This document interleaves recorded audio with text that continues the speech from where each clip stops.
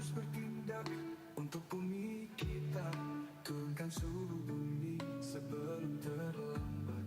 Gunakan sumber daya dengan bijak dan benar, agar bumi kita tetap indah dan terjaga. Selamatkan Danau Batak, lestarikan Danau Toba, jaga kehidupan, persiapkan masa depan, hindarkan hancurnya alam, jauhkan air yang beracun, tanam ladang, hijaukan bukit, pulihkan hutan belantara.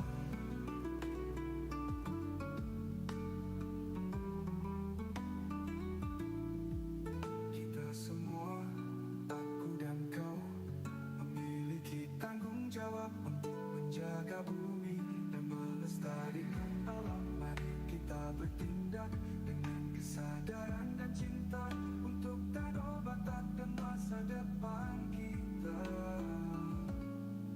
Selamatkan Danau Batak, lestarikan Danau Toba, jaga kehidupan, persiapkan masa depan, hindarkan hancurnya alam, jauhkan air yang beracun, tanam ladang, hijaukan bukit, pulihkan hutan belantara.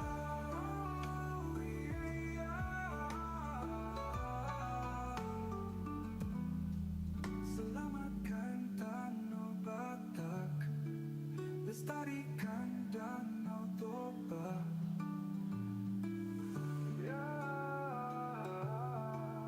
Selamatkan Danau Batak, lestarikan Danau Toba.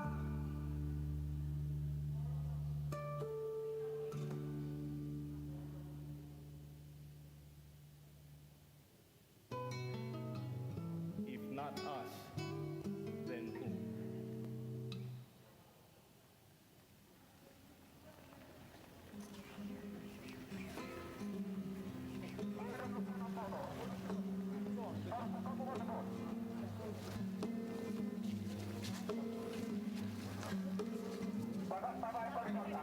Bagaimana pikir Bapak Polres di sini soal kami sudah bekerja di hutan. Dan kami terus berjuang apapun ceritanya sampai titik darah penghabisan. Kami harus berjuang untuk memperjuangkan kami.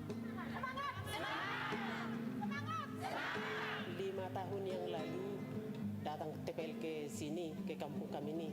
Lalu sampai di hutan ditebanglah segala tanaman kami di situ. Ada kemenyan, ada kayu kami, milik kami yang kami tahu. Jadi uang banyak dari hutan kami dapat itu. Jadi sekarang udah 5 tahun lebih ini nggak ada lagi uang dari hutan, nggak berhasil kemenyan. Saya siap untuk mempertahankan itu, apapun yang terjadi siaplah untuk mengapakan TPL, dari mengusir TPL dari sini. Pokoknya biar bisa saya tanamin lagi itu, biar bisa untuk butuh anak untuk sekolah.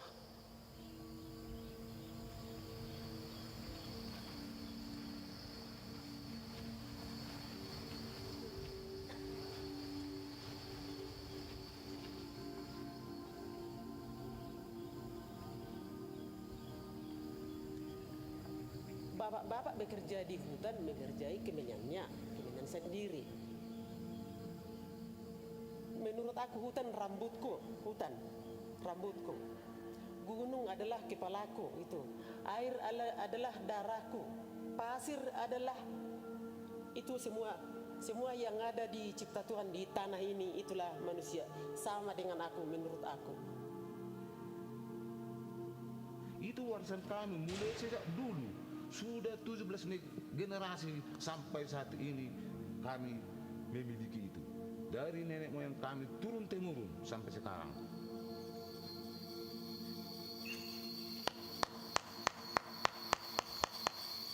Inilah pokok kemenyan. Jadi ini harus dijagalah biar bisa untuk masa depan, untuk menghidupin anak di rumah. Dia harus getahnya terus bisa harus ada biar ada lah getahnya kita ambil, harus makanya kita harus kita rawat. Kalau enggak kita rawat dia getahnya enggak ada.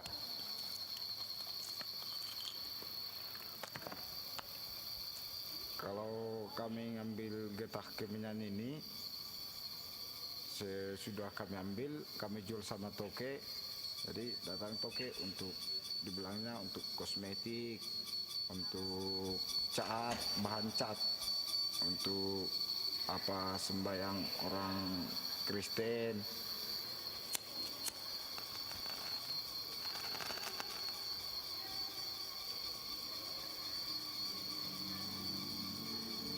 Ah.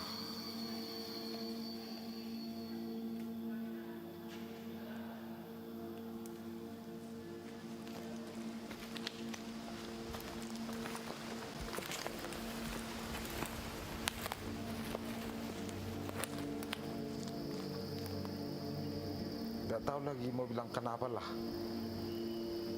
Soalnya macam punya aku sana kan 20 ada 200 batang kian lah kemenyan. Sekarang kan tinggal ada 5 batang lagi lah. Nggak cukup kerasa itu untuk kehidupan anak kan. Jadi kalau awak tengok kayak gini sampai kemudian timbullah emosi.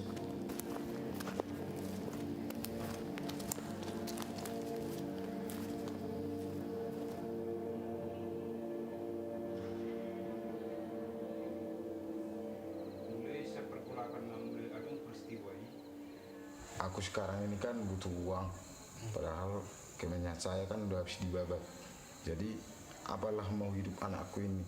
Jadi terpaksa saya harus jual tenaga, itu pun tak cukup untuk keluarga. Jadi apalagi ini pas istri saya mengandungkan, itu kan butuh uang. Jadi nggak tahu lagi entah macam mana lah. Pokoknya semualah keluarga di sini, masyarakat di sini mengeluh karena kan cuma itu mata pencarian di kampung itu, yaitu kemenyan. Jadi kami berharap kepada pemerintah supaya tanah kami dipulangkan biar bisa kami olah secepatnya, Pak.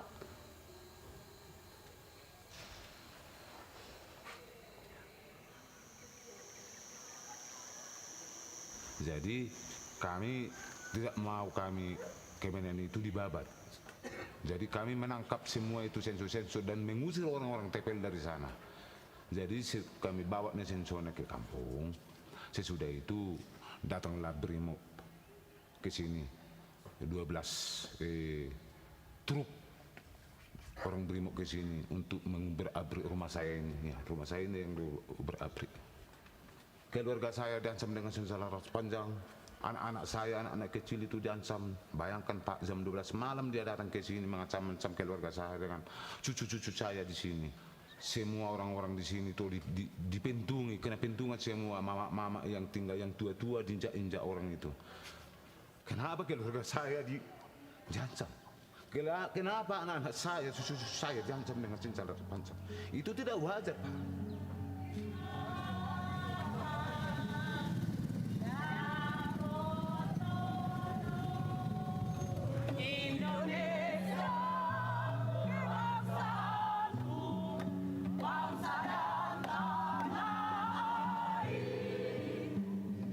Jadi kami harus berjuang supaya hutan kami itu tinggal di kami, supaya TPL diusir dari hutan itu. Jadi kalau bapak-bapak di sini nanti memperjuangkan itu, ditangkap polisi. Jadi kalau mama bersedia ditangkap demi memperjuangkan itu hutan kemenyan kami. Pak Bijun, Kemenyan.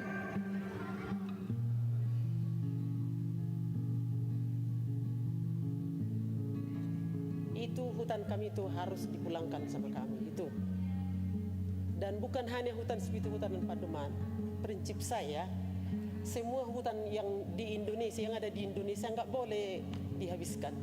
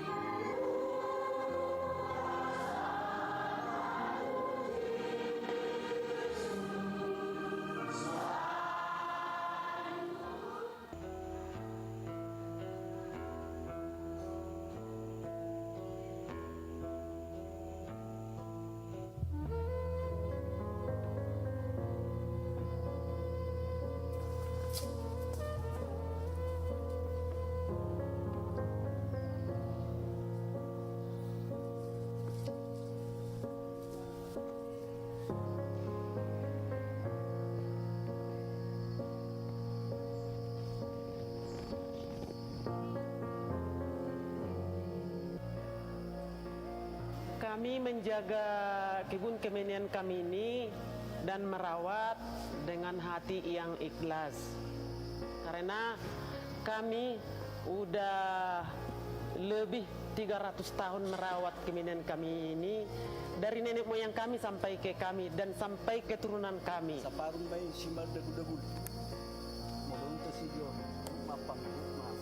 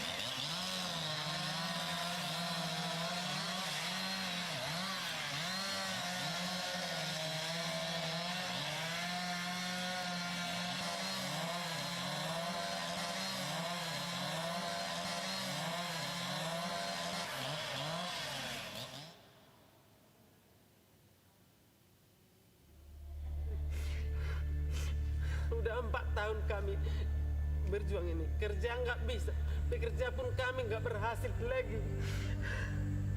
Semua merusak hati ini. Nggak ada hak kami di hutan kami itu yang dikelola nenek moyang kami. Mulai sejak dulu sampai sekarang. Anakku 12, nggak bisa ku kasih nanti makan dia. Udah capek-capek kan aku jadi buruh tebel, ini aku nanti jadi buruh tebel. Hati aku nggak mau jadi buruh. Harus aku bertindak walaupun kemana. Turut aku diatur. Asal jangan diambil sebuah kampung kami ini dan hutan kami ini, Pak.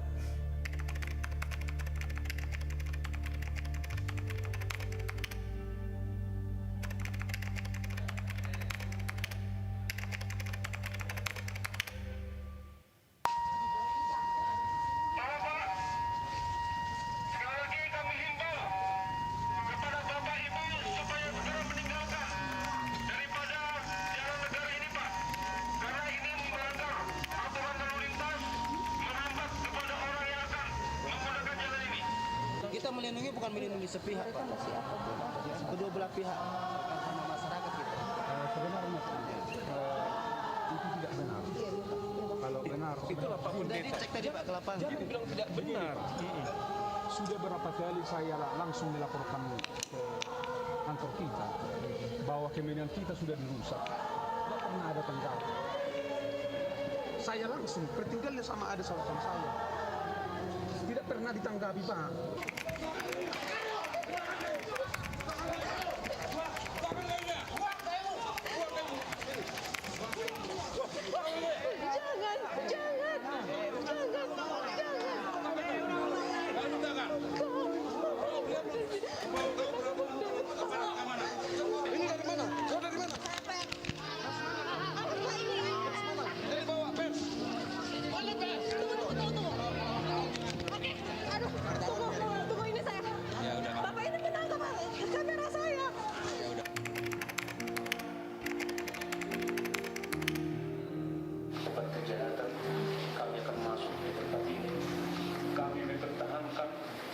Warisan yang sudah diwariskan nenek moyang bagi kami supaya jangan dirambut oleh pengusaha yang besar.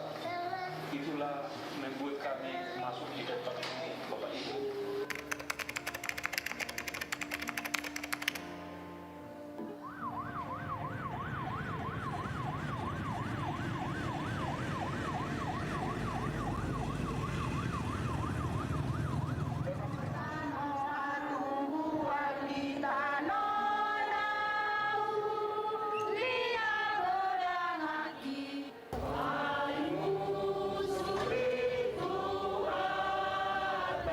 Saya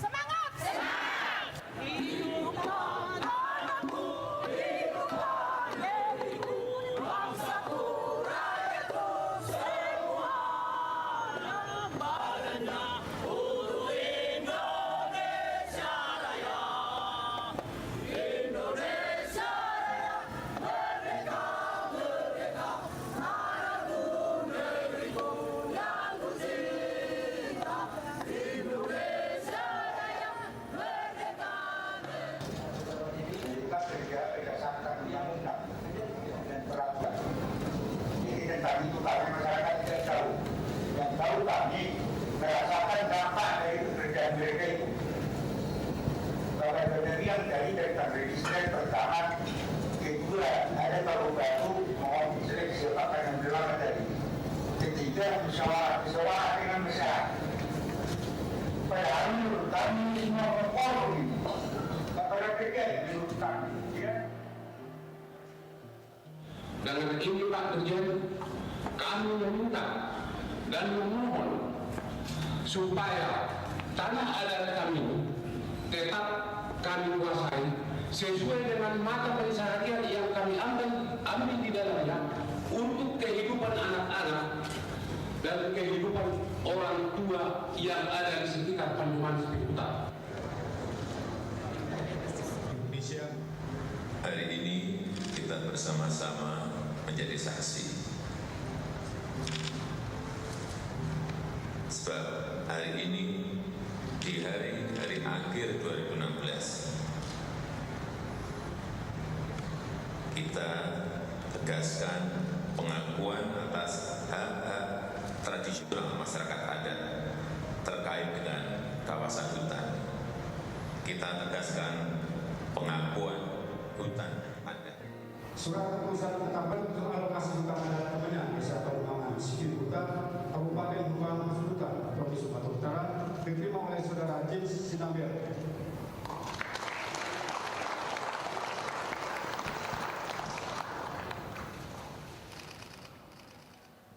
Secara lestari, keseimbangan ekologis serta menjaga harmoni kehidupan manusia dengan alam.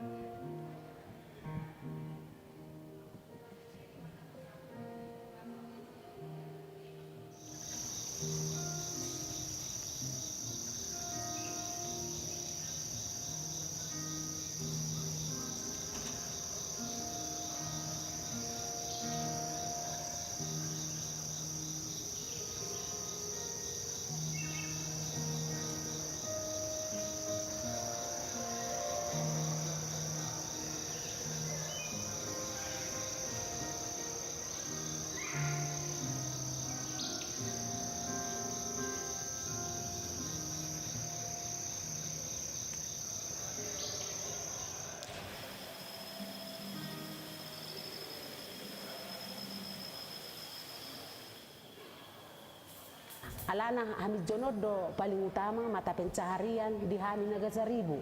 Odo nama bain istilahna boy sikola. Songon na jolo boy do sa partoru siano sikola estolu. Saunari dang terbaik kami es nanggo esa nanggo di seda. Alana dang mampu kami alanung nga makurangi hasil di Hamid Jonnami i gabirwa istilahna kosong. Nang petorus imanugi ale kosong di bagasan gabi tahir ma hasilna otik ma molo mabangun sistem gotong royong di son sanido pedi buat sudah nasahau papan beroti sudah lengkap do dang ngaung man dua manang nasial luar hani tetap do siat tobaki ale molo songon aka kebutuhan nami manang bahan pokok sembada pangan songon hauma tong do makurakon alana kan olo dosong haumanami si bongbong maju hamaku sendiri na kualami hiado bajir gogoro udan ngai terbajir betu hauma ujungnya ditutup ma haumai jala pas do arong kejadian au nama saya di tahun 2008 au di si pas kami marsuan nggak saya behui suak kami tulu inganan udah siap kami tanam padinya terus datang hujan yang besar. Jadi baru air itu seperti sungai langsung meluap besar tertutuplah semua sawah. Jadi tertutup semua dengan pasir sama sampah-sampah yang dibawa ranting-ranting eukaliptus tertutuplah semua. Naiklah kami ke atas nangis laku di situ. Kayak pas udah danau lah semua sawah itu.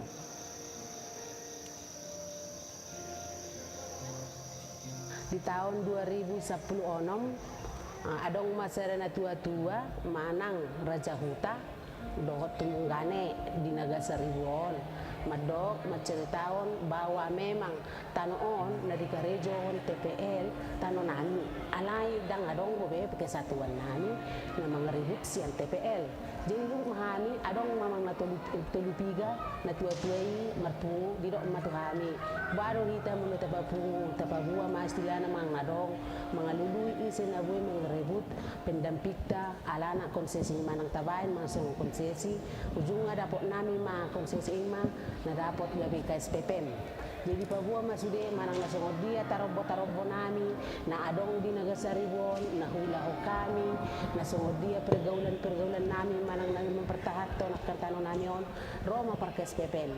Didampingi mahami ipapungo masude songod dia do masalah na manang nagabi ahado na mabayan asa dinggan bui Tuhan tanoon.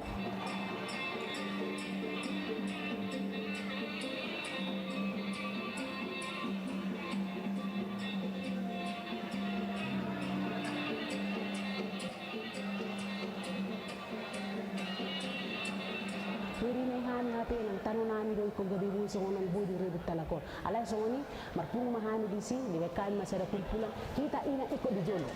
Kita ina ikut di jono pataton ala odong ulu nigel lekta.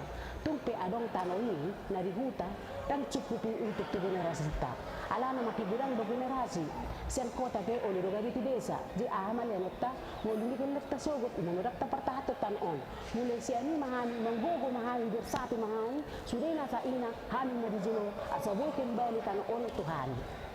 Di mersadari roha mahami nang do maaka para suami nani manang nama tua didukung mahami bersatu mulai sianon mahami gabe kuat mahami selaku ibu rumah tangga na adong di Nagasaribo. Mengucap syukur kepada Tuhan yang Maha Kuasa. Dan yang kedua, ucapan terima kasih begitu ya kepada seluruh stakeholder yang sudah mewujudkan hadirnya tanah adat tanah wilayah di Tapal Utara. Segala keringat kerja keras dan doa masyarakat ini, dan Tuhan sudah memberikan kemenangan terhadap masyarakat ini. Babinon nami magabi tobak na siyang tepeli, suenon nami madisi hamidjon dohot aka kayu-kayu alam. Alana ikon na berdampingan do hamidjonon tu kayu alam. Asa bagak gotana, jala bagak rindang mabulungna, bolonga bagak bulungna manang narindang, hijau. Gabi bagak masugioni, bagak makin bali seperti tahun-tahun yang lalu sebelum datang TPL. Jadi ido lesterahonon nami doon non, nabuat kami na sa TPL sudah benon nami mamuse, suenon nami may siya kahau do hamidjon. Asa baga imana ima benon na asa ngolu ni geleng namin boy ma parsekolah non nami muse geleng namion tumajuna manang na istilana nakaningan sebelumi ditolu iko boy ma benon nami toksongon tahun-tahun yang sebelumna mulu nga baga kian non hasil pekan nga baga kian betuhami. Angka generasi penerus mau di Nagasaribo. Terima kasih.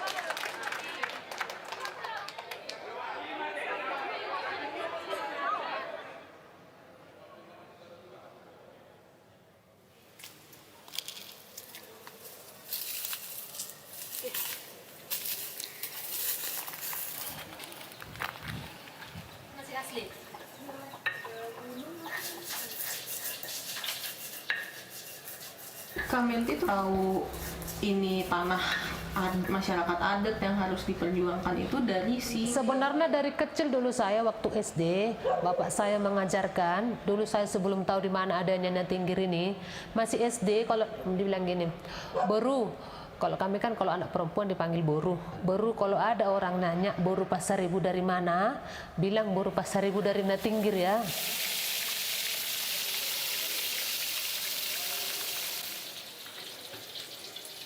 Jadi itu yang menguatkan saya bahwasanya ini betul-betul tanah kami gitu.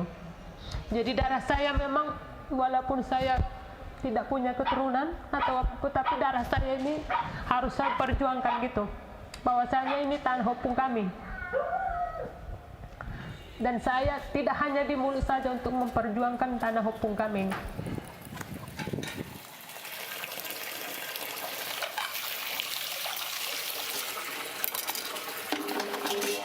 Kalau status tanah di sini, kami pengelolaannya pribadi. Selama kami kelola dengan bagus atau mungkin kami masih bertempat tinggal di sini, kami kelola tanahnya itu kami berhak untuk mengelola. Tapi kalau untuk kepemilikan pribadi tidak boleh. Contohnya kami tinggal di sini, tapi kami sudah tidak betah lagi di sini atau gimana gitu. Kami tidak berhak memberikan kepada siapa tanah itu untuk mengembalikannya. Kami harus kembalikan ke ketua adat kami. Ya, inilah lahan pertanian kami sebagian kecil. Kalau yang di sebelah sini sudah kami tanami kopi. Tapi yang sebelah sini belum, sudah pernah kami tanami jagung, cuman karena musim kemarau belum tanam kembali. Dan tanah ini dulu dikuasai oleh TPL, ditanami eukaliptus, tapi setelah kami berorganisasi dan bersatu masyarakat adat Natinggir, ini sebagian kecil ya sudah berhasil kami tanami. Namun bisa kita lihat ini sekitar sini masih semua eukaliptus. Dan kami berencana kalau ini nanti sudah ditebang akan kami reklam kembali.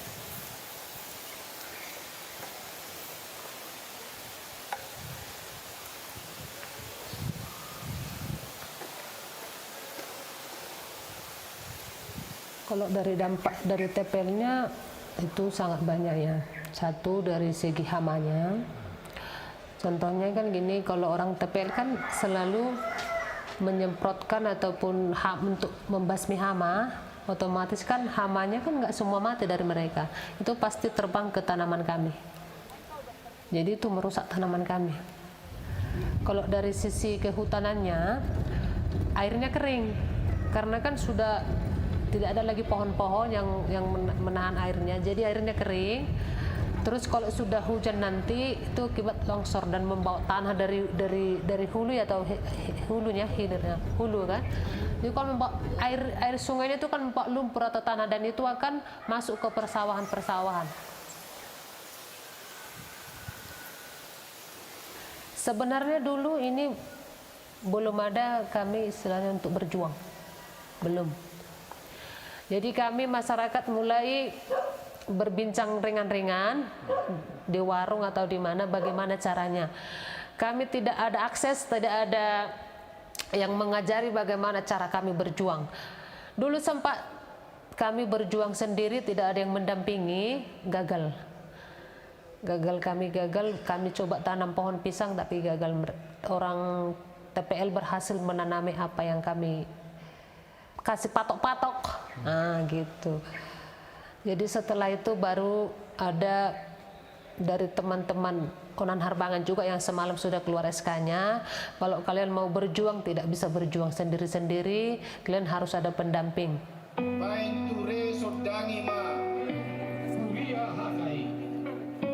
Yang kami obrol itu tetap tentang masyarakat adat, tidak lewat dari situ. Dan apa peran perempuan masyarakat adat di tengah-tengah keluarga, di tengah-tengah masyarakatnya. Dan itu kita berbagi pengalaman, bagaimana kita peran perempuan ketika menghadapi TPL, bagaimana peran perempuan ketika bermasyarakat dengan masyarakatnya, bagaimana keseharian perempuan. Karena kami merasa memang perempuan ini kerjanya double, tapi gajinya satu. Nah, itu pengalaman kami perempuan.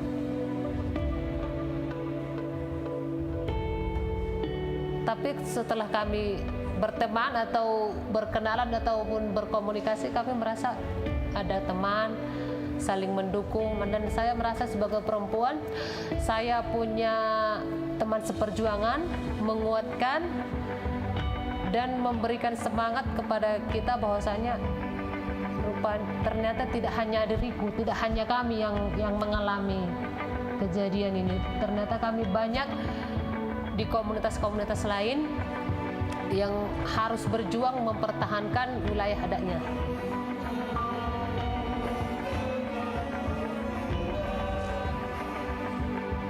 Saya secara pribadi punya mimpi, bahkan semalam saya hampir mau menangis ya. Tes untuk teman multimedia. Dikarenakan kita akan memulai acara kita, mohon untuk videonya di cut off dulu.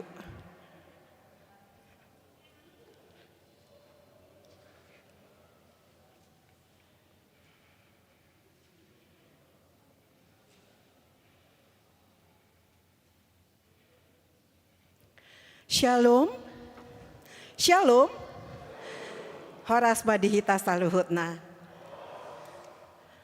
Amang Inang, panitia doa bersama merawat lingkungan, begitu juga dengan jemaat yang terkasih, peserta seminar hari ini yang mewakili beberapa gereja HKBP yang ada di Sudirman ini.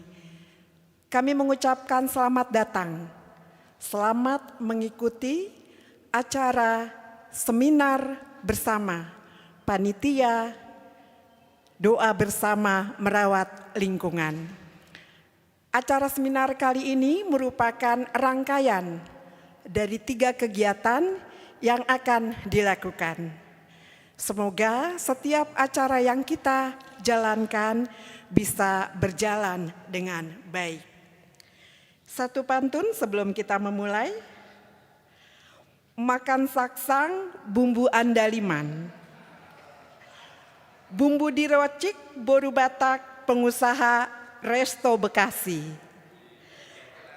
Selamat datang di HKBP Sudirman, Huria yang inklusif di tahun transformasi. Amang Inang, sebelum kita memulai seminar kita akan masuk dalam ibadah pembuka. Dari Pasar Johor ke daerah Cikini, rehat minum jus beluah aduhai segarnya. Sebelum sesi seminar hari ini, kita awali ibadah untuk memuji kebesarannya. Kepada Amang Pendeta Uluan Gereja HKBP Sudirman Jakarta, Amang Pendeta Sobok Simanjuntak, kami persilakan untuk memimpin ibadah pembuka.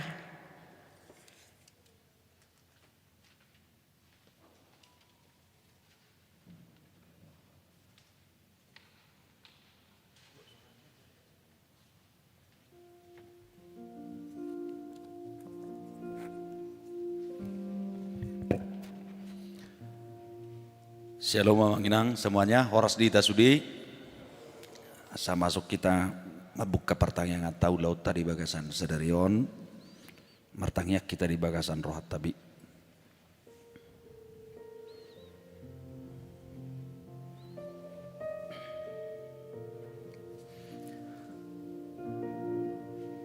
Amin, tapi uji Tuhan tang sian buka di 560 sia ayat 1 rohat ayat 2.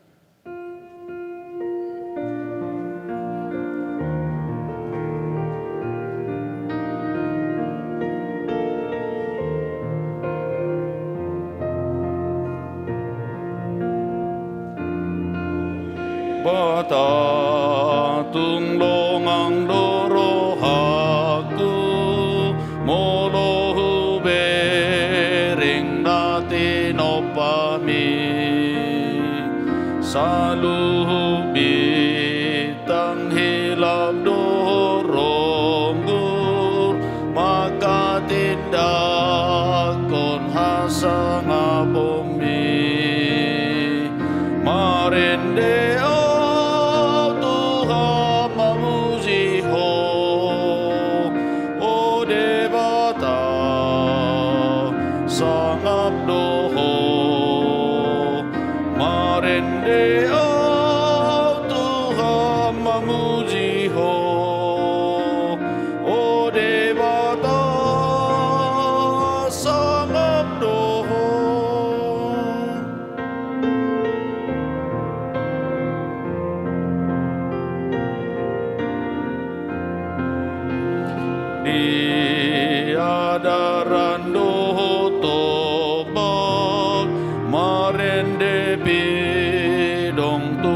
sai sona pucuni do lok sungai do rura mamarita hon sana mi Tuhan marende o Tuhan memuji ho o debata sangat doho marende o Tuhan memuji ho o debata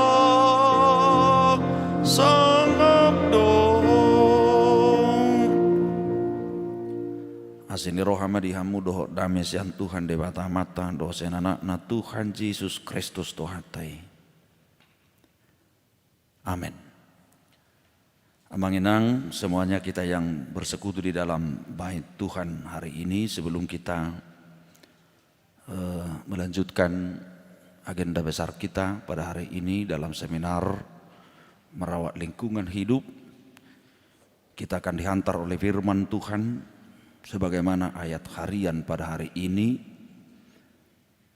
tertulis dalam Galatia 5 ayat 7. Nadinggado perlu jongomuna na julu.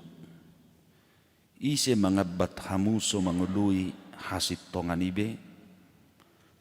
Dahulu kamu berlomba dengan baik. Siapakah yang menghalang-halangi kamu sehingga kamu tidak lagi menuruti kebenaran lagi? Imasahana. Saudara-saudara, amanginang semuanya, tentu renungan ini telah kita baca hari ini, dan berbagai mungkin keterangan-keterangan tentang renungan hari ini tentu kita semua telah membacanya.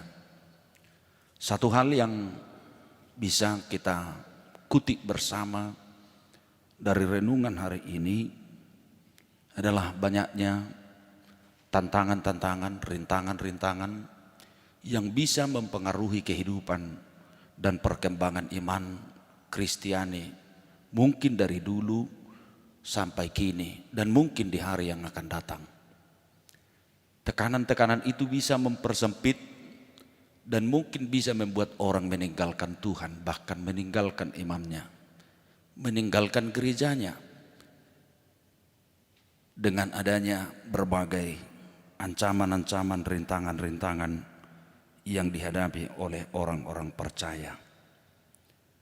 Renungan ini menjadi peringatan keras secara khusus buat jemaat Galatia, sebagai jemaat yang telah bertumbuh dengan baik, yang telah hidup dan berkembang di dalam iman kepada Kristus yang diyakini adalah jalan keselamatan oleh pembenaran di dalam iman.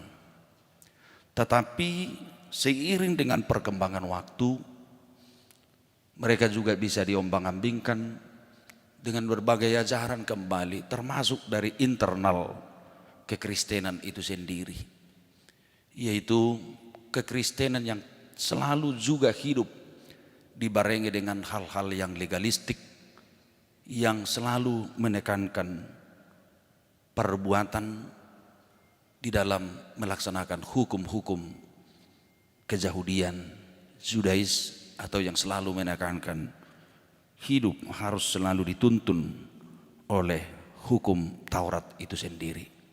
Dan inilah yang dikatakan oleh Paulus, amanginang, siapakah yang menghalangi kamu untuk menaati kebenaran? Tekanan dan ajaran-ajaran itu yang bisa menghempit, bahkan kembali kepada ketidakbenaran di hadapan Allah. Itulah yang disoroti oleh Paulus dalam renungan hari ini. Amanginang, seiring dengan apa perjuangan kekristenan kita secara khusus dalam HKBP dan persekutuan kita juga pada hari ini, kalau orang Galatia itu juga lahirnya dari dalam menjadi tantangan secara internal, boleh-boleh saja terjadi seperti itu kepada kita, sesama kita yang mungkin berbeda pandangan, berbeda visi, sehingga tidak seutuhnya sebagai orang Kristen sejati, bahkan bisa memperkecil, memperhempit pertumbuhan iman di tengah-tengah gereja. Kalau kita telah dibenarkan dalam iman di dalam Kristus, tentu menyuarakan dan membawa kebenaran Kristus itu menjadi tugas seluruh umat percaya di muka bumi ini. Banyak orang menyatakan bukan tugas gereja, bukan tugas kita menyuarakan apa seperti yang kita kerjakan pada saat ini. Tetapi dalam konvensi HKBP cukup jelas mengenang di bagian ke-6.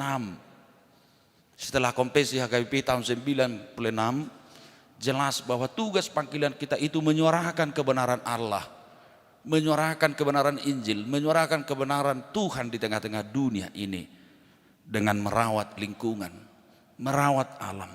Jadi ketika gereja menyuarakan itu adalah bagian dari konteks kehidupan kita selaku orang-orang yang telah dibenarkan di dalam Tuhan, yang telah dibenarkan dan menerima keselamatan dari Kristus. Jadi bukan politik, amanginang. Kalau kita menyuarakan dan mengerjakan apa yang kita lakukan seperti kita kerjakan hari ini. Banyak sorotan, kenapa gereja mengurusi itu? Padahal itu adalah bagian dari tugas panggilan kita. Jadi ini juga bisa menciutkan kita, siapa yang menghambat kamu, menghalangi kamu untuk menaati kebenaran itu. Kata Paulus kepada jemaat di Galatia, boleh-boleh saja seperti itu juga terjadi dalam kehidupan kita. Amanginang, marilah kita bersungguh-sungguh dalam kebenaran dan dengan kekuatannya berusahalah untuk tetap teguh dalam iman dan setia pada Injil Allah tanpa bisa dipengaruhi oleh siapa dan apapun. Seminar hari ini juga tentu bahagian dari perjuangan iman dan kebenaran Kristus yang telah memerdekakan kita. Orang yang telah dibenarkan dan diselamatkan Kristus tentu harus memerdekakan orang yang tertindas, membebaskan yang teraniaya, menyuarakan kebenaran dan keadilan di bumi ciptaan Tuhan. Adalah menjadi panggilan bersama bagi kita membawa pembebasan dan kebenaran Tuhan, karena kita telah dibenarkan dan dimenangkan oleh Kristus melawan segala kuasa dosa, dan dunia ini juga harus menerima pembebasan dan kemerdekaan dari Kristus. Amin. Martang yang mahita. Mulia rohanami diho ali Tuhan. Dipakulingi hodo hami meriti hatam mamuhayu laun nami sadarion. Nunga dilehoko di hami heluaon. Nunga dipitoriho hami marhite panubusion naguk asini roha. Gabe terbaik kami Tuhan tigor jalamalua. Alai Tuhan buido gudang abad-abad. Asa mula muse tujolma najului hadirion nami. Dang magudang nang hapor siyauni. Gabe dang lamtari parhaluauni siyak kami. Nang di tonga-tonga ni portibion. Mulu tariho zolmai mulak di bagasad dusa. Siga manguluni zolma. Laus siga matuhan nang portibion. Alani pakke mangulun nami tok-tok Tuhan setia di bagasan habonarommo. Jala pakyomo hame mabuan haluauni di tonga-tonga ni portibion.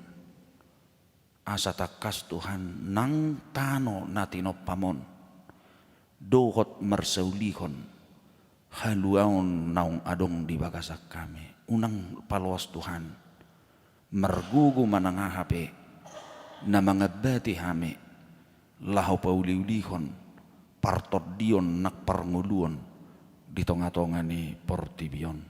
Tuhoma hupasat tami Tuhan ulon nami sadarion ima seminar merawat lingkungan hidup, kelestarian alam secara khusus Tuhan di tonga-tonga ni luak nami haroran nami sudi nasahalak matak nadong di tapanulu raya nama kaholongi tau tuba nama cauli Tuhan dilehoko di tonga-tonga di bangso nami asa toktong meduma disi ganu halak namian jala sudina rotusi Tuhan marsaulihon las neroha namarulupulup tuhoma Tuhan upasat nami ulon nami sadarion di bagasan Kristus Yesus Tuhan nami.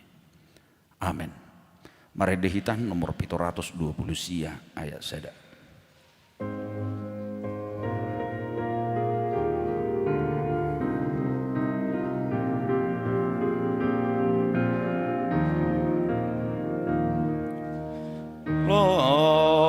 Mahamu tulia portivio Ninna Jesus Kristus Tuhani Ninna Jesus Kristus Tuhani Barita homa Barita nauli tu saluhu natin opai tu saluhu natin opai asa maralas ni rohama langit nang dohot hajak kajangi Marolo polo akaladangi Rodi hauna diharangani Martopak-topak sungai Marhasak tau nang lauti Marolo polo maportibion Nang sudena pangisinai Amin.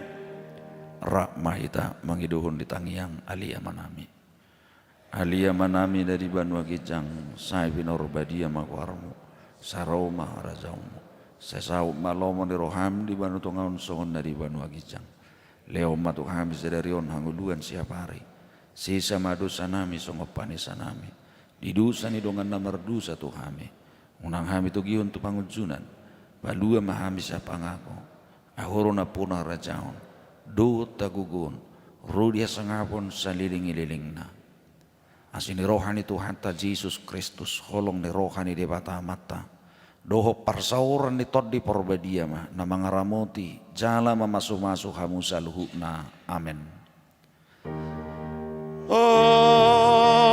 amin amin amin pinasa mak tu panitia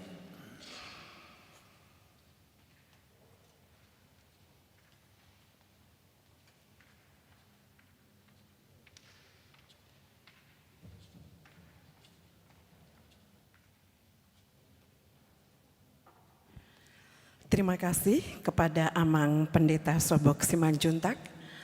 Amang Inang terkasih, visi HKBP adalah menjadi berkat bagi dunia.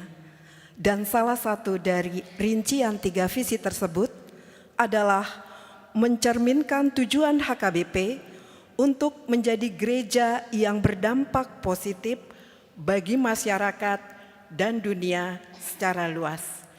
Sehubungan dengan visi itulah terbentuk panitia merawat lingkungan, di mana salah satu kegiatannya adalah hari ini, seminar merawat lingkungan dengan subtema Selamatkan Danau Batak, Lestarikan Danau Toba. Apa tujuan seminar ini diadakan dan apa yang kita harapkan dari seminar ini? Kita akan mendengarkan dari Ketua Panitia, yaitu Amang Sintua Leo Hutagalung. Kami persilahkan.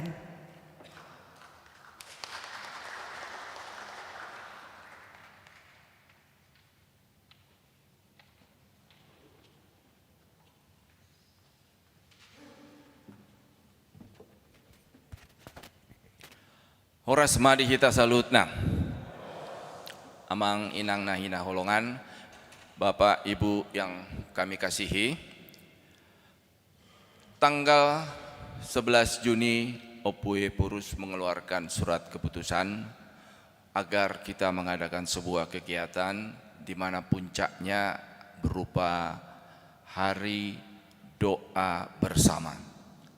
Doa bersama ini sesungguhnya sudah dilakukan oleh Opui di Bonapasugit dimulai 1 Maret, 1 April, 1 Mei, 12 Mei, dan kita harapkan nanti di tanggal 18 Agustus kita akan berdoa bersama yang kelima kali.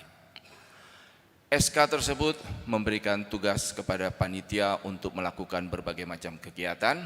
Setelah dirumuskan oleh panitia, maka kita putuskan untuk mengadakan seminar 1, seminar 2, dan doa bersama. Seminar pertama berlangsung pada hari ini di tanggal 19 Juli di HKBP Sudirman. Terima kasih HKBP Sudirman yang sudah menyediakan tempat yang indah ini, tempat yang betul-betul kita bisa merasa nyaman untuk menyelenggarakan sebuah seminar. Seminar yang kedua akan berlangsung di tanggal 26 Juli di HKBP Kebayoran Baru. Tentu ini juga akan memberikan satu insight kepada kita semua. Baru nanti kita akan melakukan doa bersama di tanggal 18 yang sementara ini sudah kita putuskan dan semua proses-proses perizinannya sudah berjalan, akan kita lakukan di Tugu Proklamasi. Kenapa Tugu Proklamasi? Memang panitia waktu itu mengharapkan ini juga bisa membawa kita kepada suatu pemahaman. Ada yang ingin kita merdekakan, ada tempat yang harus kita tata ulang kembali, yaitu Tanah Batak kita dan juga Danau Toba. Dan ini akan kita cetuskan di dalam doa bersama, permintaan kita kepada Tuhan Yang Maha Kuasa agar betul-betul Tanah Batak dan Danau Toba bisa dibebaskan dari unsur-unsur yang merusak lingkungan. Oleh karena itu, judul daripada panitia ini adalah merawat lingkungan, sedangkan tema besarnya adalah bagaimana kita menyelamatkan Tanah Batak dan juga melestarikan Danau Toba. Amang, Inang, jadi untuk acara hari ini kita akan coba berkumpul bersama, kita akan berbagi. Yang pasti kita kedatangan 3 pembicara yang betul-betul kita akan bisa memperoleh satu gambaran yang lengkap dan utuh bagaimana kondisi yang ada sekarang. Panelis pertama nanti akan datang yaitu Bapak Tugu Pardede, seorang pakar, direktur dari Badan Perencanaan Pembangunan. Beliau akan bercerita banyak tentang bagaimana pemerintahan ini sesungguhnya selalu melakukan pembaruan di dalam perencanaan pembangunan, baik secara nasional maupun secara wilayah maupun sektoral maupun secara teknis. Pusatnya di sana. Oleh karena itu nanti kita dengarkan solusi-solusi apa yang bisa disampaikan oleh beliau dikaitkan dengan apa yang sedang terjadi di Tanah Batak. Kemudian nanti panelis yang kedua yaitu Amang Rocky Pasaribu. Jelas this is the man, ya, orang yang betul-betul ada di tengah-tengah masyarakat Tanah Batak itu sendiri, orang yang selalu berhadapan dengan berbagai masalah maupun tantangan-tantangan yang terjadi setiap hari, baik di kalangan grassroots, di kalangan bawah. Nanti kita bisa mendengarkan, tetapi lebih daripada itu, Bapak Rocky Pasaribu ini nanti akan memaparkan solusi. Saya pikir itu menjadi bahan pertimbangan bagi kita dan juga bisa memberikan masukan-masukan yang pasti, karena Bapak Rocky Pasaribu ini adalah orang yang hidup di tengah-tengah masyarakat itu sendiri. Panelis yang ketiga adalah Bapak Adrian Rusmana. Jelas kalau saya katakan Pak Adrian ini Top Gun. Top Gun itu artinya orang yang punya senjata lengkap lah untuk bisa membedah apa itu sebuah korporasi, apa itu sebuah usaha di perusahaan swasta, dan apa itu investor. Beliau akan memaparkan TPL secara ekonomi, akan dibedah di dalam tinjauan ekonomi, makro, mikro, dan terlebih lagi juga beliau akan berbicara di dalam konteks valuasi, termasuk sampai kepada penilaian dari tinjauan saham-saham yang ada daripada Toba Pulp and Paper ini sendiri. Nanti kita akan bisa lihat apa yang menjadi rekomendasi beliau dikaitkan dengan apa TPL yang sampai minggu lalu nanti akan diceritakan detail seperti apa data-datanya. Ketiga pembicara ini saya pikir ini hanya baru bagian pertama, tetapi ini sudah membuka 50% daripada apa yang ingin kita ketahui terkait dengan Toba Pulp and Paper dan juga apa yang terjadi di Danau Toba. Baru nanti di seminar berikutnya kita berbicara lebih panjang, lebih luas lagi terkait dengan masalah tanah dan hak-hak yang ada di dalamnya. Kita akan kedatangan juga beberapa pembicara yang bagus-bagus, yang baik-baik. Ditambah lagi juga nanti ada pengamat nasional di bidang ekonomi yang ikut nanti akan mewarnai percakapan kita sehingga dia bisa nanti jadi pargonggom atau manggonggom semua apa yang telah kita bicarakan selama 2 kali pertemuan. Bapak Ibu, ini bukan seminar biasa. Ini seminar luar biasa. Karena apa? Karena kita berbicara tentang kasus. Seminar pada umumnya hanya berbicara tentang pengetahuan atau knowledge biasa, tapi kita berbicara tentang kasus. Oleh karena itu partisipasi, interaksi, kolaborasi dari semua yang hadir di sini akan menjadi satu input yang bagus, karena nanti kami telah memberikan tugas kepada 3 moderator yang akan mendampingi masing-masing para panelis ini, di mana hasil daripada seminar ini akan mengeluarkan 3 buku dengan 3 judul sesuai dengan panelis kita yang ada. Dan saya berharap di minggu depan ada 5 panelis, ada 5 buku, jadi kita akan punya 8 buku setelah seminar kita ini, dan semuanya terkait dengan satu masalah dan satu kasus. Itulah nanti yang akan sama-sama kita bawa ke dalam permohonan kita di dalam doa bersama di Tugu Proklamasi. Kita sampaikan kepada Tuhan Yang Maha Kuasa, kiranya apa yang kita gumuli bisa menjadi sebuah pembaharuan bagi Tanah Batam. Baik, saya tidak akan berpanjang lebar, hanya satu yang ingin saya sampaikan, bahwa siapapun di antara kita nanti yang ingin berpartisipasi di dalam merumuskan buku tersebut, silahkan mendaftarkan dirinya untuk ikut kepada moderator masing-masing. Jadi moderator ini dia sebagai tim leader, tetapi siapapun juga di antara kita di ruangan ini boleh ikut, tidak mesti harus panitia, semua juga boleh ikut sepanjang dia memang memberikan kontribusi.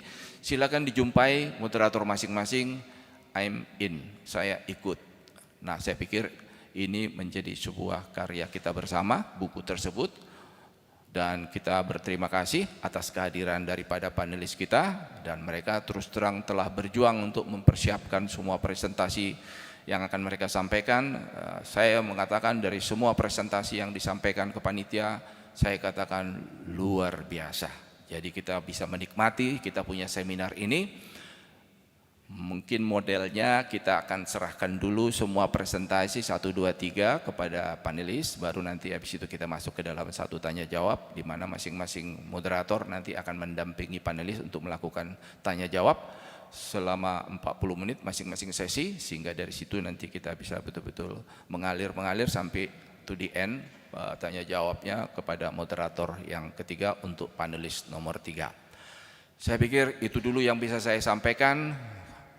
Dan kepada semua panelis, saya pikir ini juga waktu yang baik. Kepada semua moderator, ini tugas berat, tetapi saya pikir kita tidak sendiri. Tuhan Yang Maha Kuasa, Pengasih dan Penyayang menyertai semua apa yang sedang kita kerjakan. Horas Madita Salutna.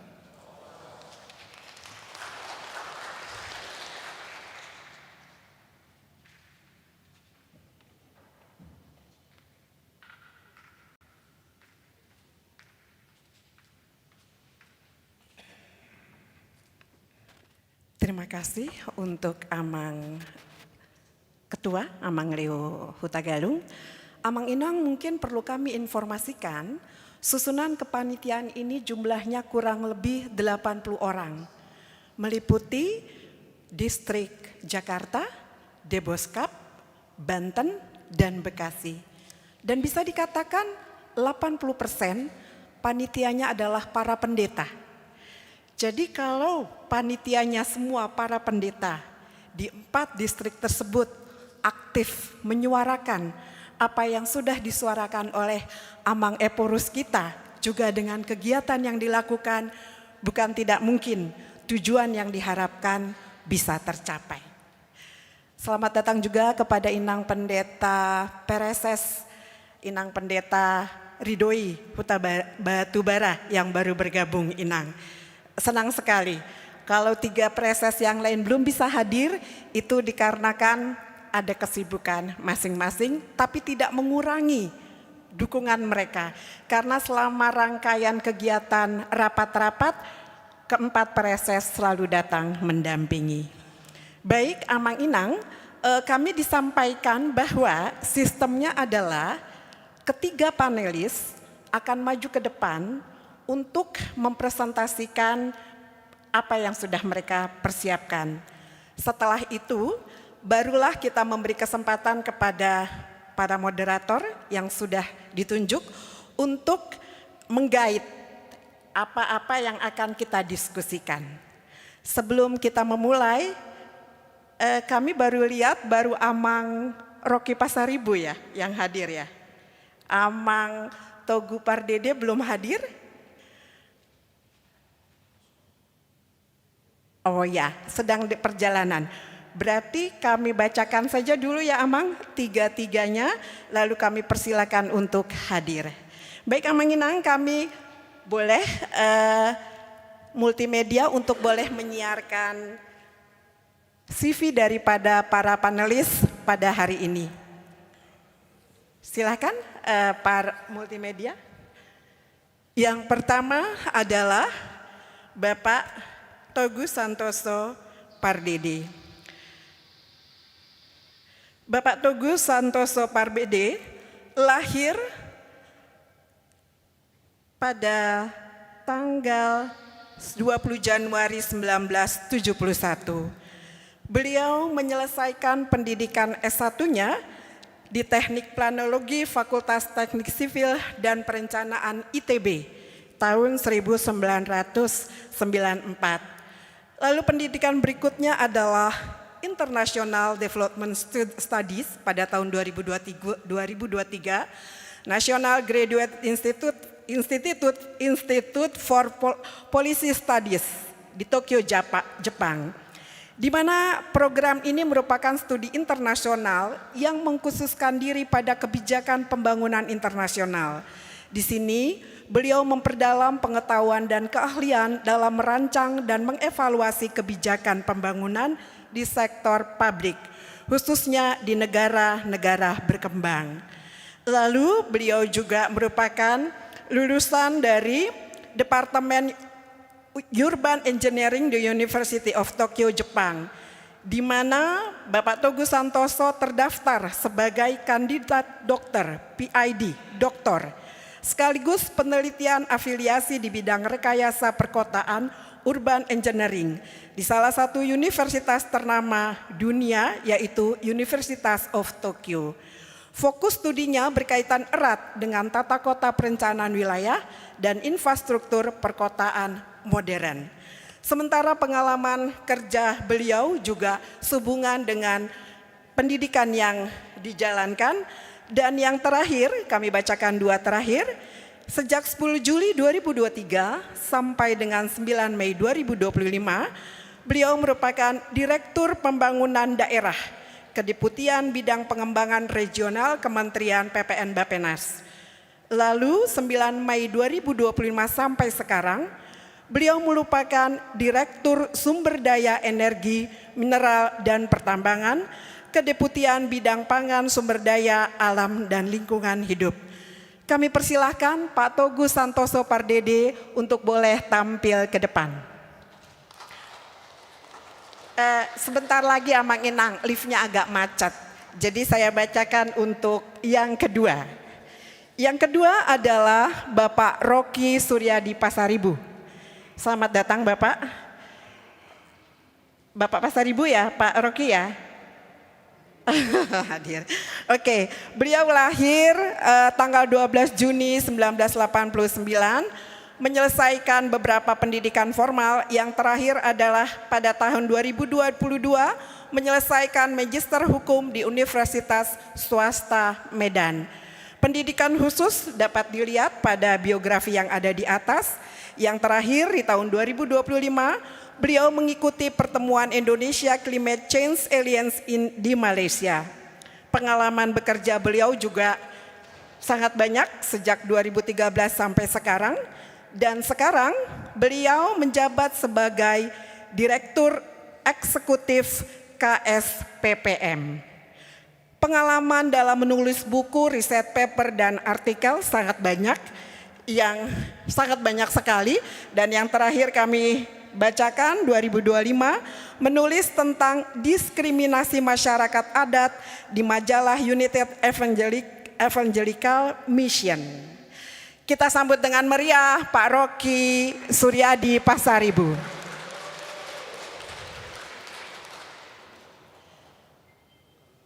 Silakan Pak Rocky.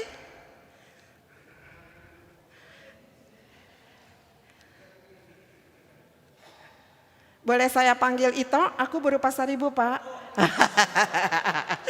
Tapi ini bukan karena yang lain ya, kebetulan. Baik, yang ketiga, panelis kita yang berikut adalah Pak Adrian Rusmana. Pak Adrian Rusmana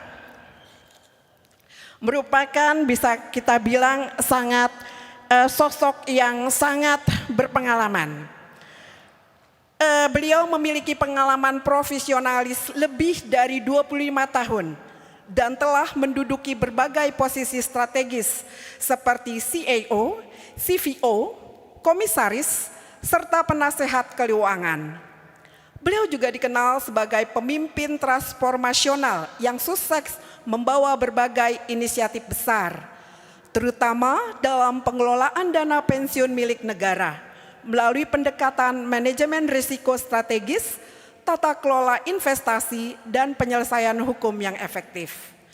Saat ini beliau menjabat sebagai financial advisor untuk proyek transisi energi terbaru di Indonesia bersama Global Green Growth Institute, di mana beliau memimpin proyek pencontohan dan merancang strategi pendanaan inovatif untuk mendukung energi berkelanjutan.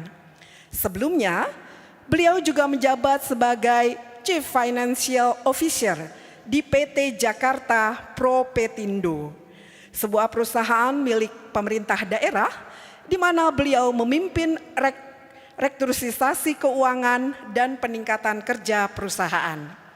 Sementara dari sisi akademis, Bapak Adrian Rusmana meraih gelar MBA di bidang keuangan dari Cleveland State University Amerika Serikat, serta gelar sarjana keuangan dari University of Kentucky.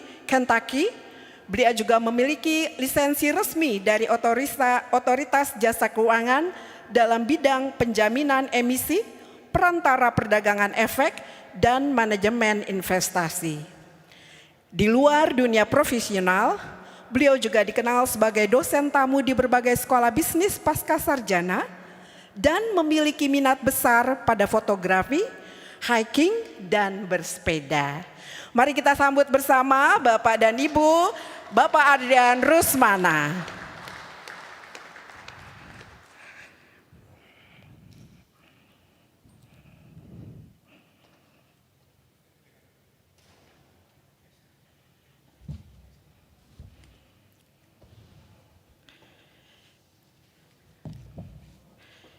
Satu pantun sebelum kita mulai.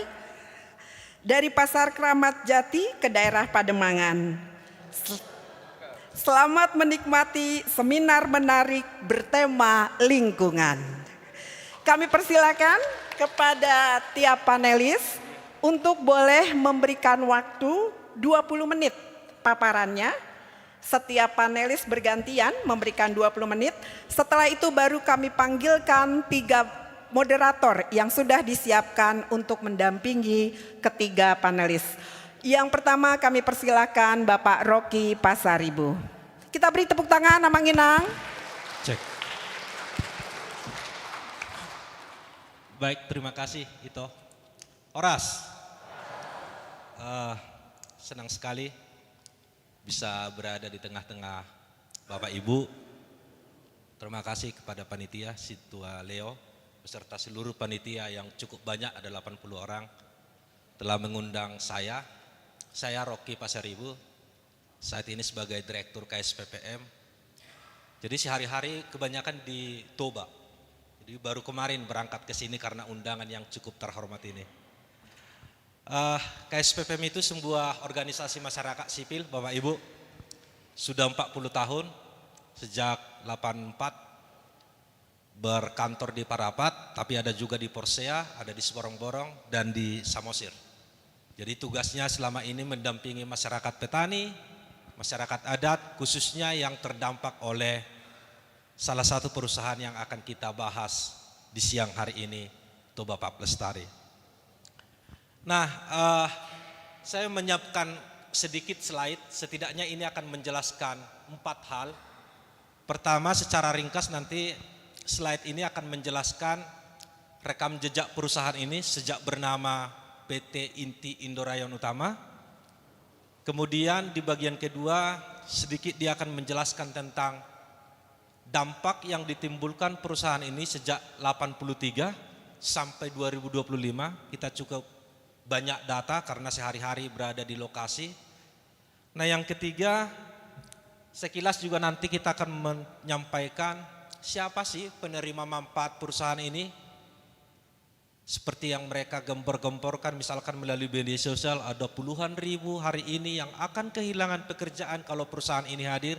Di slide ini nanti akan coba kita lihat. Dan yang terakhir, karena diminta secara khusus oleh panitia, ketua panitia, solusi apa yang paling tepat di kawasan Danau Toba jika perusahaan ini tutup? Perspektifnya mungkin nanti kita ambil dari aspek ekonomi. Dan itu sudah menjadi kesepakatan kita tanggal 14 Juli yang lalu. Sebelum saya sampaikan, Bapak Ibu, 14 Juli yang lalu ada momentum sejarah yang berulang setelah 22 tahun. 22 tahun yang lalu, 2003 tepatnya, ada 10 gereja yang menandatangani penolakan reoperasional perusahaan ini. Dan setelah 22 tahun kemudian, tepatnya 14 Juli yang lalu, ada 13 pimpinan gereja juga bersepakat menghentikan operasional perusahaan ini. Saya pikir itu patut kita berikan apresiasi untuk semua pimpinan gereja dengan tepuk tangan. Nanti dokumennya akan saya tampilkan. Baik, kita akan mulai. Saya mengambil judul dampak keberadaan PT TPL di Tapanuli Raya atau di kawasan Danau Toba secara umum. Next. Oke. Kalau kita bicara TPL, gak bisa kita lepaskan dari Inti Indorayon Utama. Bapak Ibu yang mungkin berjarak dari Jakarta ke Toba, perusahaan ini sudah cukup lama, berdiri sejak 1983, dulu bernama PT Inti Indorayon Utama. Nah, kalau kita lihat di dalam slide yang saya sampaikan, sebenarnya sejak awal pembangunannya saja ini sudah menuai kontroversi, Bapak Ibu. Ada pada saat itu tokoh politik yang cukup terkenal, Menteri Lingkungan Hidup namanya Emil Salim, bahkan menolak pendirian perusahaan ini karena berada di hulu Sungai Asahan. Jadi lokasi pabrik yang berada di Sosor Ladang sekarang itu persis berada di hulu Sungai Asahan. Nah, salah satu yang dikritisi oleh Emil Salim dan beberapa tokoh organisasi masyarakat sipil, gereja, tokoh adat pada saat itu, pendirian pabrik berada di hulu ini cukup potensial akan menyebabkan kerusakan lingkungan secara masif. Tapi oleh kekuatan Orde Baru pada saat itu, kritikan, masukan yang disampaikan baik oleh tokoh elit nasional, baik oleh gereja, baik masyarakat adat pada saat itu tidak dihiraukan dan pembangunan itu tetap berlangsung. Nah, kita akan melihat apa yang terjadi ketika pembangunan itu dipaksakan. Next. Nah, bahkan sebelum beroperasi sebenarnya ada hal yang sangat serius pada saat itu, bahwa AMDAL, analisis dampak lingkungan pada saat itu tidak dikerjakan secara serius oleh berbagai instansi yang seharusnya bertanggung jawab pada saat itu. Bahkan dalam catatan ini misalkan di bawah pemerintahan B.J. Habibie waktu itu sebagai kepala BPPT tidak melakukan survei yang secara serius terhadap penerapan AMDAL perusahaan ini. Tapi lagi-lagi seperti yang kusampaikan tadi, AMDAL sebagai persyaratan administrasi tidak dianggap sebagai sesuatu yang serius pada saat itu dalam proses pembangunan ini. Next. Nah, akhirnya setelah proses pembangunan itu terjadi, kita bisa melihat bagaimana banyak pencemaran air, udara, dan tanah. Bahkan perusahaan dalam memproduksi pulp and viscose pada saat itu menggunakan berbagai bahan kimia dengan jumlah besar seperti klorin, natrium, klorida, dan asam sulfat. Nah inilah kalau Bapak Ibu pernah sempat mendengar tahun 90-an banyak ternak, banyak ikan mas yang mati, bahkan banyak anak-anak yang mengalami penyakit kulit pada saat itu karena memang luar biasa dampak yang ditimbulkan pada saat itu. Dan inilah yang mengakumulasi kemarahan rakyat Toba pada saat itu sehingga tahun 98 terjadi gelombang protes yang cukup besar di sekitar Sirait Uruk, jalan menuju pabrik, sampai puluhan ribu orang berbulan-bulan melakukan demonstrasi. Dan akhirnya di tahun 99 ketika masa reformasi juga pada saat itu B.J. Habibie merekomendasikan agar perusahaan ini segera dihentikan. Jadi pernah suatu saat kita memiliki kemenangan yang cukup penting bersejarah, perusahaan ini berhenti beroperasi. Tapi oleh pendekatan-pendekatan yang sangat luar biasa dari pemilik perusahaan, kemudian tahun 2003 perusahaan ini dibuka kembali dengan paradigma baru. Sekaligus pergantian nama dari PT Inti Indo Rayon Utama menjadi PT Toba Pak Lestari. Ada satu poin yang cukup penting mereka janjikan pada saat itu adalah bahwa mereka tidak akan lagi memproduksi viskos, tapi akan lebih fokus memproduksi pulp. Walaupun dalam temuan kita tahun 2006 secara diam-diam perusahaan ini kembali memproduksi viskos. Dan itu baru mereka akui tahun 2015 secara terbuka melalui surat resmi. Nah, tapi sebelum sampai ke sana kita akan melihat lagi. Next. Selanjutnya aja. Oke, Bapak Ibu yang terhormat, inilah proses perizinan yang dimiliki oleh PT TPL atau sebelumnya PT Inti Indo Rayon Utama. Jadi perusahaan ini sudah mengalami 9 kali revisi perizinan Bapak Ibu. Sejak 84 mereka mendapatkan hak penguasaan hutan sekitar 150 ribu. Kemudian yang terbesar itu tahun 92, 269 ribu mendapatkan izin dari Kementerian Kehutanan pada saat itu. Makanya ada temuan yang cukup serius dalam bukunya tesis Victor Selain. Sebelum perusahaan ini beroperasi mereka sudah mendapatkan keuntungan 10,79 miliar. Dari mana hasil keuntungan itu? Dari hutan alam kita yang diberikan hak pengelolaannya sekitar 150 ribu. Jadi pada saat sebelum TPL hadir, hutan alam kita itu masih cukup alami. Ada pinus, ada hutan alami lainnya. Dan itu kemudian diberikan izinnya kepada TPL, mereka land clearing dan diganti menjadi eukaliptus. Jadi ada 150 ribu yang diberikan pada saat itu. Bahkan ada bahasa yang cukup sering diperbincangkan, misalkan pabrik ini didirikan dari hutan alam kita sebenarnya.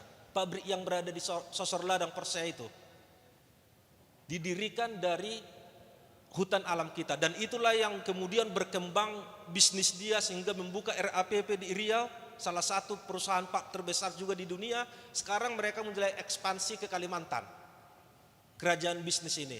Dan perusahaan HTI pertama sekali di Indonesia adalah Toba Pak Lestari atau Inti Indo Rayon Utama.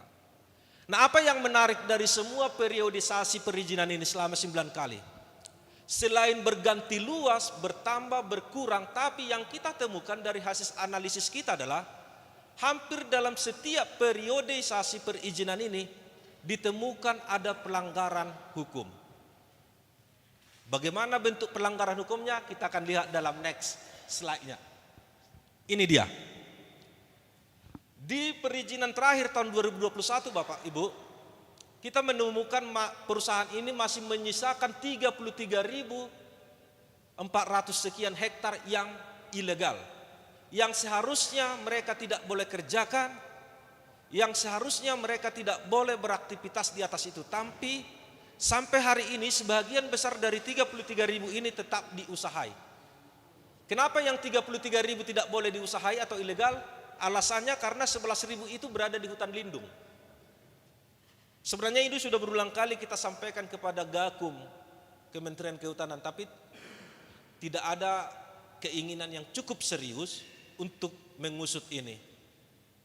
Dan pelanggaran terhadap kawasan hutan ini dinikmati oleh perusahaan ini secara bertahun-tahun mulai 92. Jadi sebenarnya ada banyak kekayaan sumber daya alam kita di Bonapasogit yang mereka curi dengan ilegal.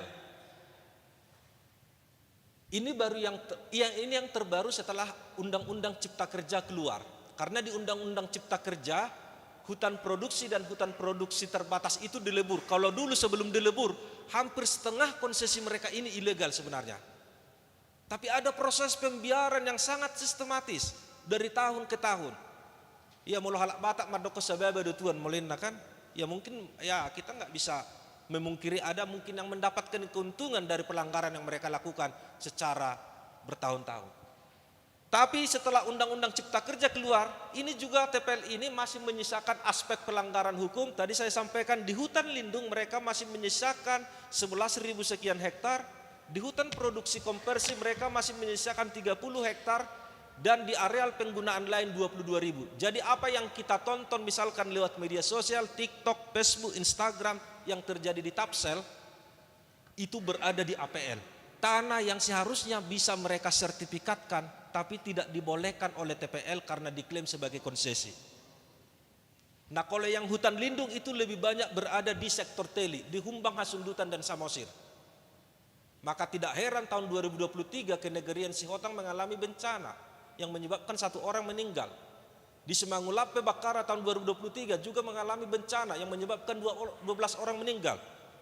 Hanya 2 yang ketemu, 10 lagi sampai hari ini belum ketemu. Nah yang paling serius adalah kalau kita lihat sebelah kanan, sebenarnya konsesi ini belum ada tata batas yang tetap, Pak Sintualeo. Kalau ini mau dijadikan sebenarnya argumentasi hukum kita cukup kuat.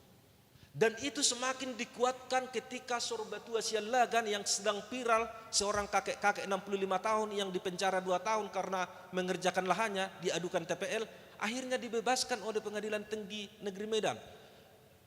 Pertimbangan Pengadilan Tinggi Negeri Medan membebaskan Sorbatua karena penetapan kawasan hutan negara di Sumatera Utara belum sah. Itu masih sifatnya penunjukan. Sehingga semua sekarang konsesi TPL itu sebenarnya masih sifatnya penunjukan, belum penetapan. Kalau kita baca Undang-Undang Kehutanan Bapak Ibu, supaya kawasan hutan negara tetap setidaknya mereka harus melalui 4 tahapan. Penunjukan, penata batasan, pemetaan, baru penetapan. Di Sumatera Utara masih dalam tahap pertama, penunjukan. Dan itu yang sedang diberikan ke TPL. Sehingga kemenangan Sorbatua, pembebasan Sorbatua sampai tingkat kasasi MA, saya pikir itu sebuah jurisprudensi temuan hukum yang cukup baru tentang tata kelola kehutanan di Sumatera Utara yang cukup bobrok. Dan ini sudah berulang kali misalkan kita diskusikan dengan pakar hukum termasuk dengan Opuye Porus KBP, ini menjadi celah hukum baru bagi kita kalau ke depan kita akan mencoba memperjuangkan ini lewat litigasi.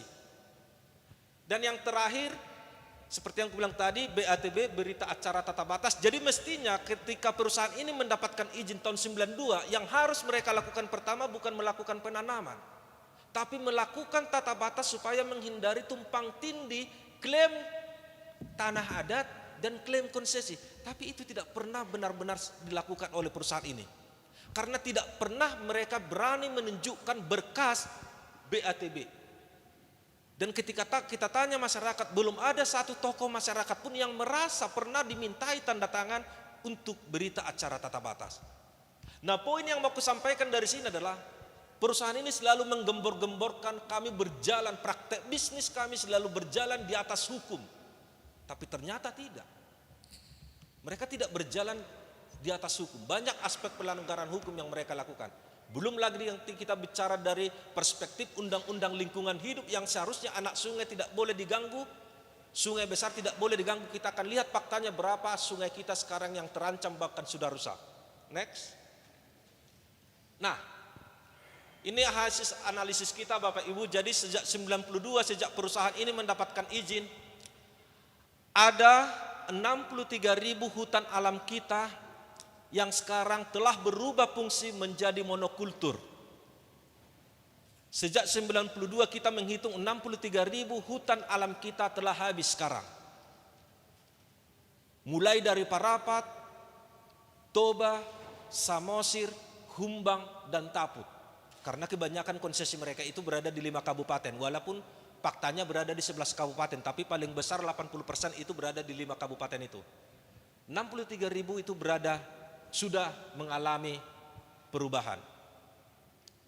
Jadi jangan heran kalau kita setiap musim hujan di Danau Toba akan longsor lagi Parapat.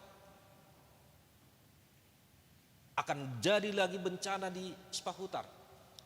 Akan terjadi bencana di Samosir. Karena memang faktanya begini sekarang Bapak Ibu.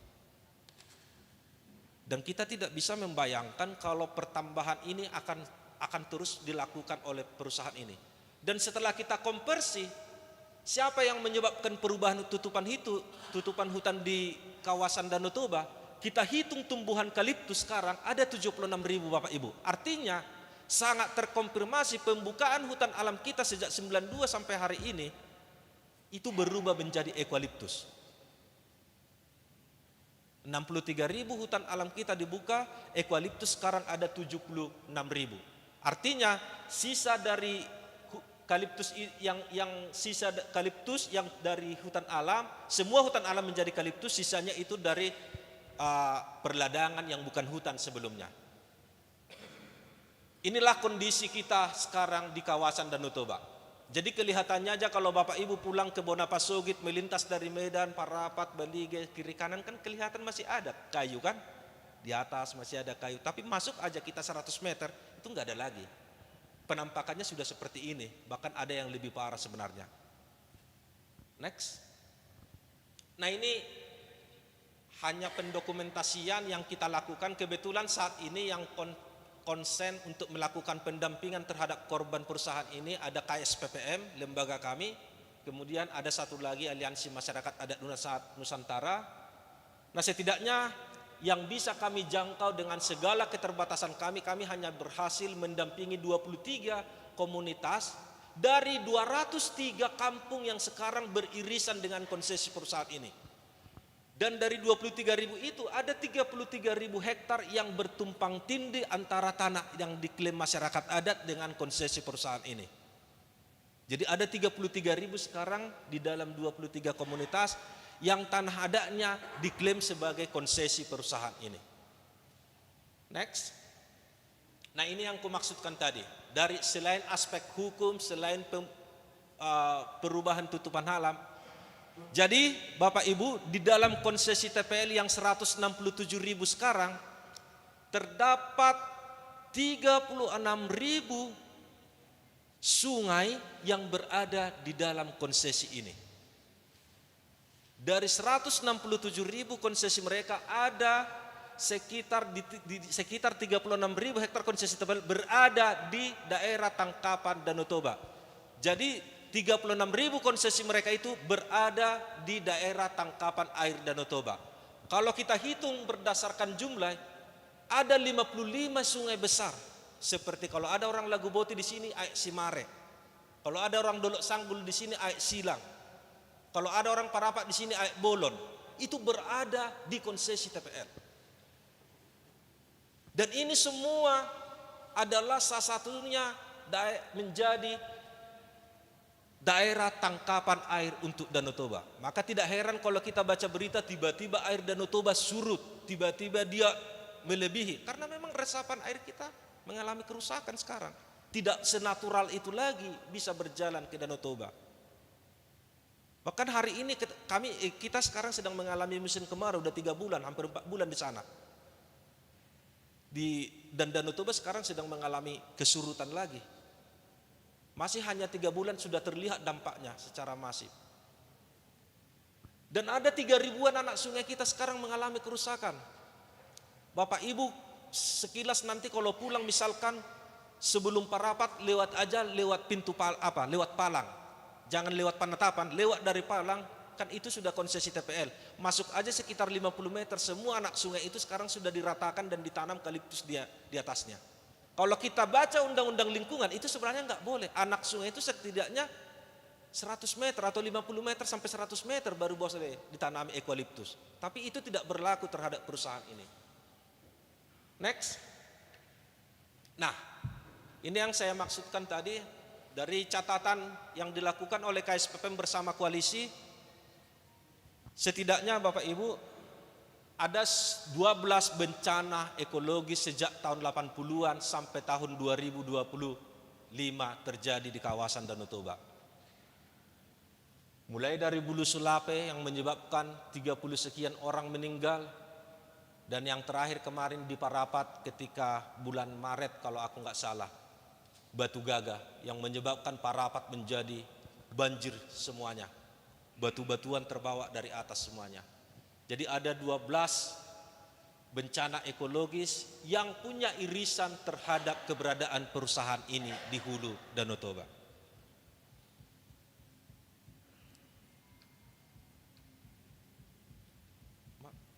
Oke.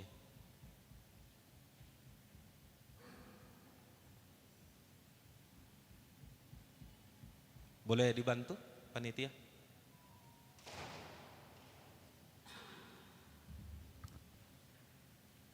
Nah, ini data ini sebenarnya ingin menunjukkan bahwa perusahaan ini juga sangat masif melakukan pelanggaran hak asasi manusia, baik terhadap masyarakat adat, baik terhadap petani di kawasan Danau Toba. Nah, data ini kami ambil mulai sejak 87. Ini dari beberapa buku yang kita ambil dan hasil catatan lapangan oleh KSPPM bersama koalisinya. Tidak bisa tampil ya.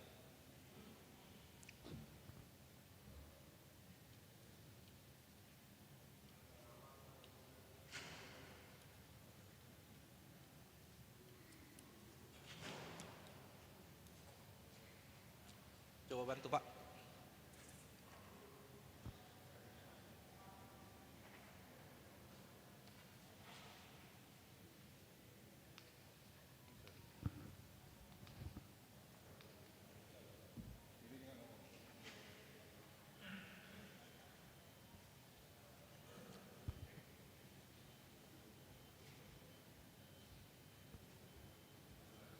Ilustrasi aja. Oke.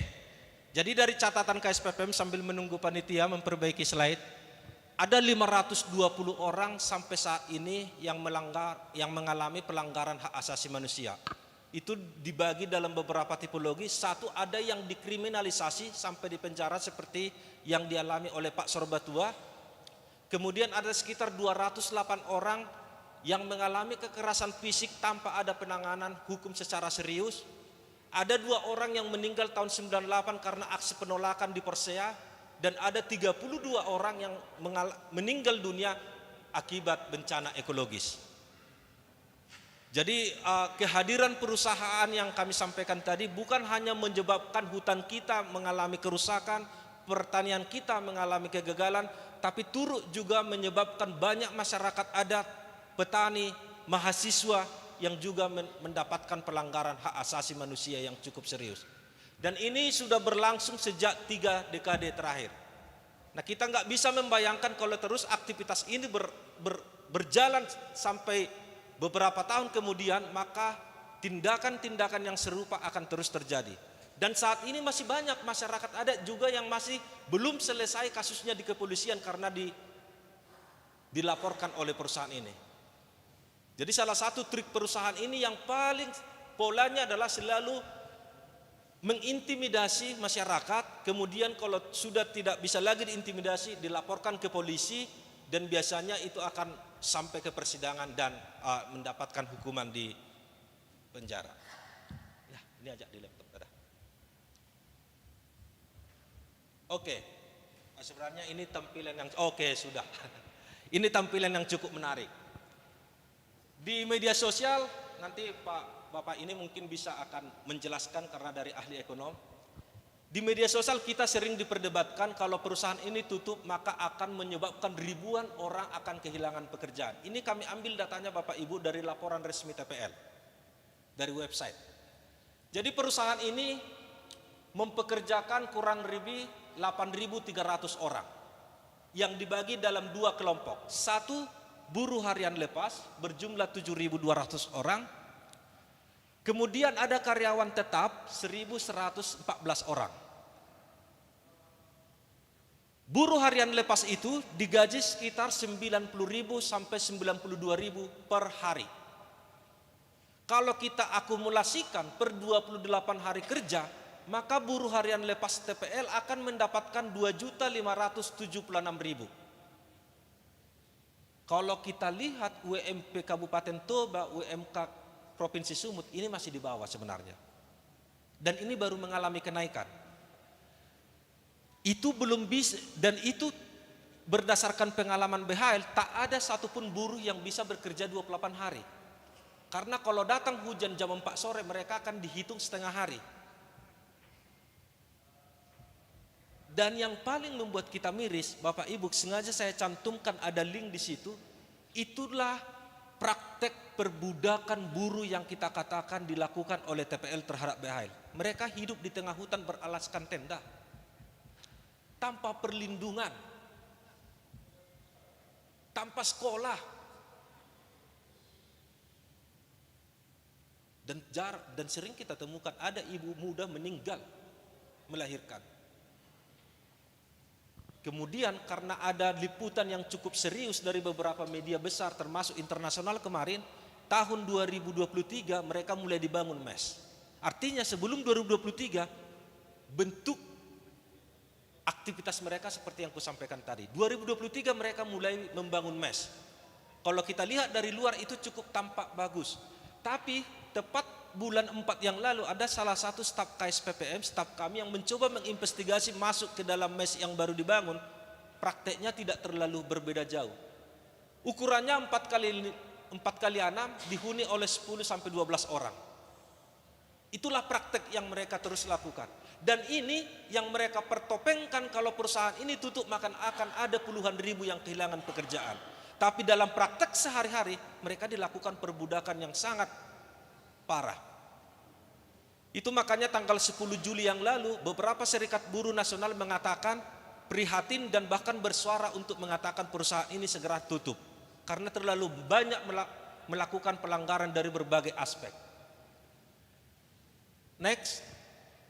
Nah, Bapak Ibu, anggaplah 10.000 karyawan mereka, walaupun tadi setelah kita hitung hanya 8.400. Anggaplah karyawan itu ada 10.000 mengikuti logika mereka di media sosial.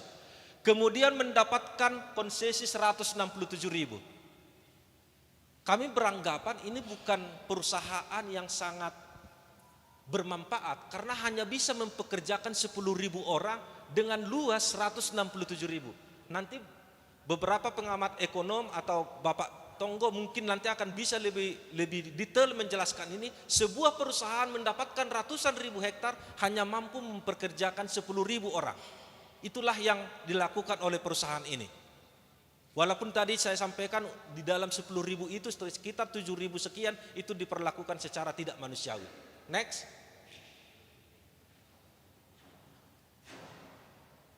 Ini dari laporan keuangan tahun 2024. Di laporan keuangan mereka, 2 tahun terakhir perusahaan ini mengalami kerugian. Di tahun 2023 dan 2024 kita mendapatkan data 393.000 US dollar mengalami kerugian. Dan dana CD yang mereka salurkan per tahun 2024 Bapak Ibu itu hanya 616.000 US dollar. Gaji 2024 3 juta US dollar. Yang mengherankan kita, pajak yang mereka berikan kepada negara kita ini tahun 2024 itu hanya 64.000 US dollar. Dan kalau kita baca, terdapat pajak yang ditangguhkan oleh negara 600.000 US dollar. Kenapa negara menangguhkan ini? Karena mereka mengalami kerugian dalam laporannya.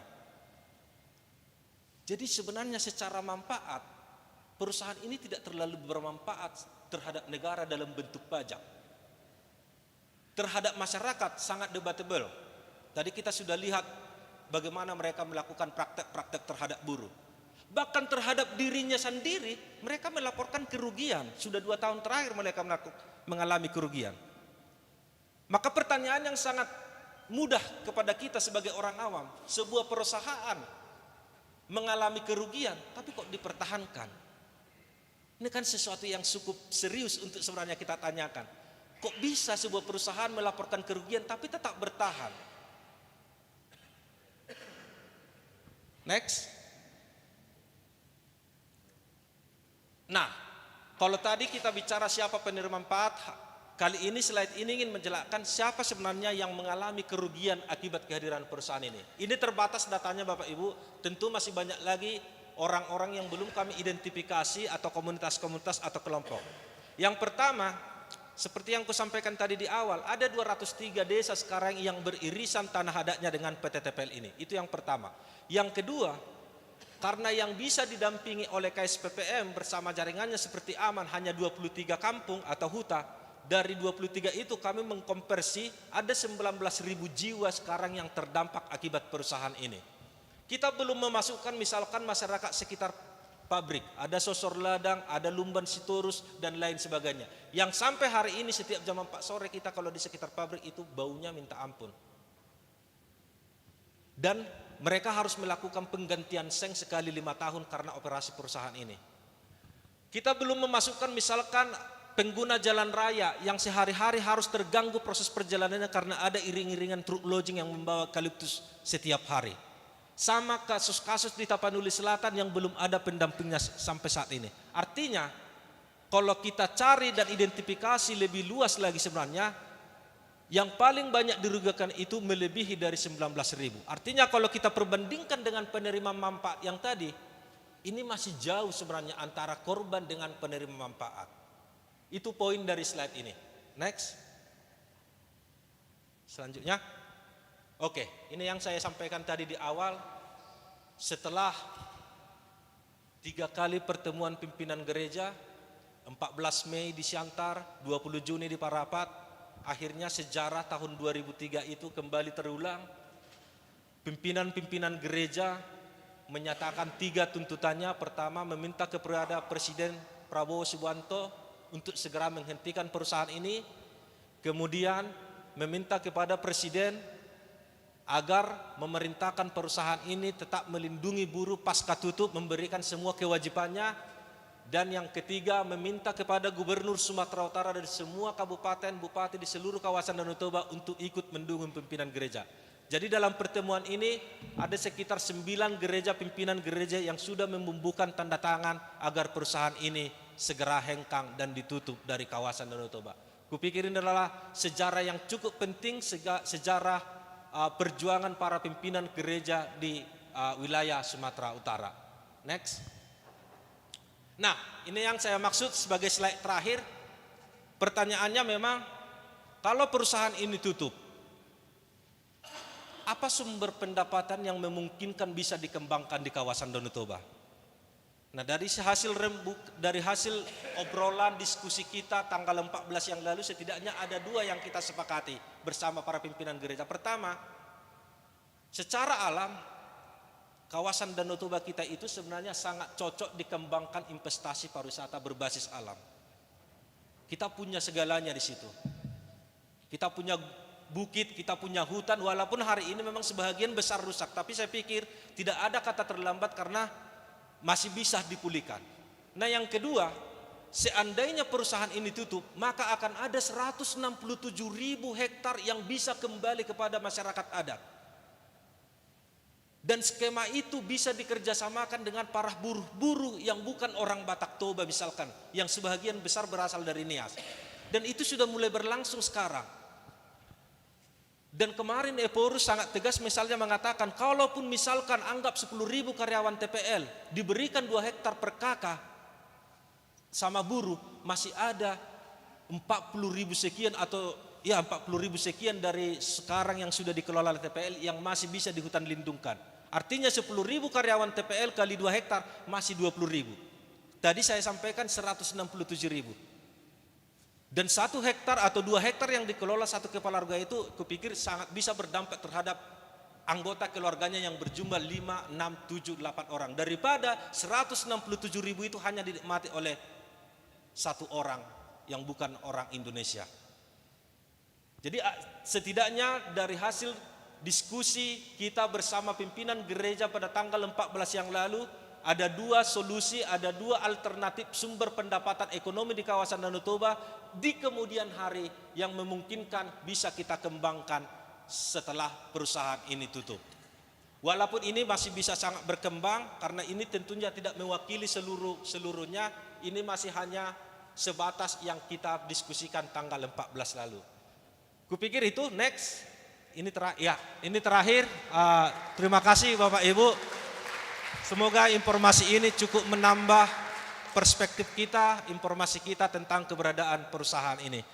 Selanjutnya saya berikan kepada panitia. Horas.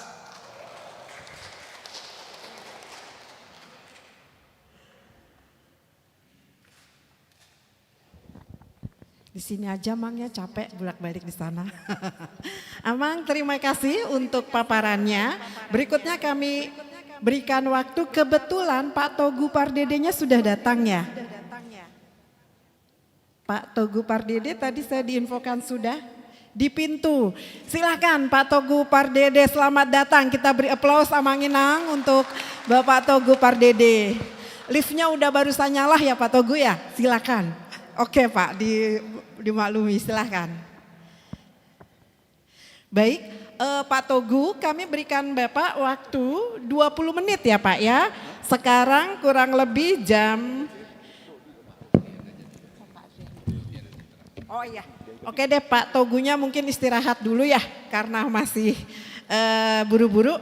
Kami berikan waktu kepada Pak Adrian. Pak Adrian boleh dilihat jam dinding kita menunjukkan jam 2:20. Jadi kalau boleh tanpa kami minta, nanti Bapak kira-kira sendiri aja ya. Jam 2:20 menit kemudian boleh diserahkan kepada Pak Togu. Silakan Bapak. Terima kasih Ibu. Selamat siang Bapak-Bapak, selamat berakhir pekan. Saya Adrian Rusmana. Marga. Suatu kehormatan Bapak Ibu sekalian, saya diundang di gereja yang terhormat ini. Ini lokasi Setiabudi ini lokasi saya kecil karena saya SMA itu di Setiabudi, SMA Negeri 3. Jadi kenapa saya ada di sini? Jadi minggu lalu ini ada sahabat saya Pak Dumoli kontak saya. Kemudian ada juga Pak John Tambunan, ini Dumoli Pardede. Jadi kalau sahabat saya udah minta apapun juga saya harus laksanakan gitu kan ya. Bapak Ibu sekalian, tadi dikatakan oleh panitia bahwa background saya ini banyak di pasar modal, 20-an tahun lebih gitu ya. Kemudian banyak mengelola investasi, mengelola perusahaan BUMN, BUMD, banyak di korporasi gitu kan. Jadi pada saat diminta untuk membahas Danau Toba, jadi minggu lalu, 2 minggu lalu juga saya ketemu sahabat saya ini juga, Pak Teguh bicara soal geopark ya Pak. Geopark di Danau Toba ini suatu tempat yang sangat indah sekali, suatu kebanggaan buat saya yang sudah 5 kali mungkin saya ke sana ke Danau Toba. Memang daerahnya itu sangat cantik, tapi kita juga concern mengenai lingkungan di sana begitu kan. Bapak Ibu sekalian, pengalaman saya di pasar modal, di investasi, mungkin bisa saya sharing di sini terkaitan dengan isu lingkungan yang ada. Ternyata suatu perusahaan itu jika beroperasi bukan hanya melulu mencari pendapatan, kemudian cari biaya murah sehingga hasilnya untung, kemudian harga sahamnya naik begitu kan ya. Ternyata investor semakin kesini itu semakin peduli bukan hanya bicara soal profit, tapi juga ada 3P katanya. Jadi selain profit, people, planet. ada 3P. Jadi planet itu kenapa planet? Karena lingkungan di mana perusahaan itu berada. Tanpa planet dia tidak mungkin bisa berusaha. Tanpa people, walaupun teknologinya sangat canggih, itu juga tidak mungkin bisa juga berhasil. Jadi mungkin pada sesi ini saya akan sharing keterkaitan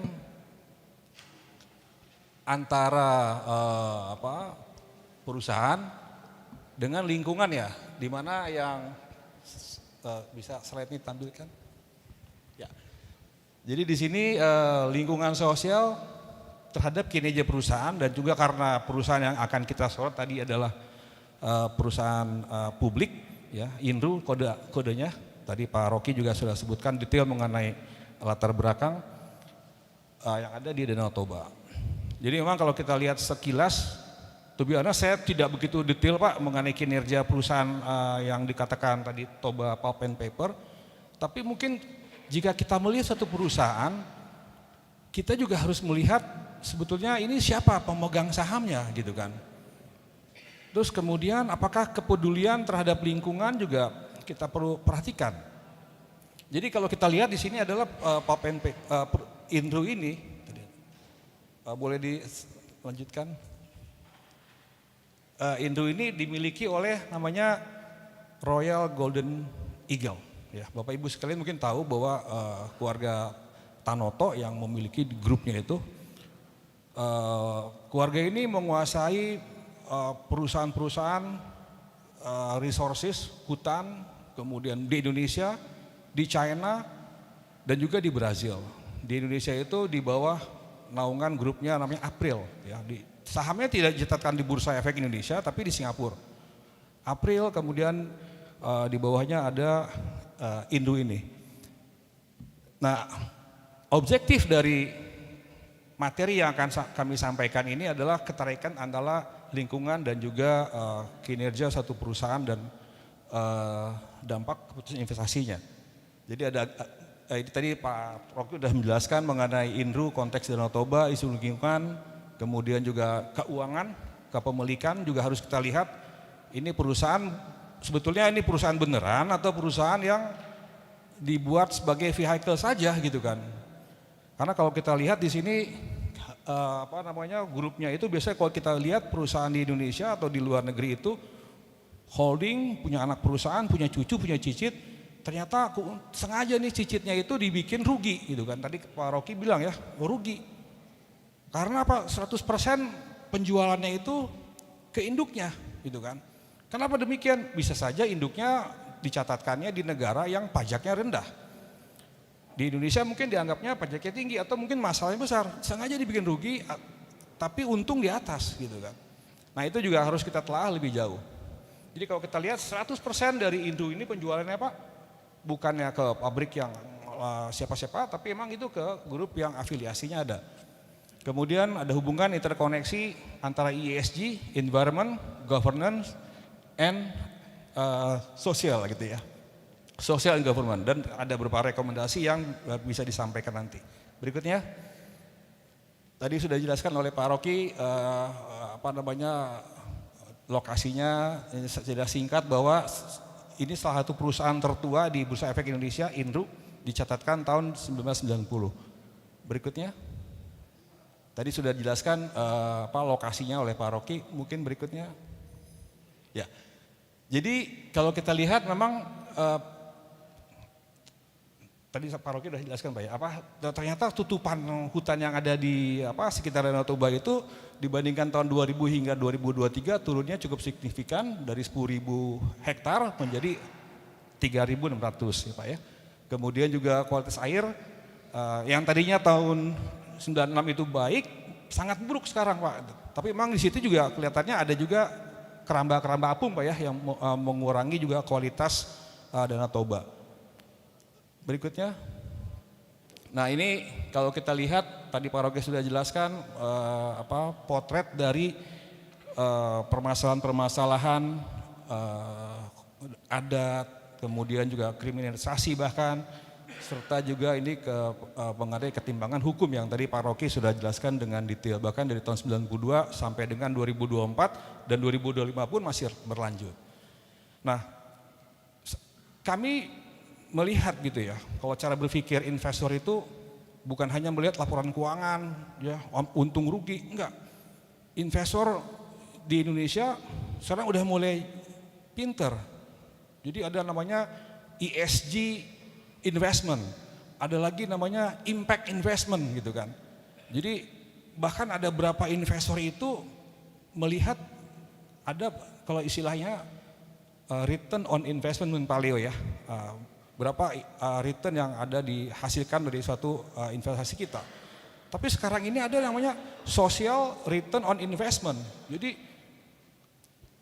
dampaknya apa kepada investasi?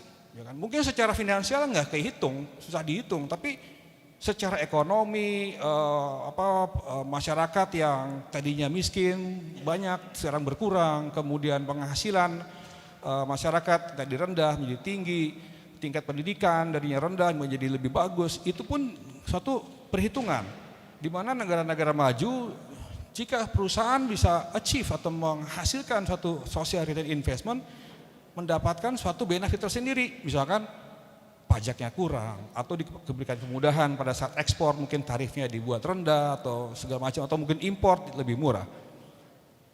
Berikutnya, nah ini biasa gitu ya, perusahaan itu suka jualan gitu kan, kita ini ramah lingkungan, kita itu perusahaan yang green. Hanya kita harus hati-hati melihat kenyataannya, betul nggak ini perusahaan ini ramah lingkungan. Di laporan keuangannya atau laporan berkalanya dia sebutkan bahwa misalkan mengatakan telah menerapkan moratorium deforestasi.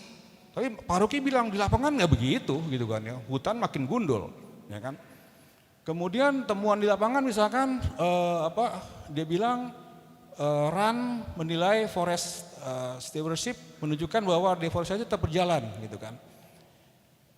Kemudian mengenai hubungan dengan komunitas, di laporan keuangannya, laporan tahunannya ESG-nya bagus gitu kan. Ada laporan CSR-nya juga. Tapi ternyata ada konflik lahan berlanjut gitu kan. Nah itu bagi investor itu, apalagi investor yang di luar negeri, itu sangat sangat teliti. Bukan hanya lihat laporan keuangan, tapi lihat situasi sekitarnya. Karena mereka yakin bahwa kalau lingkungannya rusak, ini perusahaan nggak mungkin bisa untung, bisa tumbuh berikutnya, gitu. Kemudian misalkan ada lagi transparansi, dia rilis misalkan laporan keberlanjutan, tapi ternyata kita lihat di websitenya datanya terbatas. Siapa yang memverifikasi nih laporannya? Nggak ada, ya kan? Mungkin lembaga-lembaganya itu nggak terpercaya, gitu kan. Oke, berikutnya.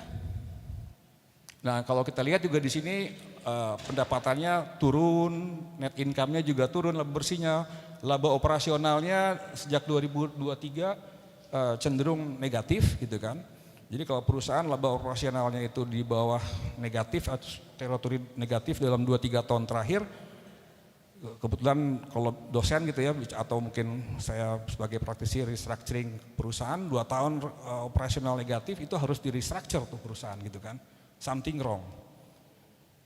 Oke, berikutnya ini ada debt to equity ratio, utangnya semakin tinggi rasionya, kemudian return on investment yang negatif, book value-nya mungkin ada bagian Bapak yang paham mengenai book value gitu kan ya, per share. Ada mengatakan bahwa semakin kecil book value itu semakin bagus. Kalau kita lihat paling kanan yang hijau itu 0,36. Bagi investor di pasar modal mungkin ini murah, di bawah 1 murah. Tapi mungkin kalau kita lihat di lingkungan, ya kan, permasalahan yang dihadapi oleh Indro, 0,3 itu artinya apa?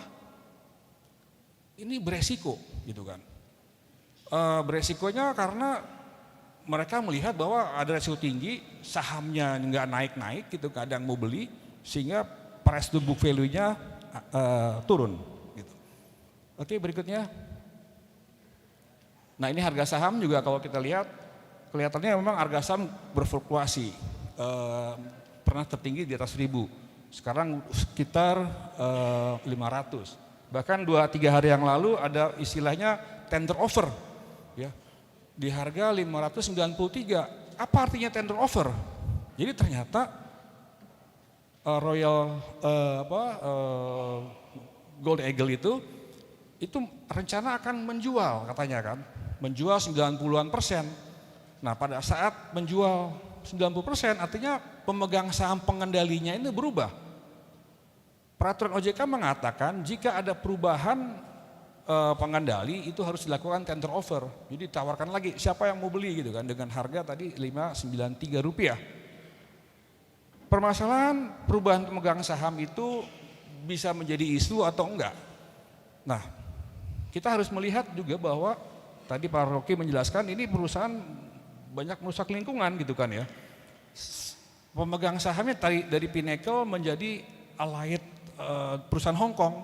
Mungkin investor ini akan lihat ini siapa lagi gitu kan ya. Ini perusahaan mampu nggak nih ngelola hutan atau ngelola operasionalnya, karena Allied ini kalau di track record kita lihat background perusahaannya itu bukan perusahaan pengelola hutan gitu kan. Mampu nggak jangan-jangan nanti hutannya rusak lagi dikelola oleh pemegang saham yang baru. Atau mungkin ini pemegang di belakangnya pemegang sahamnya sama yang dulu lagi, hanya perubahan nama aja gitu kan ya. Strategi tukar-tukaran nama gitu. Nah itu juga bisa kita lihat, dan juga harga saham bisa gonjang-ganjing. Tapi sebagai investor yang perlu dilihat juga adalah volume transaksinya yang paling bawah itu, bar chartnya. Jadi kalau misalkan harga sahamnya naik turun tapi nggak ada yang mau jual beli sedikit, artinya wah ini harga sahamnya ibaratnya digoreng-goreng atau dipermainkan gitu kan ya. Oke, berikutnya. Nah, jadi kalau kita lihat tadi ada pemegang saham ini, kita lihat publik ini, walaupun ini perusahaan publik, ternyata pemegang saham publiknya hanya 7%, kecil sekali. Nah kalau publiknya kecil artinya pengendalinya 92% itu dia keep nggak akan kemana-mana. Jadi kita bayangkan bahwa volume transaksinya akan dipegang oleh pengendali. Kapanpun dia mau jual beli, dia mau gerak-gerakan, pengendalinya besar sekali. Ya.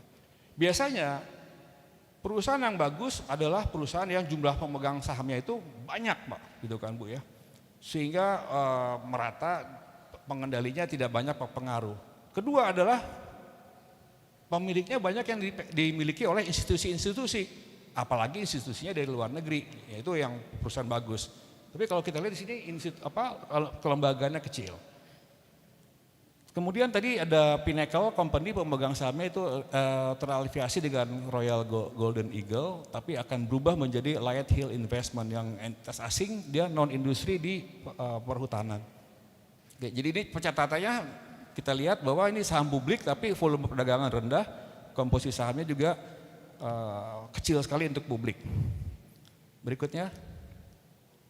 Jadi kalau kita lihat di sini ada hubungan antara environment, social, government, ESG. Mungkin sekarang di mata kuliah sekolah itu udah mulai banyak mengenai konsep ESG, pengaruhnya terhadap kinerja perusahaan. Karena faktor ESG itu mempengaruhi risiko dari operasional perusahaan. Jadi misalnya kalau kita lihat di konsepnya INRU, environment mempengaruhi apa tadi, hutan, lisensi segala macam, sosial, konflik agraria, governance mungkin reputasi dan peraturan. Sehingga ujung-ujungnya bila perusahaan ini tidak comply ESG-nya akan mempengaruhi kinerja, kemudian secara investasi sahamnya susah akan naik gitu. Berikutnya, ini ada berapa, ini contoh bahwa jadi ESG itu bukan hanya mengenai reputasi, tapi perusahaan itu bicara soal ESG artinya resiko, reputasi dan nilai, tiga-tiganya ini mempengaruhi perusahaan gitu. Oke, kita harus lihat rekam jejaknya, kemudian tanggung jawab terhadap regulator ini seperti apa. Jadi kalau kita lihat bahwa regulator juga harus melihat bahwa jangan sampai perusahaan-perusahaan yang jelek-jelek itu juga bisa catat di bursa dengan semena-mena tanpa adanya surveillance yang jelas. Investor institusi pasti akan melihat itu. Kalau misalkan tidak tertarik, mereka tidak beli sehingga mungkin pergerakan sahamnya pun juga kurang bagus. Nah, regulator di mana diperlukan penerapan ESG yang kuat bagi perusahaan publik maupun non publik. Kemudian juga ada kewajiban juga untuk media publik untuk berperan lebih penting menjaga accountability dari operasional perusahaan. Jadi ini hubungan antara lingkungan, reputasi, kemudian ESG, pada akhirnya kinerja keuangan dan juga pendanaan yang akan susah didapat nanti kalau misalkan dia mau pinjam uang, bank juga tidak akan banyak membantu perusahaan yang merusak lingkungan. Berikutnya, ini ada contoh lain Pak. Jadi Indro itu bukan satu masalah di Indonesia saja yang merusak lingkungan. Kita sudah lihat bahwa di dunia ini juga ada namanya British Petroleum pernah permasalahan lingkungan, kebocoran minyak di Teluk Meksiko. Ini harga sahamnya jatuh, kemudian didenda oleh otoritas pasar modal di sana sebesar 65 miliar US dollar. Besar sekali gitu kan. Kemudian juga ada di Indonesia ada Sumber Lapindo, rugi besar triliunan rupiah, sehingga secara nasional juga ya, reputasi pemegang sahamnya juga terdampak. Kemudian ada juga ini Vale, perusahaan Brasil, harga sahamnya juga anjlok hingga 20% karena di sini bendungannya yang bermasalah begitu. Jadi kita lihat bahwa dampak lingkungan ya, terhadap kinerja dan pergerakan harga saham itu sangat erat sekali. Baik, mungkin ini terakhir. Jadi kalau kita boleh rekomendasi untuk Indro ini, ya kita harus independensinya harus ditingkatkan. Kemudian dialog terbuka dengan komunitas, jangan kata hanya omong-omong kalau kata presiden gitu ya, ini harus betul diterapkan. Investor, regulator juga harus mengevaluasi lebih ketat lagi mengenai konsep ESG, kemudian mekanisme sanksinya pun juga diperlukan, ya bukan hanya tadi di lapangan yang tadi Pak Rocky jelaskan, tapi juga laporan-laporan ESG yang ada di pembukuannya ini betul tidak diauditnya gitu kan. Kemudian di sini kita lihat bahwa masa depan keberlanjutan ini adalah tanggung jawab bersama, bukan hanya dari perusahaan, pemerintah, dan juga masyarakat sipil semua. Saya kira itu yang bisa kami sampaikan. Terima kasih untuk kesempatannya. Terima kasih.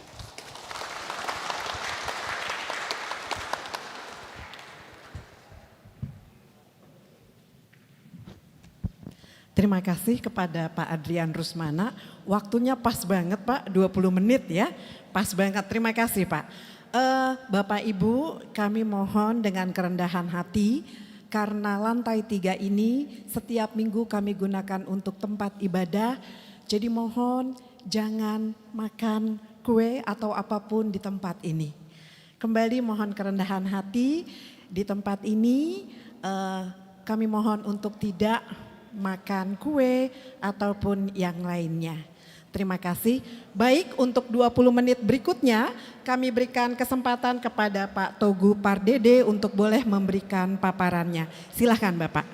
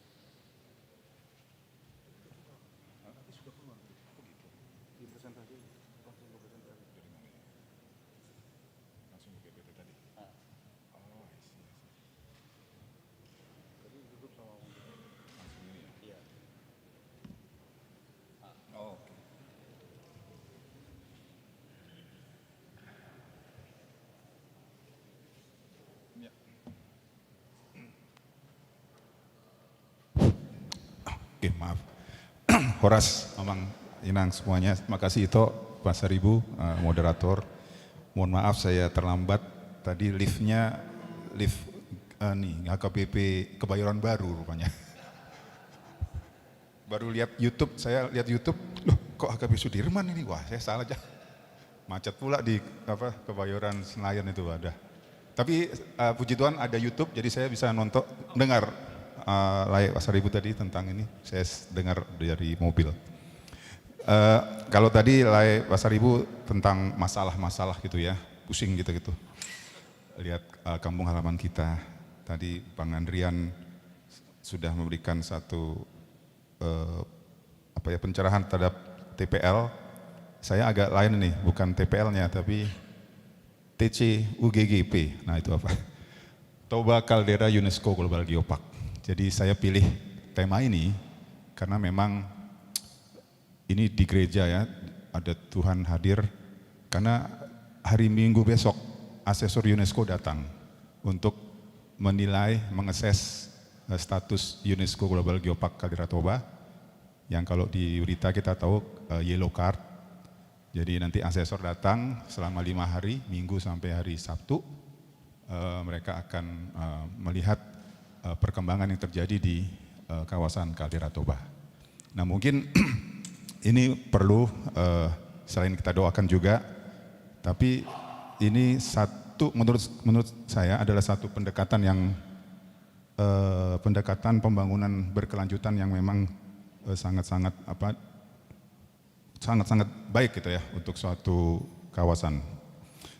Baik, jadi apa itu sebenarnya geopark? Ini seperti ini, amang semuanya.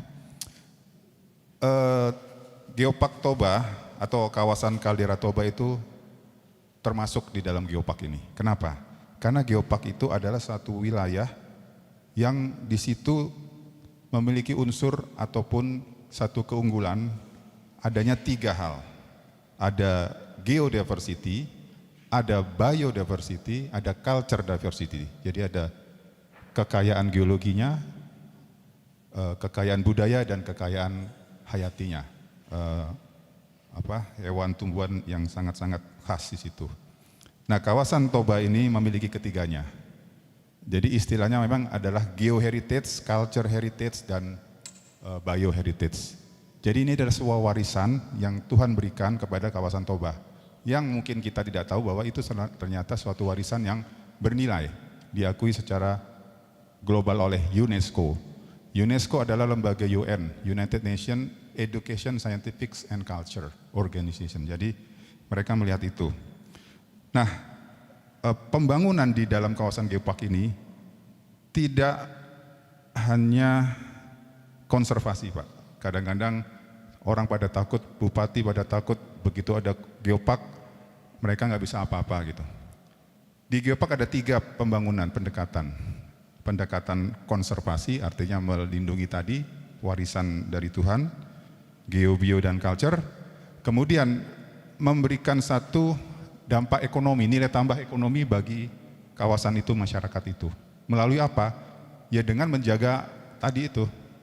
Nah nanti saya akan cerita bagaimana dengan melestarikan warisan dari Tuhan itu ternyata bisa memberikan satu nilai tambah dan juga ekonomi masyarakat. Dan yang terpenting edukasi. Disinilah letak 3 hal itu. Edukasi yang memberikan satu literasi ataupun pemahaman bahwa kita berada di suatu kawasan yang bernilai. Kita jaga dan kita kelola sampai turun-temurun. Seperti warisan, ini warisan geologi ya. Warisan dari opung gitu. Pasti sesuatu yang berharga. Warisan itu dijaga turun-temurun, mungkin bisa memberikan sejahtera buat anak cucu. Inilah konsep kawasan geopark, kita harus menyadari ini suatu warisan.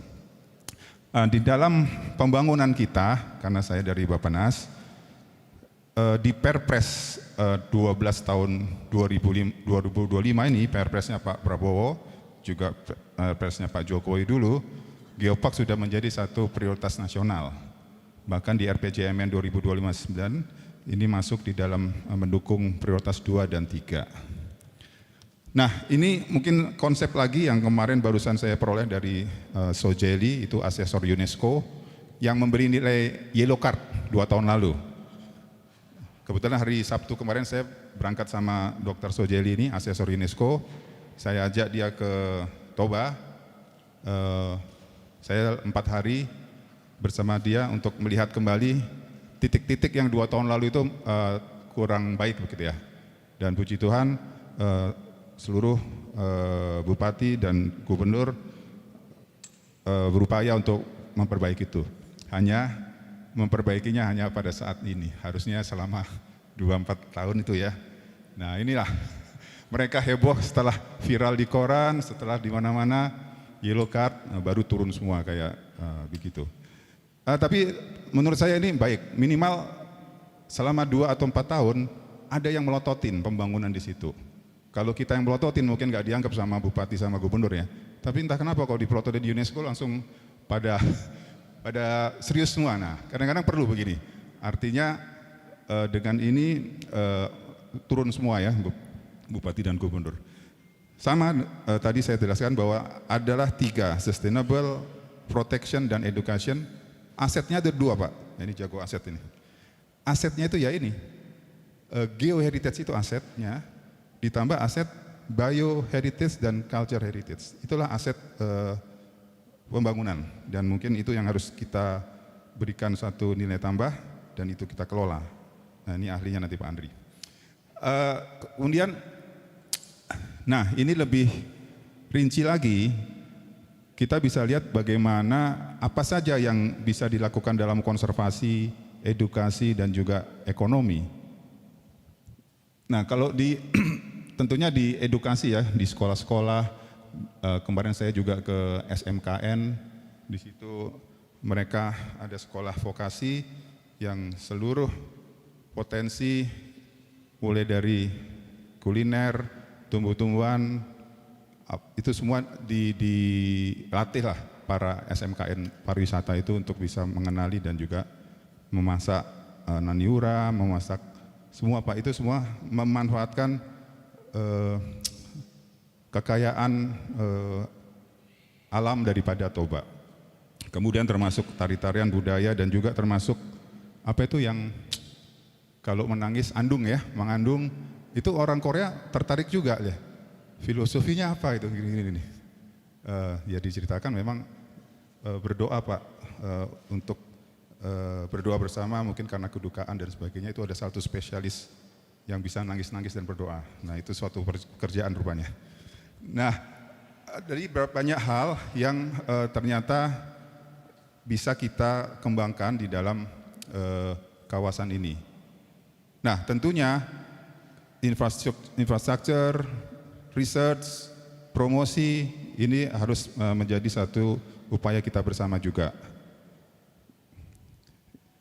Nah, kemudian ya, jadi Geopark mengintegrasikan itu semua Bapak Ibu. Nah, ada berapa Geopark di dunia? Jumlahnya adalah 229 UNESCO Global Geopark di dunia dari 50 negara. Ternyata Indonesia sekarang peringkat ketiga Bapak Ibu, karena jumlahnya 12. Ini bareng Itali sama ya. Nomor 1 Tiongkok, Spanyol dan Jepang. Nah, Tiongkok ini memang luar biasa, dia tahu aja barang yang bagus ya. Tiba-tiba dia setelah 10 tahun itu pengembangan daerahnya dengan Geopark. Daerah-daerah miskin, perbatasan-perbatasan dengan Vietnam ataupun dengan utara, itu yang miskin-miskin dia kembangkan Geopark. Dia bangun di situ, akhirnya banyak orang juga invest ke situ, akhirnya menjadi satu engine pertumbuhan ekonomi di China ini. Bahkan dia serius ya, 49. Pendirinya itu Spanyol, Jerman, Prancis, Itali, itu mereka hanya sekarang cuma 12, 18 begitu ya, udah mengungguli lah. Di Indonesia Bapak Ibu kita punya 12. Ini pertama Geopark Batur di Bali. Itu Geopark Sulung, anak sulung. Lalu ada Geopark Gunung Sewu, itu di Jogja. Ini menarik, Gunung Sewu ada di 3 provinsi, 3 kabupaten. Jawa Tengah, Jawa Timur dan Jawa DIY. Kalau Toba berapa? 7 kabupaten Bapak Ibu. Pusing memang. Tapi lebih pusing Gunung Sewu. 3 provinsi, 3 kabupaten. Kemudian Ciletuh Pelabuhan Ratu 1 kabupaten, Sukabumi, Rinjani Lombok, di Lombok itu 1,5 dari Pulau Lombok. Kemudian Toba Kaldera sudah, Bilitung ini 1 pulau Bilitung itu adalah geopark. Dan ini luar biasa, masyarakat di situ mindsetnya berubah dari yang semula tambang Bapak menjadi pariwisata berkelanjutan. Beda dengan Pulau Bangka. Pulau Bangka masih mindsetnya tambang. Dan di Belitung itu baik masyarakat maupun bupati itu sepertinya fokus ke pariwisata berkelanjutan. Jadi dia sadar itu kalau merusak tambang maka akan merusak wisatanya. Saya pernah pertama kali ke Belitung tahun 2004, belum ada hotel Pak. Ada hotel 1 2004. Saya mandi airnya ke kuning, coklat. 2007 ada film Laskar Pelangi. Film Laskar Pelangi ternyata membuahkan 1 hotel Aston. Ya akhirnya 2010 ya 1 hotel terus. Kemudian 2015 mulai ada geopark.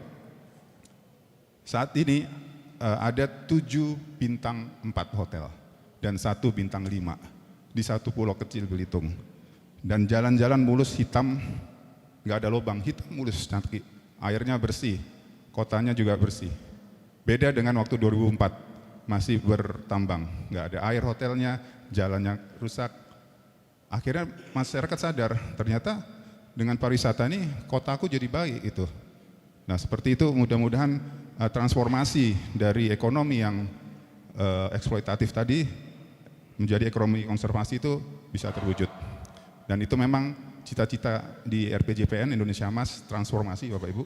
Kita harus bisa mentransformasi dari yang ekonomi ekstraktif menjadi yang konservasi. Mungkin juga transformasi tata kelola dan sebagainya. Jadi mudah-mudahan semua bisa terjadi lewat geopark ini.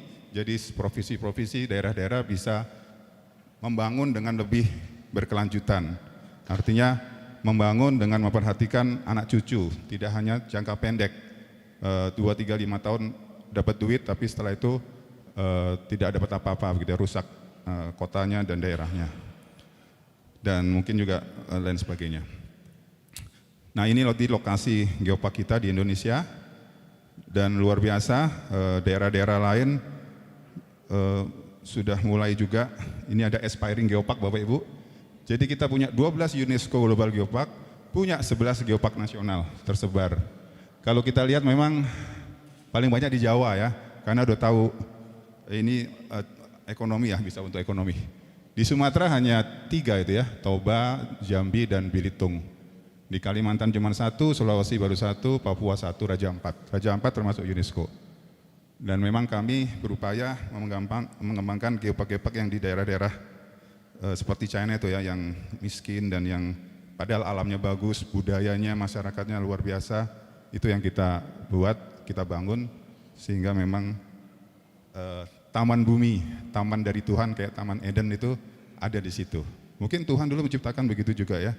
Taman, geologinya dulu, batu-batuan kan darat, hari pertama, hari kedua nanti tumbuh-tumbuhan, hari ke-5 ya, kemudian baru hewan-hewan dan manusia.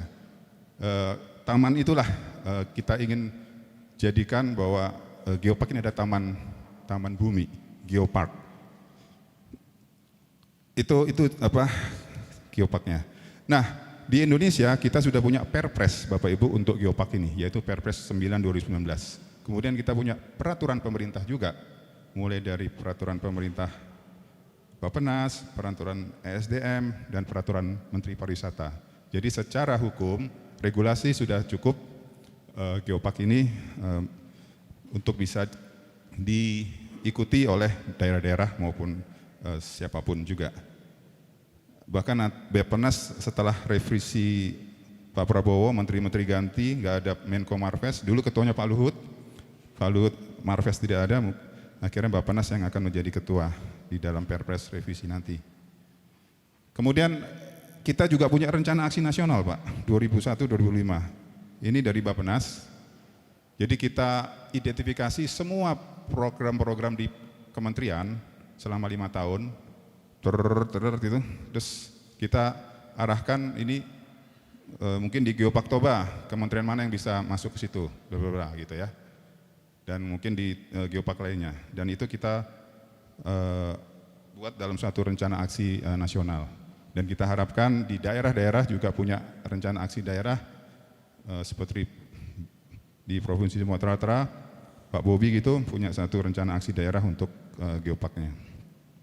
Jadi program-program kementerian itu kita bagi dalam 4 program. Program konservasi, jadi kementerian mana saja nanti yang terlibat di konservasi, ada Kementerian Kehutanan, Lingkungan gitu ya, BNPB untuk kebencanaan, SDM juga, program edukasi juga begitu, dari kementerian mana saja yang terlibat di program edukasi geopark, dan juga ekonomi berkelanjutan, pariwisata dan UMKM dan sebagainya. Jadi tugas kami di Bappenas, sekretariat mengawal setiap tahun kementerian itu kalau duit ada kegiatannya di geopark. Tapi ya ini semua tergantung duit kita Bapak Ibu. Kemudian, nah ini yang asta-citanya Pak Prabowo sudah masuk juga di RPJMN 2025-2029, itu Perpres 12-2025. Intinya geopark masuk di dalam prioritas nasional 2 dan prioritas nasional 3. Seperti itu Bapak Ibu. Dan ini nanti diikuti oleh daerah. Daerah saat ini bupati, gubernur sedang menyusun RPJMD namanya. Kalau di nasional presiden nyusun RPJMN, di daerah itu RPJMD. 6 bulan setelah dilantik Februari, artinya Agustus ini kepala daerah sudah punya RPJMD. Nah kami terus mengupayakan agar daerah, kepala daerah atau bupati yang ada geoparknya, dia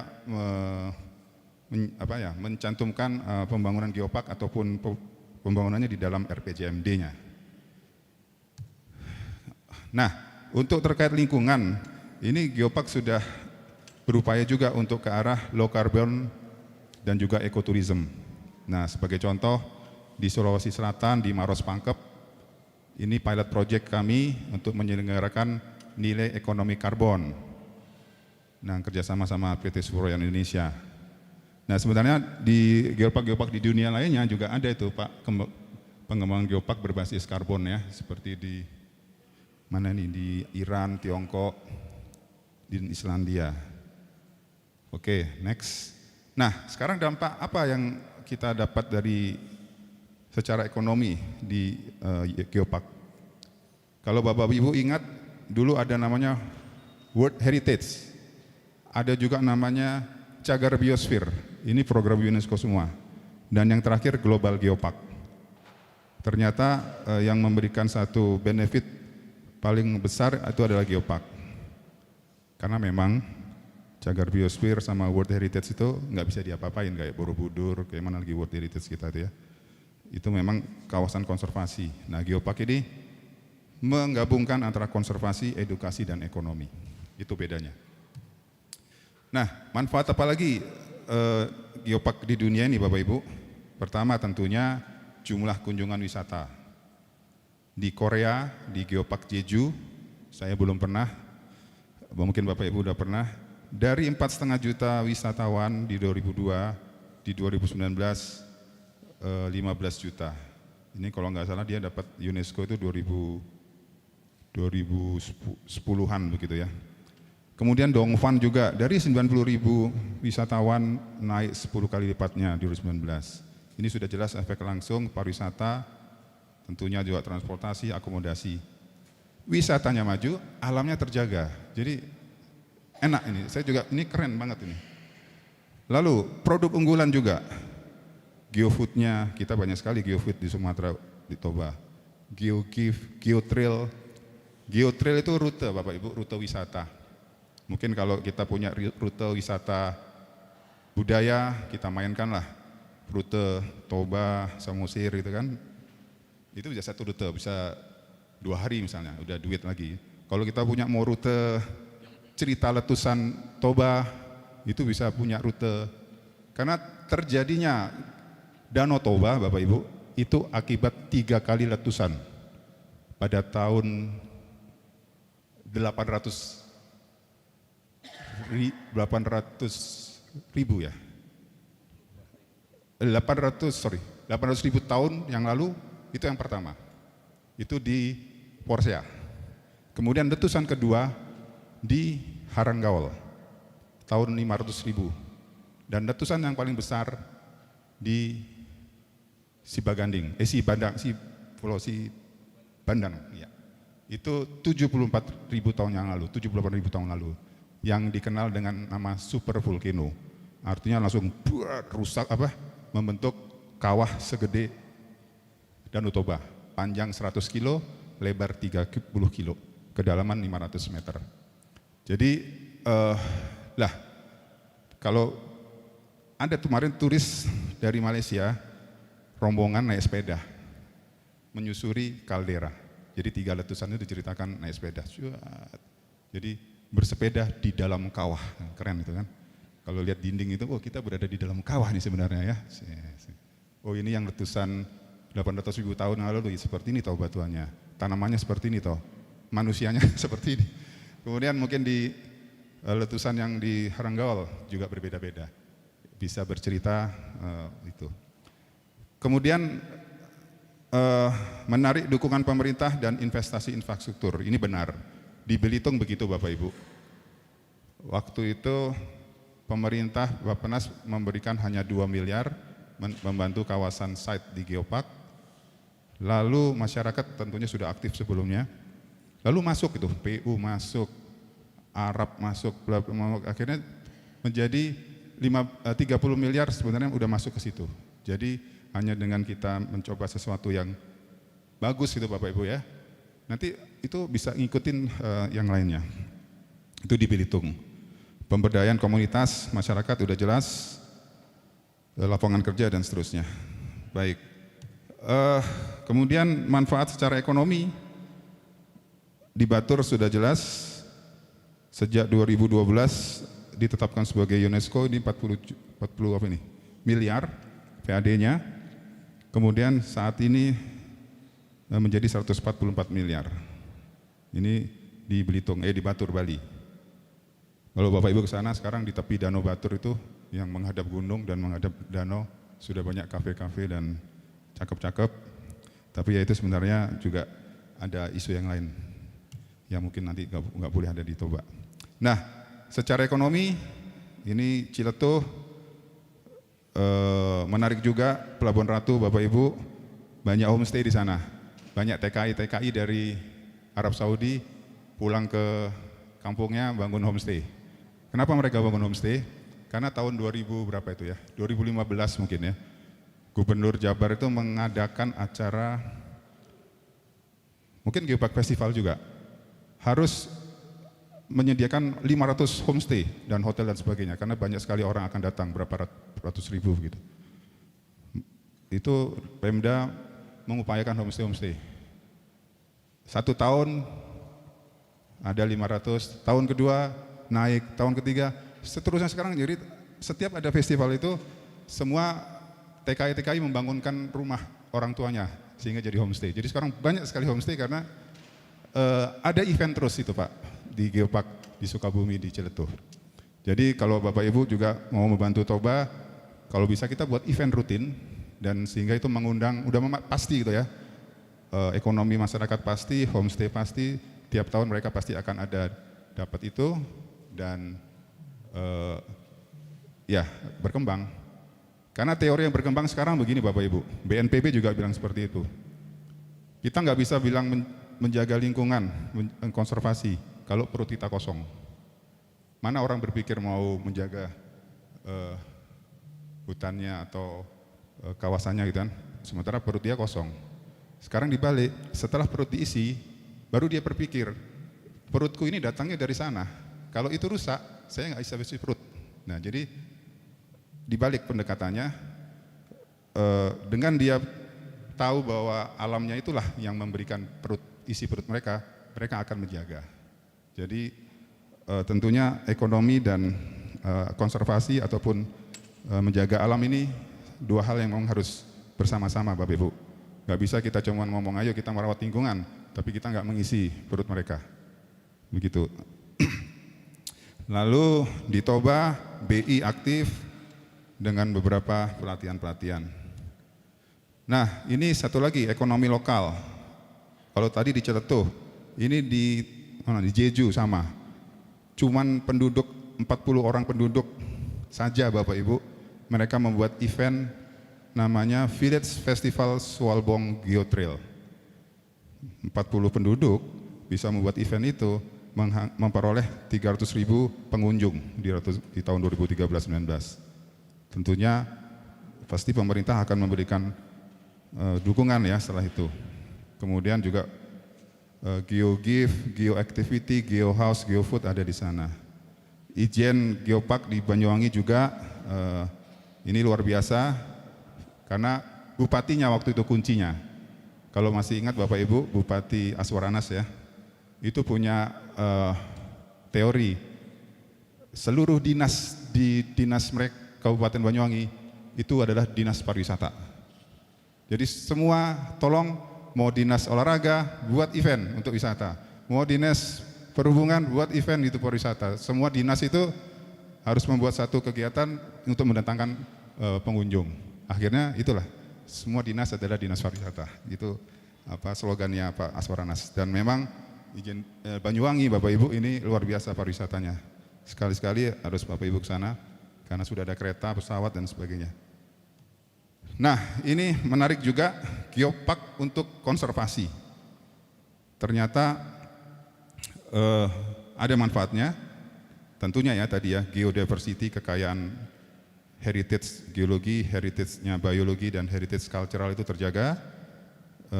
Lebih bernilai tambah lagi, yang tadinya tidak ada apa-apanya, hanya sebuah batu yang dipikir tidak ada artinya, ternyata bisa memberikan satu destinasi wisata.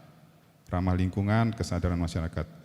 Ada tulisan ini dari jurnal, Pardede bukan saya tapi orang USU ini, Frankie Pardede, dia menulis di jurnal, dia membuat econometric descriptive analysis before dan after Toba setelah jadi UNESCO Global Geopark. Ternyata menurut hasil risetnya, tutupan vegetasi meningkat 8%, daerah lapangan longsor berkurang 12% gitu kan. Kemudian kepatuhan terhadap zona tata ruang juga meningkat. Kualitas air sebagian ya masih ada yang buruk, tapi sebagian juga sudah baik ini saya lihat gitu. Oke, itu. Nah, Toba Bapak Ibu sekalian, ini mungkin saya ingin membuat Bapak Ibu OTG. OTG itu apa? Bukan orang tanpa gejala, tapi orang tertular geopark. Di gereja ini Bapak Ibu akan OTG. Toba kenapa sangat unik di mata dunia? Karena tadi letusan Toba yang membuat kawah seluas itu adalah letusan terbesar di zaman modern ini, di dunia ini. Kalau Bapak Ibu tahu Mount Helena itu ataupun Tambora, nah Tambora mungkin ya, yang nomor 2 dari kiri, itu nilainya 80 ya kilometer tiga itu kubik ya, besar itunya letusannya. Sedangkan Toba 2.800, artinya 2.800 bagi 80 berapa? Berapa kalinya? 40 kalinya. Hampir ya, hampir 35 kalinya letusan Tambora. Letusan Tambora tahun 1940 berapa itu? Yang membuat Napoleon Bonaparte kalah perang. Waktu itu ada wabahnya adalah karena tertutup awan selama 1 tahun Eropa akibat letusan Tambora. Sehingga sakit pes atau kolera ya waktu perang itu. Nah, Toba membuat bumi 6 tahun gelap, perubahan cuaca. Udah ada climate change sama dulu, mungkin karena Toba. Dan 6 tahun kutub utara juga kena, debunya sampai ke India. Dan ya terus terang ya memberikan satu dampak ya terhadap bumi dan seluruh isinya begitu. Nah itu sama ahli-ahli geologi dunia itu udah tercatat Bapak Ibu. Jadi kan orang penasaran, mana sih yang dulu membuat bumi 6 tahun ini kan, ini terus kita buat itu cerita semuanya dan kita jadikan satu pembelajaran bahkan juga wisata. Nah sehingga Toba ini sebenarnya pusat atau laboratorium untuk mempelajari satu terjadinya bumi ya dan kaldera tentunya, karena ini memang luar biasa. Makanya orang Batak itu luar biasa Pak ya letusannya ya, sekali meletus tuh gitu. Mungkin juga ada nih dampaknya ceritanya.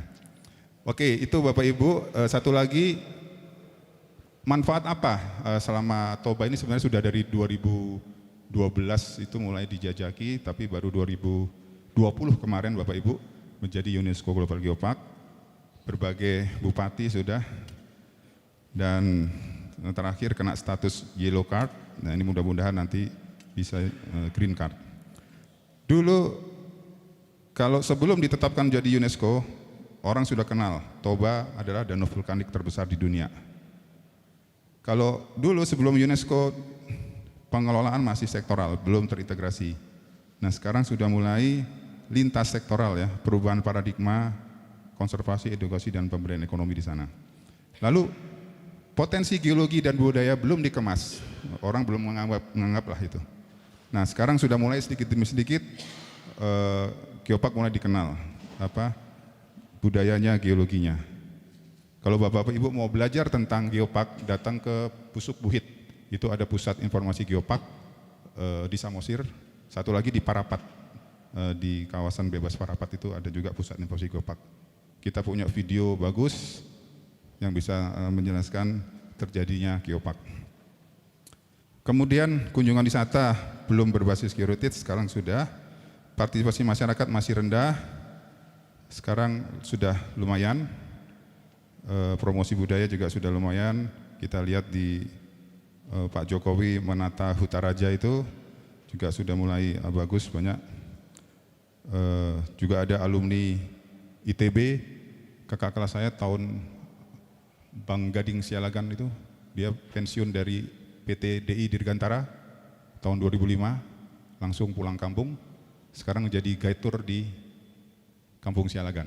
Bahasa Inggrisnya jago, joke-nya juga jago, jadi turis-turis senang sekali. Itu orang ITB jurusan Teknik Fisika. Satu lagi kepala desa Hutaraja adalah jurusan tambang juga, adik kelas 2005. Jadi sudah banyak orang Batak yang jago-jago pulang kampung dan membangun di sana. Mudah-mudahan ini memberikan kita perbaikan buat kawasan kita. Demikian Bapak Ibu, Moliate, semoga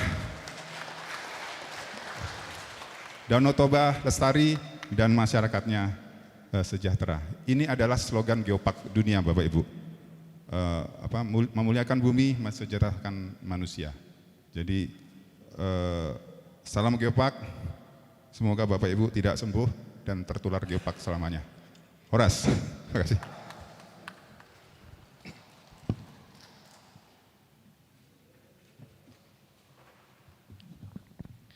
Terima kasih untuk Bapak Rocky, Bapak Adrian, dan Bapak Togu yang telah memaparkan 3 paparan yang memiliki segmen berbeda, tetapi ketiganya terintegrasi dalam kegiatan merawat lingkungan. Amanginang terkasih, setelah ini kita akan masuk segmen tanya jawab. Jadi kita akan panggilkan 3 moderator yang masing-masing akan memoderasi setiap narasumber. Setiap moderator kita berikan waktu 25 menit. Jadi nanti moderator pertama, kedua, ketiga masing-masing boleh bertanya kurang lebih 20 sampai 25 menit. Setelah itu barulah nanti para moderator juga akan memberikan kesimpulannya. Kembali kami ingatkan Amanginang, ternyata masih ada yang makan. Tolong Amanginang kami ingatkan kembali tidak makan di gereja ini. Makan saksang bumbu andaliman. Diracik boru Batak dari Danau Toba Nauli. Kami senang dengan paparan yang diberikan, sangat bermanfaat dan menambah wawasan kembali. Mana tepuk tangannya, Mang Inang? Kita berikan tepuk tangan untuk ketiga para panelis yang sudah memberikan wawasan kepada kita. Karena tadi saya bertanya sama di samping saya, apa yang kamu dapatkan setelah mendengar ini? Oh, ternyata seperti ini. Dulu kami dengarnya seperti ini. Ternyata Pak Rocky memaparkan sangat luar biasa sehingga mendapatkan pemahaman yang lebih baik kembali. Baik, untuk moderator, ketiga moderator kami persilakan tampil ke depan. Pertama adalah Amang Sintua Edi Hutagalung. Silakan ke depan, Amang. Amang menjadi moderator dari pembicara Bapak Togu Pardede. Lalu berikutnya adalah Amang Sintua Andar Siburian. Silakan ke depan, Amang Sintua Siburian sebagai moderator dari Bapak Rocky Pasaribu. Dan yang ketiga adalah Amang Sintua John Tambunan. Kami persilakan ke depan, Amang. Amang John Tambunan sebagai moderator dari Bapak Adrian. Baik, untuk selanjutnya kami serahkan kepada para moderator. Oh, sini silakan duduk. Mulia Inang Situa Juli. Amang Inang semua, silakan salaman dulu. Amang Inang semua, bahan presentasi dari ketiga pembicara kita sangat menarik. Ya, sangat menarik dan sangat menggugah. Apalagi yang terakhir tadi itu sangat menggugah kita untuk berdharma wisata ke Danau Toba, gitu ya. Kalau yang ketiga tadi, Amang Pardede, itu menarik sekali, akan memancing orang untuk datang ke Danau Toba, gitu. Tapi kalau yang pertama, mungkin orang jadi takut ke Sumatera, gitu ya. Dua-duanya itu saling melengkapi lah, gitu ya. Abang Inang semua, kita akan masuk ke dalam pertanyaan, tapi sebenarnya saya punya pertanyaan, tapi belakangan aja lah ya, nanti saya tanya pribadi lah ya. Buat Amang dan Inang semua yang ada pertanyaan, ada 3 kami moderator, saya akan memoderasi untuk presentasi dari Amang Togu Pardede. Saya yang pertama. Jadi kita ambil dulu waktu 25 menit untuk tanya jawab mengenai presentasi dari Amang Pardede. Tidak untuk 2 yang pembicara yang lain. Setelah itu masuk kepada termin berikutnya untuk pembicara kedua. Jadi kalau bisa pertanyaannya jangan ini untuk semua pembicara, jangan. Tapi untuk 1 pembicara aja, gitu ya. Kalaupun nanti ada tambahannya, ya itu pembicara berikutnya lah ya, gitu ya. Jadi Amang Inang, kita akan buka untuk 2 orang dulu ya, 2 orang, hanya untuk Amang Togu Pardede, gitu. Untuk 2 orang, yang pertama sebutkan nama gerejanya dan nama dari utusan dari mana, gitu ya. Yang Amang berbaju kotak-kotak yang pertama, yang kedua adalah dari Inang yang baju putih. Ya, silakan Amang, ada mic-nya, sebutkan nama dan utusan dari mana. Terima kasih, nama saya Sahat Pandiangan, saya warga jemaat AKBP tapi di Medan. Saya bekerja di jaringan kerja Lembaga Pelayanan Kristen di Indonesia. Dari pemaparan Pak Togu tadi, sebenarnya itu bisa dilakukan jika PT TPL itu orang bilang tutup, tapi HGU-nya ditarik. Karena tidak akan bisa ditutup jika HGU-nya tidak ditarik. Karena apa? Ini PMA, pasti akan arbitrasi kalau kita baca banyak berita. Bisa juga mereka mengajukan itu. Apakah pemerintah mau? Yang kedua, soal lingkungan, bagaimana membuat ini jika masyarakat di sekitarnya kan tidak semua tentang pariwisata. Tapi ini adalah perebutan lahan. Kita hanya mengarah soal lingkungan, tapi ini sebenarnya perampasan lahan. Nah, apakah Bapenas dengan ATR BPN dan KLHK sebagai pemerintah penanggung jawab masyarakatnya mampu melihat itu? Kalau nggak salah saya diberi informasi 15 atau 20 tahun ini akan habis masa HGU-nya. Bolehkah itu tidak diperpanjang? Dari sisi apa yang Bapak bilang tadi, pariwisata dan semua. Karena kalau masih ada mereka, yang Bapak katakan tadi itu omong kosong, karena akan masih konflik di seputar kita. Tadi konflik horizontal antara masyarakat dengan pro dan kontra, terus dengan masyarakat yang berkeluarga karena setuju dan tidak setuju. Terima kasih, Amang. Oleh Ate. Inang yang berbaju putih. Terima kasih. Nama saya Delima Silalahi. Saya jemaat HKBP Siborong-Borong dan juga KSPPM. Nah, menarik sekali paparan nomor 3 kalau bisa bersinergi dengan paparan nomor 1 dengan nomor 2. Karena bagi saya, kita itu suka ya, kebijakan pemerintah itu suka, kalau dalam bahasa Batak, sada sosada, dua sodua, sude akal luang katanya. Enggak satu pariwisata, terus nanti ada industri yang merusak lingkungan itu dibiarkan gitu. Nah, saya mau bertanya kepada Bapak, bagaimana mensinergikan? Tadi katanya mau OTG ya, orang tertular geopark gitu. Tapi kondisinya bukan taman bumi lagi, Pak. Jadi dia sudah seperti yang dipaparkan teman saya tadi, Rocky gitu loh. Saya heran setiap kali ada sosialisasi tentang geopark, itu tidak pernah itu seperti menafikan bahwa di sana ada industri-industri yang merusak lingkungan. Karena itu tidak akan bisa nyambung, Pak.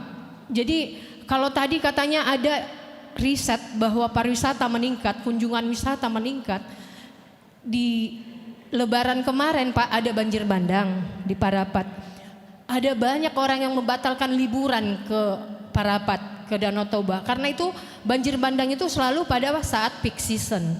Jadi harus ada sebenarnya, Pak, yang konkret itu apa gitu. Usulan geopark, usulan dari tim geopark ini gitu.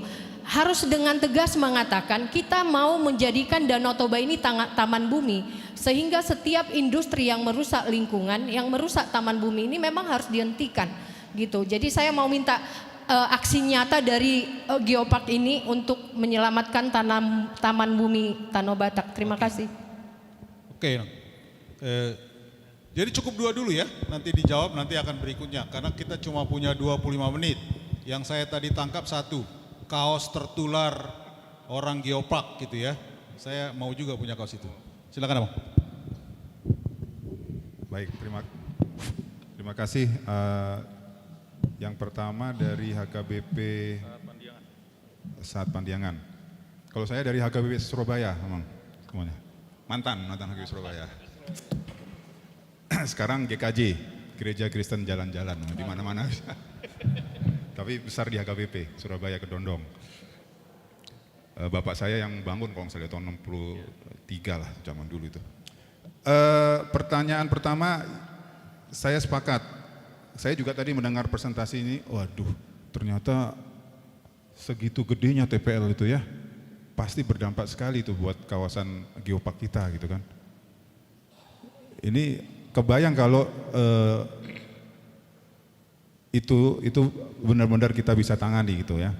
Sekarang aja kita masih melihat kawasan kita itu masih diakui dunia dan memang luar biasa indah. Nah tentunya kita nggak ingin ini warisan ini hancur begitu ya. Nah, sama lah kalau dari orang tua ke opung, kalau ada warisan kita rusak kita juga nggak ingin.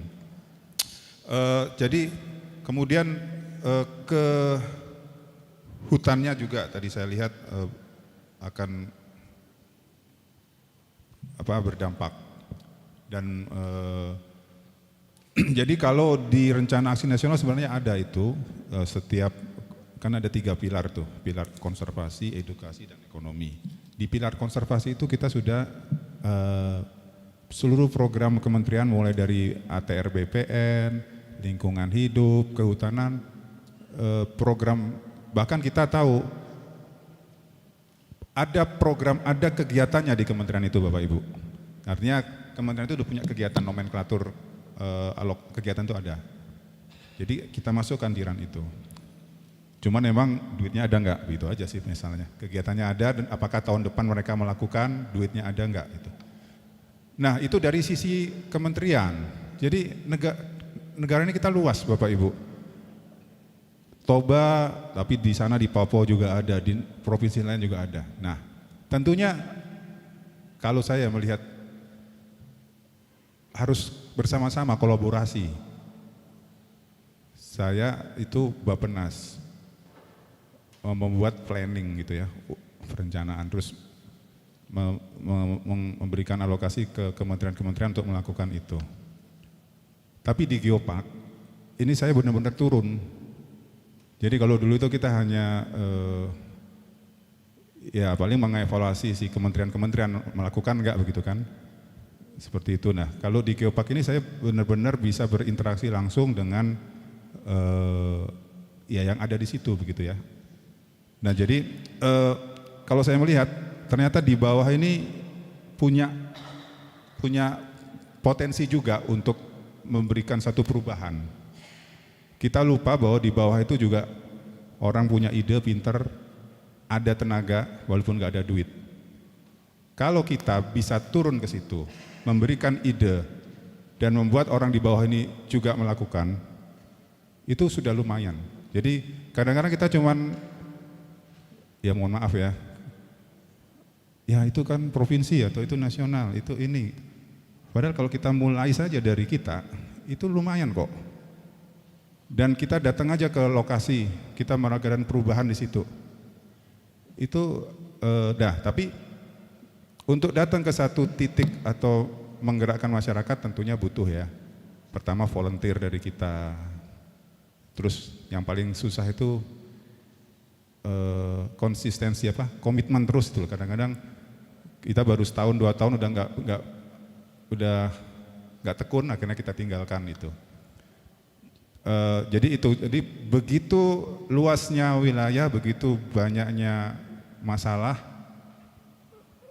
Kalau kita selesaikan satu persatu, masalah satu saja yang kecil itu mungkin bisa mempengaruhi dampak lah, bisa memberi dampak.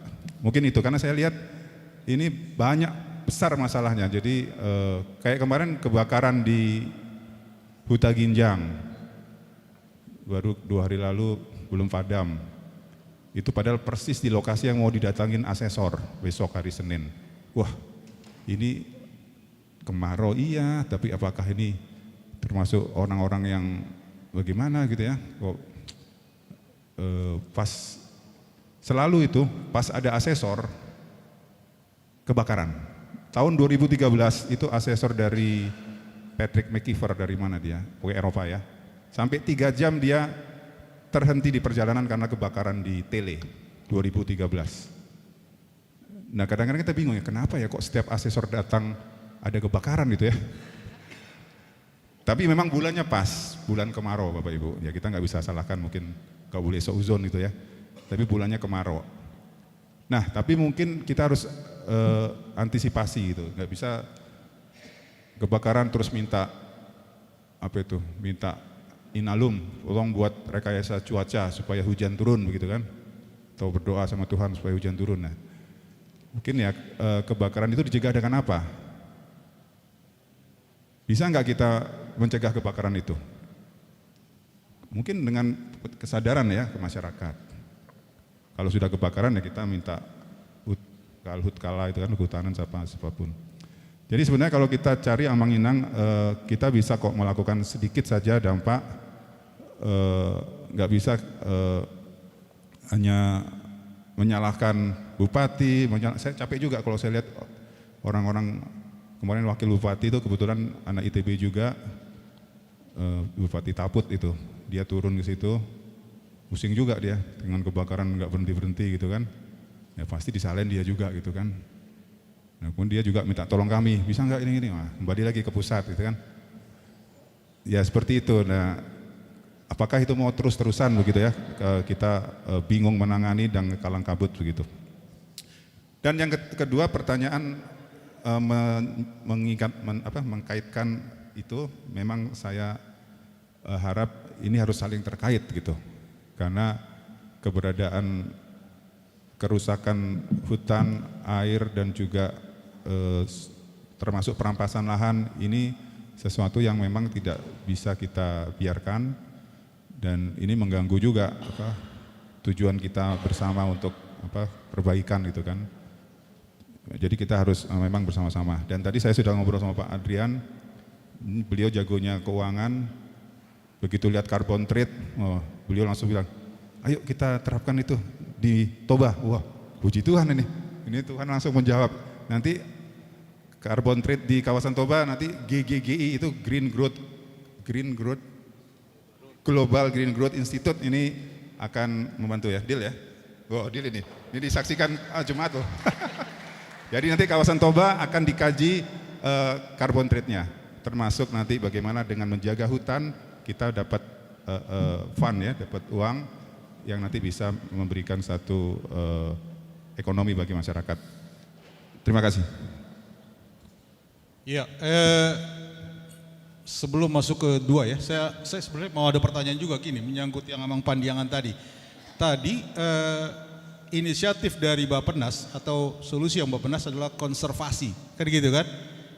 Di pikiran saya konservasi itu adalah solusi di bagian hilir, kan gitu kan? Bagian hilir. Gitu.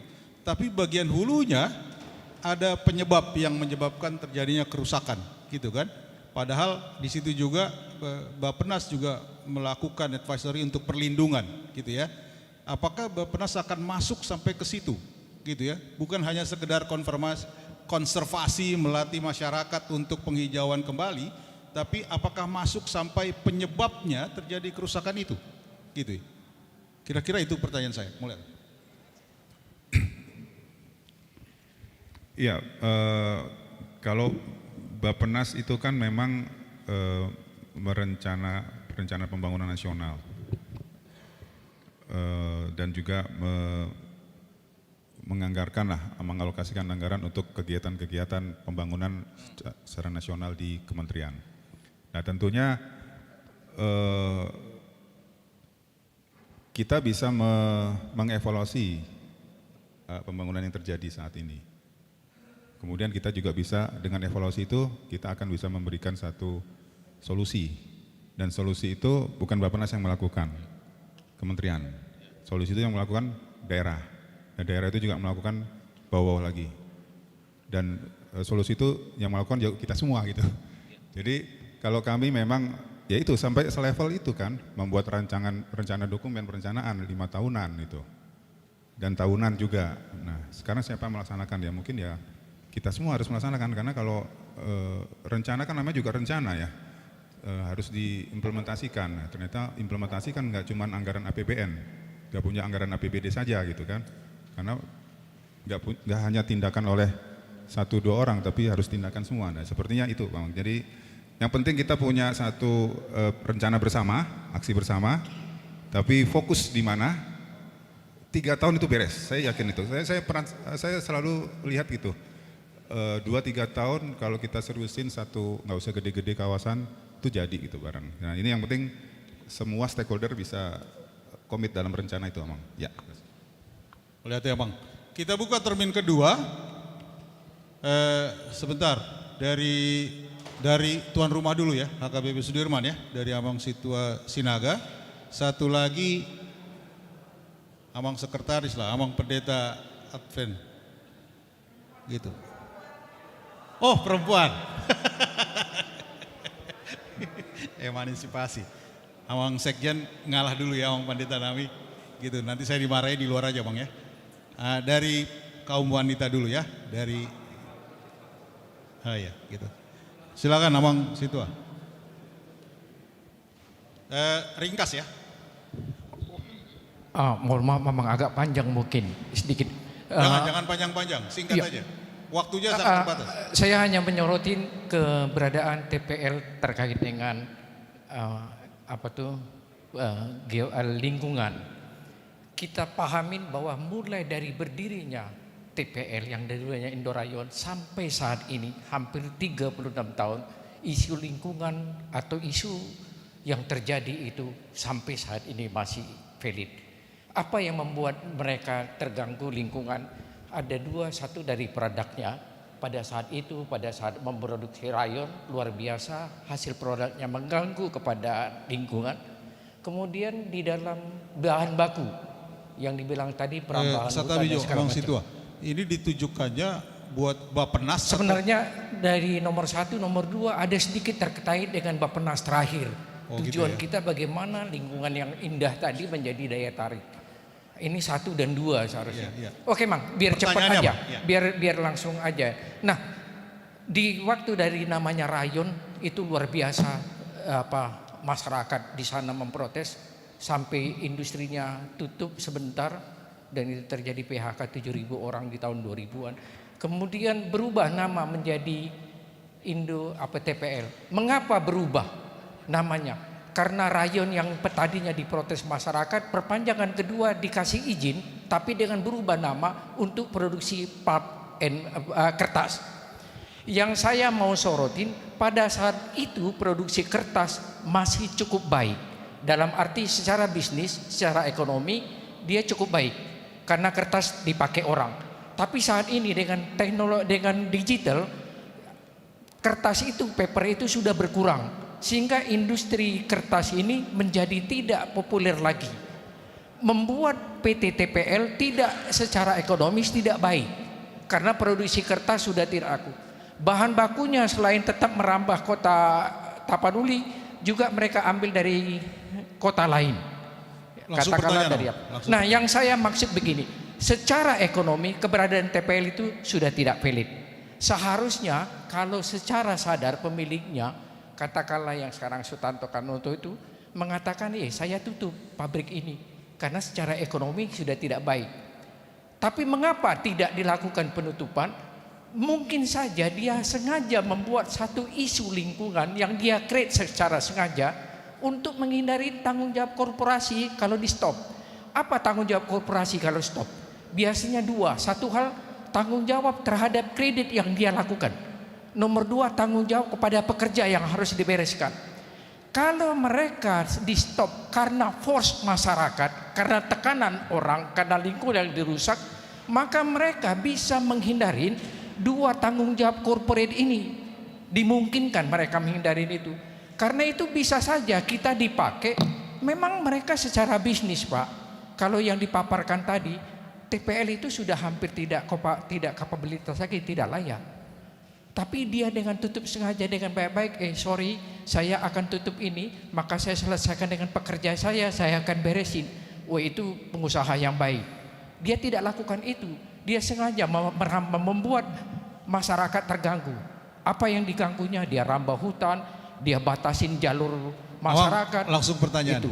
Nah, yang saya maksud, bagaimana apakah isu lingkungan yang sejatinya itu mungkin faktor yang sengaja diciptakan oleh pihak pengusaha dengan tujuan untuk menghindari tanggung jawab koperasi kalau dia tutup. Yang saya inginkan, bagaimana kita jangan terjebak dalam situasi ini, sama-sama kita dorong bagi TPL itu satu, kalau ingin berlanjut, jaga lingkungan dan merawatnya dengan baik dengan segala hukumnya. Tapi kalau memang kita harus katakan stop, kita harus pintar untuk menjaga mereka menyelesaikannya dengan baik. Karena 7.000 karyawan yang di stop di tahun 2000, kalau nggak salah tidak dapat diselesaikan dengan baik. Karena di stopnya itu karena tekanan masyarakat. Itu dari saya. Terima kasih. Ya, menurut saya pertanyaannya nggak cocok untuk Kamang Togu karena ini perencanaan pembangunan. Nanti akan dibahas di pembicara yang lain ya, gitu. Nanti moderator yang mencatat. Inang, silakan. Di ini, Inang.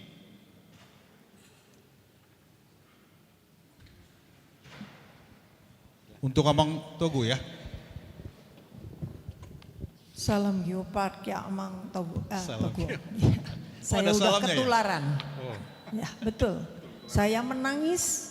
Saya baru 13 tahun ini. Satabi Inang. Ya. Namanya. Nama saya Insinyur Joyce Sitompul Boru Manik. Saya dari HKBP Menteng. Saya senang sekali karena kita diskusi di rumah Tuhan yang indah ini. Dan 80 panitia adalah pendeta-pendeta hamba Tuhan. Terima kasih. Karena saya tahu pada waktu hamba Tuhan berdoa sungguh-sungguh jawaban itu saya lihat. Saya orang awam, saya di HKBP Menteng, saya pernah ketua Zending HKBP Menteng tahun 2008 sampai 2017. Dan saya lihat dengan mata kepala sendiri. Pada waktu berdoa sungguh-sungguh itu Tuhan yang bantu ya. Sekarang di tangan saya, di samping saya ada peluang pekerjaan karena saya 8 tahun dari kecil-kecilan bisa sampai ekspor. Kok bisa ya? 16 geosite itu saudara-saudara saya. Saya sampai pakai mandar balige ini saudara-saudara. Saya pakai mandar balige. Enggak jelek juga ya. Inang langsung ke pertanyaannya bisa enggak? Iya. Ya. Saya siapkan proposal, saya bikin sendiri. Ya. Saya berteriak juga ke lembaga, ada 2-3 lembaga. Diangkat, kok repot banget ya ngurusin. Saya bikin di sini 1.600 anak remaja membuat karya plastik dari limbah plastik. 800 ibu membuat souvenir. 800 orang ibu, pemuda-pemudi belajar membuat batik, bahkan 400 pemuda-pemudi Manggorga. Saya hitung sendiri ada RAB-nya. Silakan Amang. Tidak besar Amang, tapi di 16 geosite saya bikin sendiri karena saya frustrasi sendiri, kok miskin banget ya. Tadi kan dibilang bagaimana dia mau mikir lingkungan kalau perutnya lapar. Tadi aja itu udah nggak masuk akal salary mereka. Saya lama di luar negeri dan saya kembali melihat tanah Batak yang seperti itu, gemes sekali. Saya arsitek, saya dari UI Angkatan 81, saya nggak bisa diam. Silakan dan boleh nanti dikoreksi, saya bersedia bekerja sama dengan siapa saja. Saya tidak cari untung karena saya cukup makan, tapi saudara-saudara kita ada pekerjaan, 4 macam peluang kerja, 3.600 orang bisa bekerja dengan yang kecil. Saya punya contoh pekerjaan, gurunya juga ada. Mari kita bangun dan beri kesempatan untuk perutnya juga. Proposalnya kenyang. nanti tinggal dikasih ke panitia. Siap Amang, saya bikin sendiri. Cuman tidak ada yang pikir, katanya saya kurang kerjaan gitu Mang. Tapi saya sudah buktikan di Pulau Enggano, saya Ibu Enggano. Ya. Jadi pekerjaan Tuhan dan kita di rumah Tuhan yang hebat ini, minggu depan ada, saya pasti hadir. Ada pertanyaan Nina? Ya, saya cuma mau kasih tahu, saya siapkan pekerjaan yang siapa saja bisa kerjakan. Dan ini menolong perut saudara-saudara kita di kawasan Kaldera Toba Salam Geopark. Terima kasih. Gini, karena tadi pertanyaan yang dari Amang Sinaga lebih tepatnya nanti kedua bicara yang lain. Yang berikut itu bukan pertanyaan, tapi usulan ada proposal dari Amang Pendeta Advent. Silakan. Pertanyaan Amang ya? Siap, Amang moderator. Ya, saya Pendeta Advent, Leonard Nababan. 2 hal yang mau saya sampaikan Amang. Yang pertama, saya tidak tahu ke pembicara mana, tapi saya yakin boleh memberikan jawaban nanti tentang ini. Yang pertama masalah, kalau seandainya satu perusahaan itu tutup atau sengaja ditutup, apa tanggung jawab dari owner atau pemilik perusahaan itu? Apakah ada regulasi dari pemerintah yang mengatur semuanya tentang ini? Kalau ada karyawannya 1.000 atau 2.000, apakah memang ada tanggung jawab perusahaan untuk mensejahterakan mereka dari regulasi pemerintah atau apalah namanya? Itu yang pertama. Yang kedua, saya tidak tahu itu apakah kabar baik masalah Geopark. Saya dengar yellow card sekarang begitu dari UNESCO itu ya. Hubungannya yang betul-betul mempergumulkan masalah Geopark. Dan ini ada di Toba. Dan ada satu masalah sekarang yang dihadapi Tapanuli Raya, hubungannya dengan lingkungan. Dan katakanlah itu masalah lingkungan akibat dari kehadiran satu perusahaan tertentu. Apa sikap dari Bapak terhadap kehadiran TPL sekarang di Toba atau Tapanuli Raya, hubungan Geopark dengan kehadiran TPL di sana? Itu saja Bapak, terima kasih. Terus, melihat ya Bang Pandita, saya pikir pertanyaan pertama dikatakan apa tanggung jawab owner jika perusahaan tutup gitu ya. Mungkin akan dijawab nanti pembicara berikutnya gitu ya, akan bicara berikutnya. Yang kedua mungkin Amang ini sikap terhadap kehadiran TPL sehubungan dengan pengembangan geopark di Danau Toba. Baik, terima kasih Amang Pendeta. Ini kalau saya tadi terakhir apa hubungannya geopark dengan TPL? Kalau kita memang ingin TPL tutup ya, tadi 7.000 tenaga kerja, kan kita harus menyiapkan lapangan kerja buat mereka. Nah, tentunya geopark ini adalah satu lahan pekerjaan yang green job. Tadi Inang dari Ibu Joyce Sitompul ya, ini sudah memberikan satu pelatihan untuk nanti ekonomi ini bisa menggantikan buat para pekerja itu kita harus pikirkan. Nah, geopark kawasan Toba sudah mempunyai nilai branding dunia. Geopark tadi saya jelaskan apa saja. Dan intinya tenaga green jobs itu adalah pekerjaan-pekerjaan yang ramah lingkungan, pekerjaan yang ikut menjaga lingkungan, pekerjaan-pekerjaan yang memberikan dampak ekonomi berkelanjutan begitu. Nah, ini seperti membuat karya seni dari sampah. Ini kan menarik juga ya. Dari sampah, anak-anak kecil tahu bahwa sampah ini sebenarnya bisa diolah, sebenarnya bisa dikumpulkan dengan baik, kemudian bisa diolah. Ini sampah plastik. Nah, kemudian juga membuat ekonomi kreatif souvenir, membuat batik ulos, batik Toba mungkin. Nah, ini harus kita siapkan semua. Jadi saya setuju ini harus dilatih dari awal, karena kalau bisa lokasinya ya lokasi di tempat nanti para pekerja TPL itu terdampak gitu ya, kalau misalnya itu. Itu mungkin kira-kira kaitannya proposal, geopark dan TPL. Makasih. Lihat ya Bang, karena waktunya sudah lewat ya, lewat dari 25 menit. Jadi kita akan masuk ke moderator yang kedua. Jadi selesaikan dulu 3 ini, nanti kita lihat waktunya. Kalau panitia masih memberikan, kita ulang lagi dari pembicara pertama. Kita masuk dalam moderator yang kedua untuk pembicara yang kedua.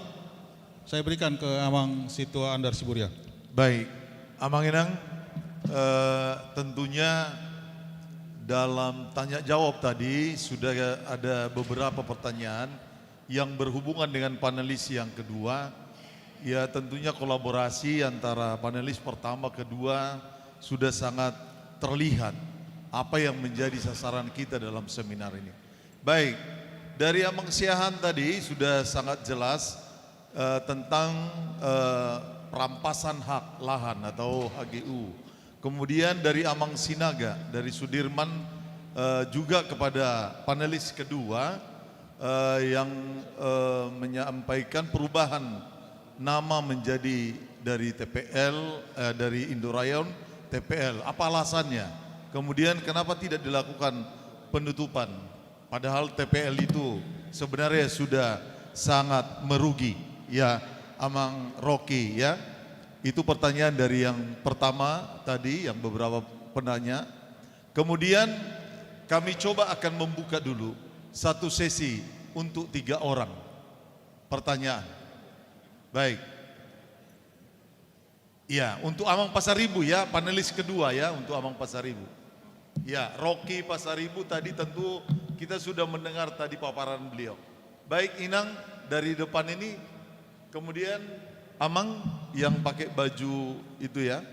Satu lagi, dari sebelah sini mungkin. Sebelah sini ada. Oke, yang di belakang, anak muda itu. Anak muda di belakang itu ya. Oke, baik, 3 orang ya. Baik, silakan Inang. Ada di sana Mike. Oh iya. Boleh berdiri, sebutkan nama. Ya. Terima kasih Pak Moderator. Saya Mahdalena Sitorus, saya dari Gereja HKBP, tapi saya juga anggota dari KSPPM. Yang pertama adalah kalau dilihat dari paparan Pak Rocky, Bang Rocky itu terlihat sejak tahun 80-an itu hanya perubahan nama. Jadi saya hanya memberikan kesimpulan bahwa pemerintah tidak pernah mengambil tindakan konkret, tidak pernah dari tahun 80-an hingga saat ini, dan lalu membiarkan juga konflik horizontal itu masyarakat adat dengan TPL. Lalu malah sekarang ini juga berkembang yang ketiga juga pemerintah tidak memberikan perlindungan hukum, yang justru kalau lihat dari tayangan, mungkin Bapak Ibu bisa melihat tayangan-tayangan dari peristiwa-peristiwa di Tapanuli Utara, itu justru terjadi intimidasi dan kriminalisasi terhadap masyarakat adat. Saya perlu tekankan juga kalau lihat dari tayangan itu, melihat perempuan adalah di garis terdepan karena masalah tanah adat itu kebanyakan urusan perempuan, dan itu juga sangat mempengaruhi perekonomian keluarga. Nah, pertanyaan saya bahwa yang kemudian juga yang sekarang juga berkembang itu Pak, food estate ya. Ini juga tidak ada misalnya pengadaan satu program partisipasi masyarakat, itu tidak ada, tidak didahulukan. Jadi itu mungkin juga menjadi catatan, sehingga di dalam acara ini gitu ya, bagaimana menghadirkan, sebetulnya kalau kita bisa simpulkan negara tidak hadir di dalam persoalan ini. Nah, upaya kita bagaimana menghadirkan negara, sebetulnya kalau ada good and political will dari negara, tinggal mengatakan itu tutup. Bahwa ada tadi Bapak Pardede mengatakan harus melihat juga lapangan kerja yang harus disediakan bagi masyarakat, tetapi lihat tidak ini bahwa ada terjadi pemecah belahan antara masyarakat. Jadi ada yang pro TPL dan ada yang anti TPL, seperti itu. Nah, ini juga masalah ekonomi. Nah, untuk itu seminar atau program yang berikut adalah menghadirkan negara di sini, dan apa yang harus kita lakukan untuk meminta state obligation, karena ini adalah masyarakatnya yang tertindas gitu ya, dan tidak diperhatikan dan sudah berlangsung lama sekali. Saya di Sumatera tahun 80, itu saja. Terima kasih. Terima kasih. Ya, tentunya hal konkret dari pemerintah yang kita tuntut. Baik, dari Amang tadi di sana, silakan. Marataba tak mau Amang. Silakan Amang. Mulyate Guarho Padita Japaris Nenggolan, Mangula di HGP Depok Timur. Mulyate, terima kasih untuk Bapak dan Ibu. Alam tidak butuh manusia. Manusia butuh alam. Untuk Bapak narasumber tadi sangat terkesan. 15 tahun saya tugas sebagai di Kabupaten Tapanuli Utara sebagai Ketua Walhi. Zaman Toluto, zaman Dr. Andus Nixon Nababan, dan juga bagian pengurus Walhi waktu di Lampung saya mahasiswa di Unila. Di kawasan Tapanuli ada 5 PT yang tidak terlepas itu dari yang dipaparkan oleh Bapak Pasaribu tadi, yaitu soal kriminalitas insiden-insiden. Bisa saya sebutkan dulu, izinkan. PT Inalum, PT Inti Indorayon, PT yaitu keramba ikan yang ada di Danau Toba, termasuk itu PT Sol Sarula Operation Limited yang ada di Pahai, yaitu panas bumi. Seluruhnya pandai-pandai semuanya para narasumber, termasuk itu pemangku-pemangku kepentingan alias ilmu yang sudah dirasuki oleh kapitalis. Mungkin to the point Amang. To the point, mulai ya. Emang na tua-tua. Ama solusi neng bahenota. Molo binerek sen HKBP bertolak ukur do taringo tu hajonjongi PT Indorayon manang TPL. Ahado suara tas sadario taringo tu TPL. Ahado suara ta. Molo songodao berpendapat tutup TPL. Ya, tutup TPL. Iko berani dua umat dokoni ala padida au. Molate saluhukna dan diau soal kue yang begitu mahal. Walaupun itu perusahaan Amang narasumber nami, kue yang begitu mahal datang ke Tapanuli, tapi mekanismenya itu aja dibaharui Amang duluan. Ya. Oke. Molate Amang. Oke. Hata kita banyak kadongan. Baik, melihat Amang. Tutup TPL.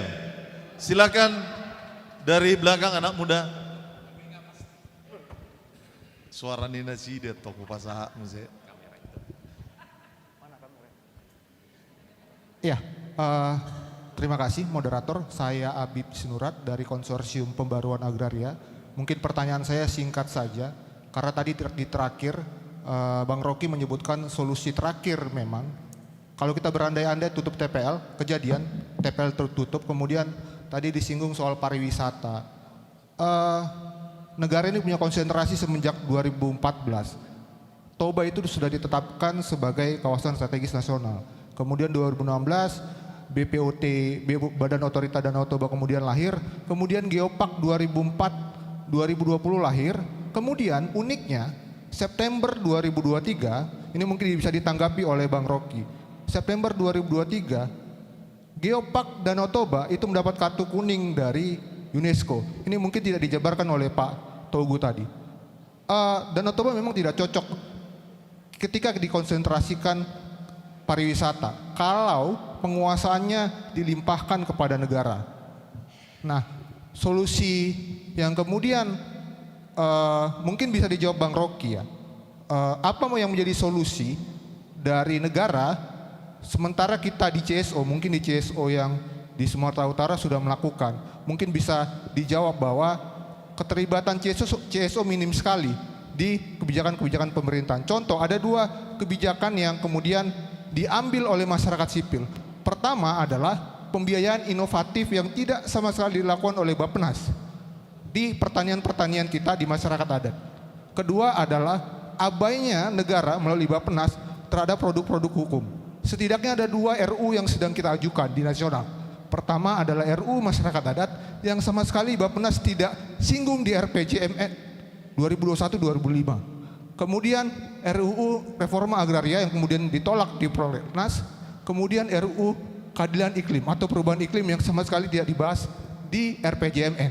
Ini yang menandakan bahwa negara melalui Bappenas dan Kementerian Lembaga Negara terkait itu tidak abai atau abai terhadap produk-produk kebijakan masyarakat sipil. Ini kemudian bisa ditanggapi oleh Bang Rocky bagaimana keterlibatan CSO di kebijakan-kebijakan pemerintahan. Terima kasih. Baik. Agak sedikit menyinggung Pak Togu juga di sini ya. Silakan nanti diambil lagi Pak Togu ya. Baik, Amang Inang, kami tentunya Pak Rocky juga sudah mencatat yang menjadi pertanyaan dari yang penanya yang pertama juga. Silakan, kami persilakan waktu dan tempatnya. Ya, terima kasih Pak Moderator. Kalau yang 3 terakhir sebenarnya nggak lebih menekankan, apalagi tadi Bapak Pendeta Nenggolan yang udah berdosa HKBP kalau nggak tutup TPL Porus aja udah bilang tutup kan. Jadi tidak perlu lagi dipertanyakan suara jemaat HKBP, kita udah sepakat tutup TPL karena Porus kita sudah mengatakan demikian. Jangan kita biarkan sendiri opu itu, nanti diculik. Yang kedua, ini yang kukhawatirkan. Jadi penanya tadi yang ke Pak Togu sebenarnya itu akhirnya dialihkan ke saya. Apakah jangan-jangan isu tutup TPL ini sengaja digulingkan hanya untuk menghindari perusahaan ini melaksanakan tanggung jawabnya? Itu sejak Porus menyatakan sikap itu, opini liar seperti itu berkembang. Opini yang berkembang lagi sekarang bahkan Porus ditunggangi oleh elit politik untuk pengembangan program tertentu mengatakan tutup TPL. Nah maksudku aku mau sampaikan dalam pertemuan yang terhormat ini, stop kita beropini liar seperti itu. Pertama, Eporus tidak pernah ditunggangi. Tanggal 14 Juli pertemuan di Laguboti, tanggal 12 aku bersama Opui bertemu setelah beliau bertemu dengan LBP. Dia menyampaikan banyak hal terkait kecurigaan dan tudingan banyak orang yang mengatakan gerakan yang dia pimpin, gerakan yang dia sedang berjalankan ini ditunggangi oleh elit. Yang pertama, menjawab pertanyaan Amang tadi, apakah benar ini adalah sengaja kita gulingkan supaya TPL menghilangkan tanggung jawabnya. Tadi sebenarnya Pak Adrian sudah jelas mengatakan, walaupun dalam laporan keuangan TPL mereka merugi dalam 5 tahun terakhir, tapi kalau kita cari produknya, mereka tetap yang membeli. Jadi kalau kita lihat TPL itu yang punya adalah Pinnacle, 92 sekian persen punya saham Pinnacle. Pinnacle yang punya adalah Edenhall. Edenhall yang punya adalah Joseph Utomo. Berhenti sampai di situ. Bisa jadi TPL rugi tapi Pinnacle untung. Tapi lagi-lagi dia yang punya. Itu tadi yang dibilang Pak Adrian, hanya untuk menghindari pajak di Indonesia, mereka sengaja membuat laporan kerugian. Karena tadi di slide jelas, negara berutang ke perusahaan ini 600.000 US dollar. Soal pajak. Pajak mereka ditangguhkan 600.000 US dollar. Dan yang dilaporkan ke negara hanya 64.000. Jadi memang pemain ini adalah pemain yang sudah cukup lihai untuk mengaburkan orang untuk melihat siapa sebenarnya dia. Bahkan kalau kita lihat di mana Edenhall berada, dia itu di sebuah kepulauan yang Salomo kan. Kalau kita lihat, apakah memang tidak ada beban pajak di situ misalkan? Bisa jadi dugaan kita. Jadi jangan percaya walaupun perusahaan ini tutup, tapi Edenhall, Pinnacle dan lain-lain sampai Raja Garuda Emas dia yang punya, keluarga dia yang punya semua. Jadi kupikir opini kita mengatakan jangan-jangan gerakan ini ditunggangi hanya untuk menghilangkan tanggung jawab TPL karena memang sebenarnya sudah mau tutup karena kerugian. Itu kita hentikan. Ini adalah permainan yang cukup tinggi dia permainkan dan kita nangkap pula. Apalagi kita tuduh Eporus HKBP ditunggangi oleh elit untuk pengembangan program tertentu, kupikir terlalu apa ya? Aku nggak sedang bilang kewenangan Eporus tidak kuat, tapi Bu Estate sekarang adalah program prioritas pemerintah. Untuk apa menggunakan Eporus memuluskan program Bu Estate misalkan di Humbang Hasundutan hanya untuk mengatakan tutup TPL? Itu yang pertama. Jadi kita hentikan opini-opini seperti itu. TPL memang harus ditutup karena dosa-dosanya, itu sudah pasti. Bukan karena ada agenda-agenda yang lain seperti yang kita sedang diskusikan tadi. Yang kedua, menjawab Amang Pendeta, apakah ada tanggung jawab perusahaan jika perusahaan ini ditutup terhadap karyawan dan lain sebagainya secara regulasi? Undang-undang Ketenagakerjaan kita jelas mengatur itu sebenarnya. Ada tanggung jawab penuh perusahaan. Makanya dalam tuntutan 14 Juli pertemuan pimpinan gereja ada 3 tuntutan pimpinan gereja. 1, meminta Prabowo untuk segera menghentikan operasional TPL secara permanen. 2, meminta Presiden memerintahkan perusahaan untuk memberikan tanggung jawabnya terhadap karyawan-karyawan di masa mendatang. Dan yang ketiga, meminta gubernur dan seluruh bupati kawasan Danau Toba untuk ikut bersama-sama pimpinan gereja. Jadi jawabannya ada. Kekhawatiran kita itu kupikir juga terjawab dari Geopa. Geopa ini juga menjadi alternatif sumber pendapatan untuk melatih mantan-mantan buruh harian lepas. Kalau yang enggak buruh harian lepas, mereka itu adalah orang-orang yang sudah punya survival tinggi karena gimana kita mau membiayai Janres, Silalahi Direktur Umum TPL. Mau kita bagi-bagi tanah ke dia tuan tanah di Toba. Tapi yang sedang kita perhatikan sekarang adalah para buruh harian lepas yang sampai saat ini diperbudak, dieksploitasi tenaganya tanpa gaji yang cukup, itu yang menjadi prioritas kita ke masa mendatang. Orang-orang seperti direktur dan lain sebagainya, aku pikir ya mereka juga sudah menikmati dan mereka adalah tuan-tuan tanah juga yang sedang berada di kawasan Danau Toba. Nah yang terakhir dari saya terkait Kak Mahda tadi sebenarnya hanya penegasan ya. Persoalan ini sudah cukup panjang 4 dekade, tapi persoalannya memang pemerintah tidak kunjung hadir untuk menegaskan posisinya. Nah pertanyaannya bagaimana kita mau menghadirkan negara? Tadi saya berbincang dengan beberapa jemaat di Jakarta.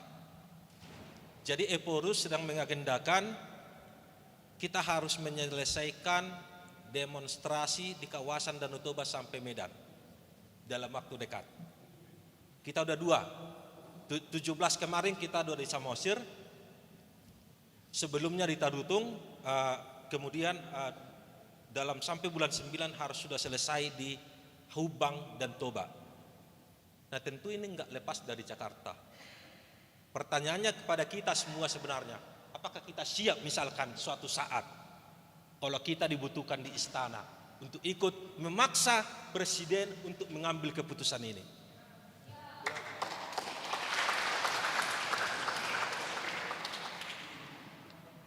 Bapak Ibu, tidak ada kewenangan bupati, wali kota, camat, kepala desa untuk menutup TPL.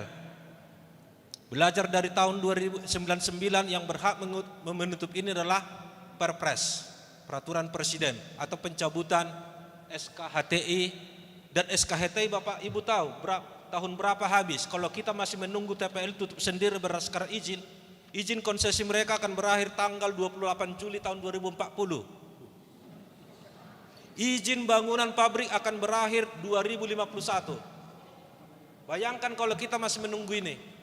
Bencana ekologis apa yang akan datang lagi, yang akan kita dengar, kita lihat.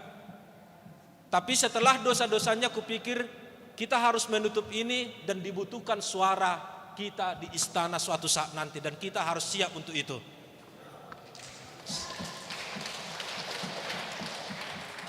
Yang terakhir terkait Geopark yang ditanyakan Sinurat tadi dari KPI, aku pikir Pak Togi yang lebih tepat nanti untuk menjawab itu ya. Tapi setidaknya aku sepakat dengan apa yang dibilang Ibu Delima tadi di awal. Program Geopark dengan apa yang terjadi di hulu itu tidak bisa dipisahkan. Bicara Geopark sekarang, Geopark sedang mengalami kartu kuning. Bahkan Eporus kemarin bilang, mustahil ini bisa kartu hijau lagi. Kayaknya mau dicabut statusnya itu. Di mana kita mempertahankan Geopark dari aspek budaya, lingkungan semua hancur. Itu nyata, bulan Ramadan kemarin tidak ada yang wisata ke Danau Toba karena baru banjir parapat, karena baru longsor parapat. Siapa yang mau nyaman berwisata ke Danau Toba? Jadi karena kita di semua orang Batak, hampir semuanya orang Batak, nggak ada yang harus kita tutup-tutupi soal kebobrokan Danau Toba kita sekarang. Nggak ada yang harus kita tutup-tutupi. Aku kemarin pas pulang dari Tele, batu-batu yang di atas itu hampir turun semuanya. Jadi ini harus pekerjaan yang simultan. Tidak boleh Geopark hanya bicara Geopark tanpa pernah menyentuh isu tutup TPL, isu TPL. Karena salah satu faktor yang menyebabkan Geopark mendapatkan kartu kuning karena ada proses pembiaran yang terus menerus, penebangan, banjir dan lain sebagainya. Jadi seolah-olah yang kita lihat program Geopark dan pembangunan pariwisata hari ini hanya bicara di hilir, hulu nggak pernah disentuh. Makanya sering kita bilang program Geopark, program pariwisata seolah-olah hanya basa-basi pembangunan. Apa yang mau kita jual di Danau Toba? Keindahan alamnya. Tapi kita biarkan keindahan alam itu dirusak oleh orang-orang yang sangat rakus. Saya pikir itu saja Pak Sintua. Terima kasih. Baik, mungkin waktu juga yang menentukan. Nanti kalau ada tambahan pertanyaan dari kita bisa di sesi berikut ya. Kami serahkan waktu kepada moderator yang ketiga. Silakan Amang. Baik, terima kasih. Maaf saya pakai kaos, saya John Tambunan. Saya adalah Ketua Asosiasi Perusahaan Efek yang menaungi Pak Adrian Rusmana. Mungkin di sini udah cukup clear ya semuanya. Ini kita malah sulit nih jawabnya. Ya kan, karena ini adalah tanggung jawab dari sisi term yang berbeda dengan apa yang dibahas oleh Bapak Ibu Amang Inang dan pendeta di sini. Tadi sebelum saya buka pertanyaan, sebenarnya udah ada pertanyaan dari Amang Sinaga ya tadi ya. Bagaimana cara menutup TPL ini atau go private? Karena ini kan melibatkan dana masyarakat dan dana asing, di mana kita secara hukum internasional kita berhubungan satu sama lain. Jadi bagaimana kita melakukan ini? Tapi menurut saya ini adalah sinergi dan kerjasama antar pihak. Dan yang kedua tadi Pak Adrian, nanti ini tanggung jawab owner. Mungkin kita jawab ini dulu ya, karena tadi sudah banyak nanti habis dijawab sama Pak Adrian, baru kita buka pertanyaan. Silakan Pak Adrian. Terima kasih Pak John. Mengenai buka tutup itu jadi seperti jalan ke puncak gitu ya. Kalau macet tutup, lancar buka. Tapi di korporasi sebetulnya lebih mendalam lagi kita menggalinya. Jadi tidak bisa sembarangan buka tutup begitu kan. Kita melihat kondisinya bagaimana. Memang kalau kita lihat adalah perusahaan lingkungan, di mana suatu perusahaan itu tidak bertanggung jawab terhadap lingkungan di sekitarnya. Kalau bagi kami, kita harus hitung dulu ini kerugiannya seperti apa secara sosial, secara ekonomi, secara perusahaan. Untuk menutup suatu perusahaan itu mungkin tidak susah gitu kan ya. Pernah kita lihat bahwa ada yang tutup Sritex itu perusahaannya besar sekali, tutup juga. Tapi permasalahan di sini kalau ditutup perusahaannya artinya tanggung jawab perusahaan terhadap lingkungan ini ditinggalkan gitu kan. Kita ingin perusahaan itu bertanggung jawab secara terukur. Misalkan kita lihat laporan-laporan yang dibuat itu sepertinya bertanggung jawab, tapi di lapangan tidak. Sehingga kita audit, ini betul tidak gitu kan. Tadi kita lihat bahwa BP Oil, Vale di luar negeri itu merusak lingkungan yang mana mereka tidak buat sengaja, tapi ketidaksengajaan itu dendanya cukup besar. Di Indonesia kelihatannya tidak ada hukuman finansial yang membuat perusahaan ini rugi gitu kan. Jadi kalau menurut kami barangkali kalau emang lingkungannya itu rusak karena perusahaan, ditagih, perbaiki lingkungannya, jangan ditutup. Kalau ditutup nanti enak aja gitu, mereka udah merusak terus dia tutup, bagaimana? Kemudian yang kedua juga bahwa ada aturan misalkan di Bursa Efek gitu ya, karena ini perusahaan publik, tadi Pak John menjelaskan bahwa ada aturan tertentu kalau tutup itu harus seperti apa gitu kan. Tidak mudah untuk menutup perusahaan publik. Kemudian misalkan kita lihat tadi misalkan faktor pajak atau emang ini jangan-jangan di perusahaan ini sengaja dibuat rugi. Untungnya adalah di induknya gitu kan, yang disebut dengan transfer pricing. Kalau transfer pricing disebut dengan tindakan ilegal gitu kan, itu dikejar gitu, dikejar agar kegiatan ilegalnya itu bisa dihentikan, jangan ditutup perusahaannya.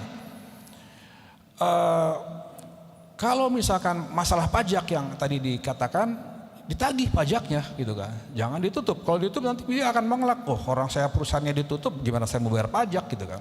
Kalau emang itu pajak ditagih gitu. Jadi banyak hal yang harus kita pertimbangkan sebelum kita melakukan tutup atau tidak tutup. Jadi mungkin kita harus analisa secara rasional, secara lebih tidak emosi gitu ya, mempertimbangkan juga. Mungkin tadi ya, dikatakan ini geopark, bisa saja kita berikan pengetahuan kepada manajemen bahwa jika perusahaan ini bisa bertanggung jawab dengan lingkungan, itu ada nilai ekonomisnya tersendiri. Misalkan ada namanya tadi dikatakan carbon credit, sehingga bisa mengurangi biaya perusahaan atau memberikan suatu, di Bursa Efek ada namanya carbon trading gitu ya. Jadi perusahaan itu bisa mengeluarkan surat utang untuk keperluan finansial. Nah itu yang menurut kami kita perlu telah lebih lanjut, tidak dibuka dan ditutup dengan secara emosi, tapi dikaji lebih dalam gitu. Tapi kalau menurut kami ada pertanyaan, apakah ini isu lingkungan disengaja gitu kan? Kalau saya lihat ini kelihatannya bukan kesengajaan, tapi ini karena tanggung jawab. Misalkan setelah nebang pohon dia tidak tanam lagi, karena mungkin ini biayanya mahal gitu kan. Jadi emang kelihatannya ini perusahaan tidak mau bertanggung jawab karena faktor biaya gitu. Tapi kalau misalkan lingkungan yang dirusak, kita harus lihat lagi. Tapi kelihatannya dia tidak mau menanggung biaya yang tinggi agar mereka bisa jual misalkan ke luar negeri papernya itu dengan harga murah karena biayanya murah di Indonesia. Tadi ada dikatakan mengganti nama, itu mungkin wajar perusahaan mengganti nama karena mungkin masalah tren atau mungkin masalah perusahaan pemiliknya berubah, itu pun juga wajar kalau perusahaan itu ganti nama. Saya kira Pak John, komentar dari saya yang terkait tadi mengenai. Baik, terima kasih Pak Adrian. Kita buka pertanyaan untuk yang, ya silakan, ada dari sisi kiri. 1, 2, 3, mungkin Amang dulu yang kacamata, namanya, terus pertanyaannya Amang. Silakan. Mungkin saya Judianto Simanjuntak, saya dari Perhimpunan Pembela Masyarakat Adat Nusantara, PPMAN. Jadi yang saya tanyakan sebenarnya sangat singkat, mungkin pandangan ekonomi terkait dengan apa yang disampaikan tadi para narasumber dan juga apa yang disampaikan oleh para peserta diskusi pada siang hari ini sampai sore hari ini. Nah, saya meminjam istilah dari ekonom seperti Kwik Kan Gi dan Rizal Ramli almarhum, ada suatu kebijakan ekonomi itu harus berbasis kepada perlindungan terhadap hak asasi manusia dan ada manfaatnya. Kalau dilihat dari sudut pandang yang disampaikan oleh para narasumber tadi, ada banyak masalah yang ditimbulkan oleh TPL ini sampai kepada perampasan wilayah adat dan juga kerusakan lingkungan. Artinya dari segi manfaat dan basis perlindungan HAM-nya sama sekali tidak bisa dimanfaatkan dan tidak ada kegunaannya bagi masyarakat dan banyak merugikan dan mengakibatkan penderitaan kepada masyarakat. Yang menjadi pertanyaannya dari sisi ekonominya itu gimana pandangan dari Bapak melihat hal ini, karena banyak masalah yang ditimbulkan oleh TPL ini daripada keuntungan yang diperoleh oleh masyarakat itu sendiri. Bahkan tadi sudah banyak uraian, ada perampasan wilayah adat dan juga banyak yang dipenjarakan gara-gara mempertahankan wilayah adatnya. Dari sisi ketenaga kerjaan juga tadi sampai banyak yang menimbulkan juga problem terkait dengan masalah itu sendiri. Makasih. Makasih. Pandangan dari sisi ekonomi Amang terhadap HAM dan masyarakat. Oke. Ya. Terus next Inang namanya. Kita batasi 3 pertanyaan aja ya, nanti satu lagi terakhir habis ini. Terima kasih, nama saya Trisna Boro Harahap, saya warga HKBP Distrik 5 Medan gitu, yang bekerja di Jakarta. Sebenarnya saya pengen penegasan aja, karena kan sebagai orang awam ya, ketika kita mendapatkan data-data tentang sudah 5 tahun belakangan TPL ini merugi. Nah seperti itu, habis itu juga negara justru harus membayar $600.000 gitu untuk penalangan ya terhadap perusahaan ini.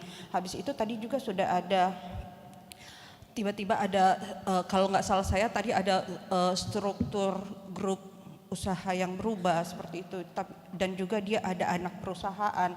Habis itu kalau dibilang dia go public dia cuma 7%, padahal itu nggak bisa jadi suara mayoritas juga gitu. 7% kalau kita ada RUU PS gitu nggak ada juga gitu publik, dan kita belum tahu siapa-siapa juga ini pemiliknya seperti itu.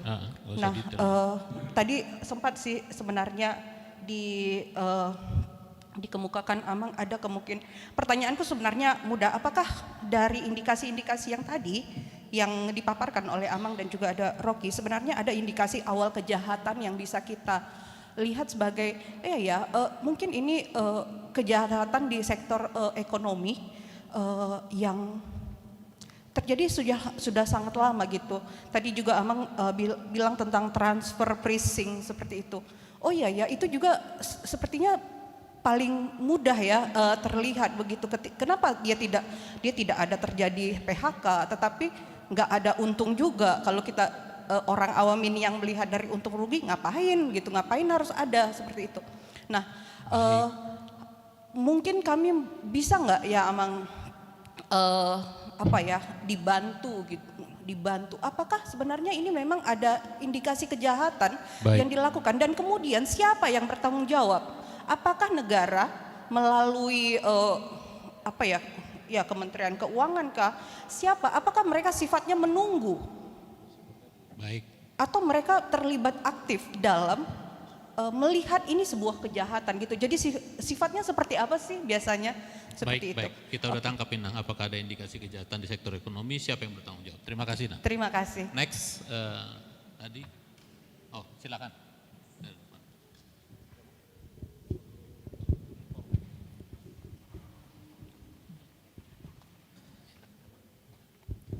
Perkenalkan, Amang Inang, saya Hotman Jonathan Marbun Luman Gaul, saya penulis, nama pedanya Hojot Merluga.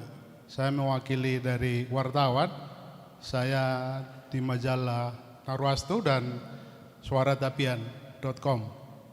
Pertanyaan saya sebenarnya untuk Pak Andrian tadi, Bapak sepertinya berpikir kalau TPL ditutup lebih banyak kerugiannya. Saya nggak tahu apa di balik ini semua, Pak. Jadi itu yang kita tanyakan karena sepertinya sulit juga menutup TPL itu. Itu yang saya tangkap dari Pak Andrian. Mohon dijawab begitu. Baik Pak, untuk pertanyaan terakhir, Pak Adrian ini kan bukan orang HKBP. Dia ini pengamat ekonomi ya. Jadi jangan nanti jadi salah persepsi kita salahkan. Tidak, dia hanya mau membawa kita kepada tataran yang dari sisi benarnya. Jadi bukan dia tidak setuju atau setuju, tapi dia akan membawa dari sisi tataran yang benarnya. Keputusan ada di tangan kita semua, bukan di tangan Pak Adrian. Saya disclaimer dulu nih, ya. Makasih, silakan, Om. Iya.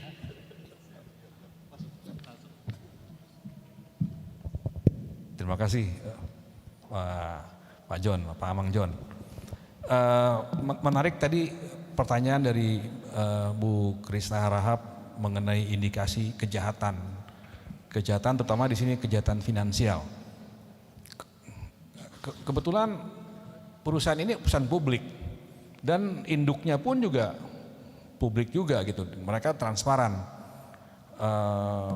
Kita bisa lihat transaksi-transaksi dari anak perusahaan ke induknya secara gamblang dan diaudit.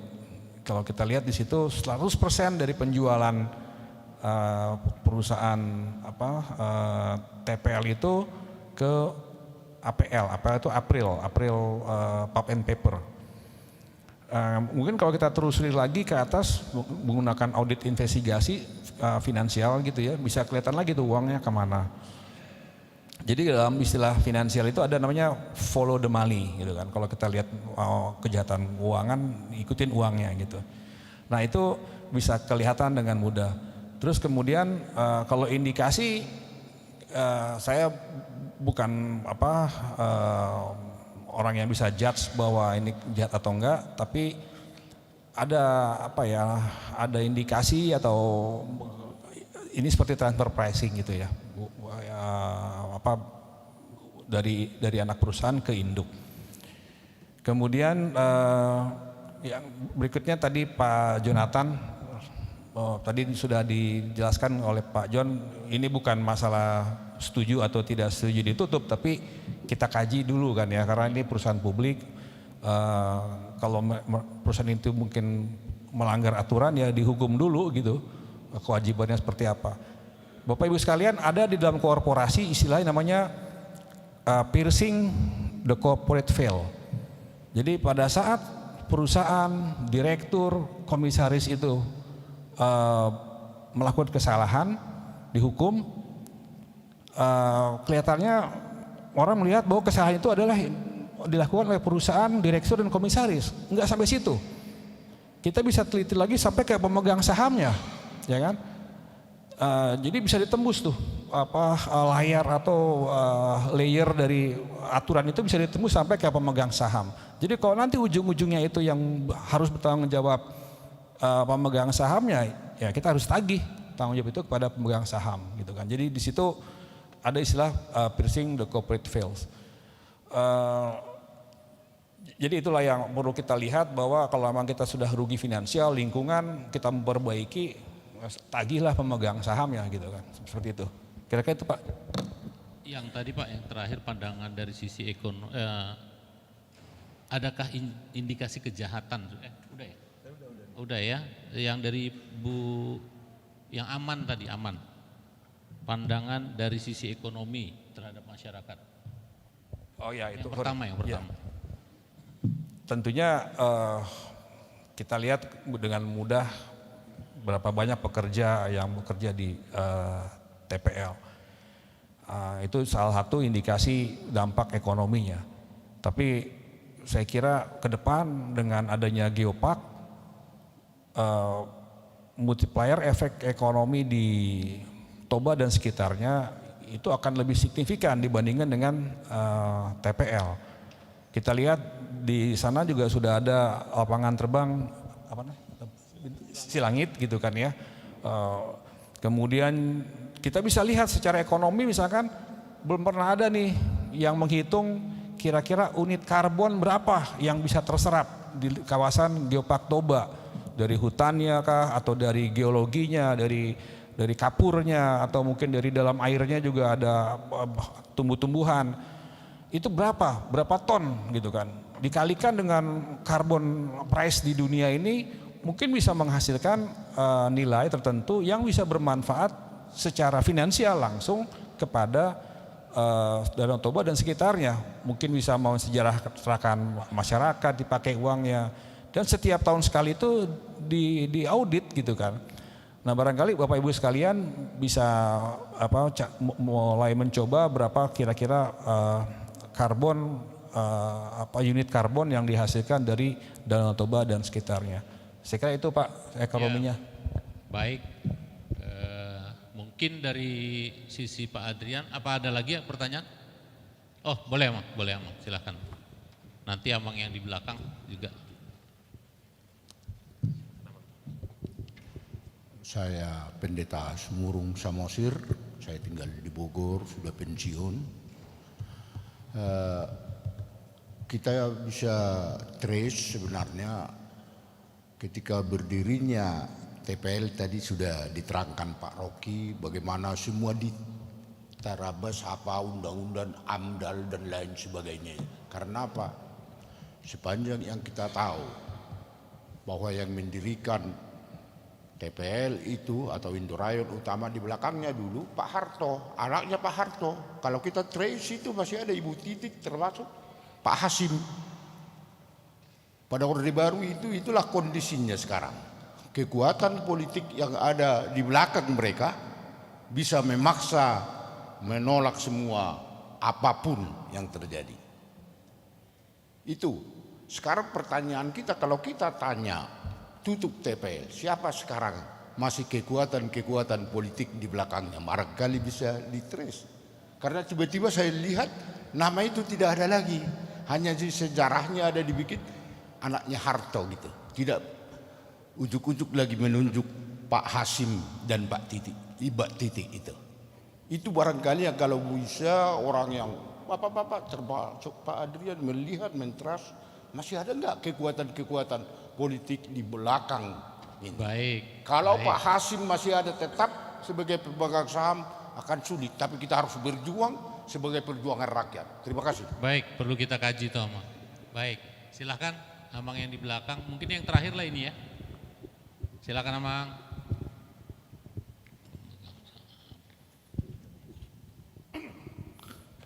Shalom, selamat sore. Saya Sintua Sitorus dari Pulau Asem, KBP Pulau Asem. Terus terang saya agak kecewa dengan seminar hari ini ya, karena undangannya adalah untuk Ketua Koinonia datang mengenai seminar lingkungan hidup. Tapi yang pertama yang menjadi agenda adalah bagaimana kita menjelek-jelekan TPL. Saya bukannya anti terhadap TPL, tapi sebaiknya kalau HKBP mau digunakan sebagai suara untuk menutup TPL, saya rasa Eporus juga akan mengharapkan objektivitas ya dalam membangun opini. Terus terang pembicara kedua dan ketiga tadi saya lihat di LinkedIn CV-nya memang sesuai ya. Jadi senior saya Amang Pardede di ITB, dan juga dari Pak dari LRT ya. Tapi yang nomor satu terus terang saya lihat dari Universitas Swasta Medan, makanya saya bilang waduh ini kok opininya sangat keras, tapi dari segi pendidikannya aja jangan sampai kita jadi Jokowi kedua gitu ya, walaupun itu belum terbukti gitu. Intinya menurut saya adalah kalau ini memang acara untuk gereja, marilah kita membangun opini secara objektif. Memang arahnya dari Eporus sudah jelas ingin menutup TPL. Dan menurut saya kalau memang itu merugikan masyarakat Batak, kita sebagai jemaat harus mendukung itu. Dan saya rasa Eporus tidak akan sembarangan menyuarakan itu, pasti itu sudah melalui doa dan segala macam. Baik, pertanyaannya Mang? Mungkin sebagai usulan aja. Untuk yang berikutnya, kalau misalnya mau seminar tadi ada seminar kedua ya, mungkin dijelaskan juga agenda dan pembicaranya supaya kita benar-benar bisa berharap apa nih yang akan kita dapat dari seminar semacam ini. Itu aja, makasih. Untuk panitia berarti ini Amang ya? Ya. Baik, terima kasih. Mungkin nanti yang terakhir ini buat panitia yang menjawab, mungkin yang ke-8 tentang tracing pemegang saham tadi dari Amang Pendeta Sumur. Udah ya? Oh udah. Ya kalau gitu udah terjawab, kami kembalikan lagi. Cuman kami satu dari sisi capital market, boleh tutup TPL, tapi jangan buang tanggung jawab pemiliknya. Itu aja, terima kasih. Ada beberapa dulu, saya akan minta Amang Todo untuk menjawab singkatnya. 2 pertanyaan masih gantung nih. Yang Geopark mendapatkan kartu kuning. Geopark, yang kedua adalah RUU Masyarakat Adat. Peran Bappenas di mana di sini? Berat. Ya, kartu kuning memang kartu kuning ini apa ya? Ya bisa dibilang suatu peringatan juga karena pengelolaan Geoparknya belum baik begitu ya. Dan juga termasuk manajemen di kepengurusan pengelolaan Geopark Toba sendiri. Itu asesor melihat sekali tuh terjadi sesuatu yang tidak. Jadi mereka gini, mereka melihat secara holistik ya, dari lembaga pengelolanya. Kemudian dari sampai kepada pelaksanaan selama 4 tahun. Jadi status UNESCO itu 4 tahun sekali dievaluasi gitu ya. Toba tahun 2020 dapat UNESCO, kemudian 2024 kemarin dievaluasi, terkenalah kartu kuning. Nah, sehingga tahun ini dievaluasi lagi itu. Jadi itu sebenarnya bukanlah suatu kayak, nah ini saya buka aja ya, jadi UNESCO itu tidak seperti menghukum begitu ya, masyarakat kita yang menghukum sebenarnya. Mereka itu memberikan justru kartu kuning untuk memberikan satu semangat memperbaiki supaya mendapatkan kartu hijau. Jadi bukan kartu kuning untuk menghukum jadi kartu merah begitu, enggak. Jadi saya pikir kadang-kadang terlalu membesar-besarkan apa di ini. Walaupun ternyata ada baiknya juga, terbesar-besar itu jadi kitanya semua jadi kebakaran jenggot. Sayangnya kebakaran jenggotnya hanya dalam waktu 2 bulan atau 3 bulan terakhir sebelum asesornya datang. Mestinya selama 2 tahun yang lalu gitu kan. Jadi pertanyaan apa yang kartu kuning tadi ya? Oh ya.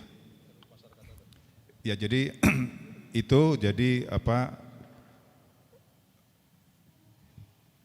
Tapi begini, tapi isu-isu itu kadang-kadang masuk ke telinga asesor.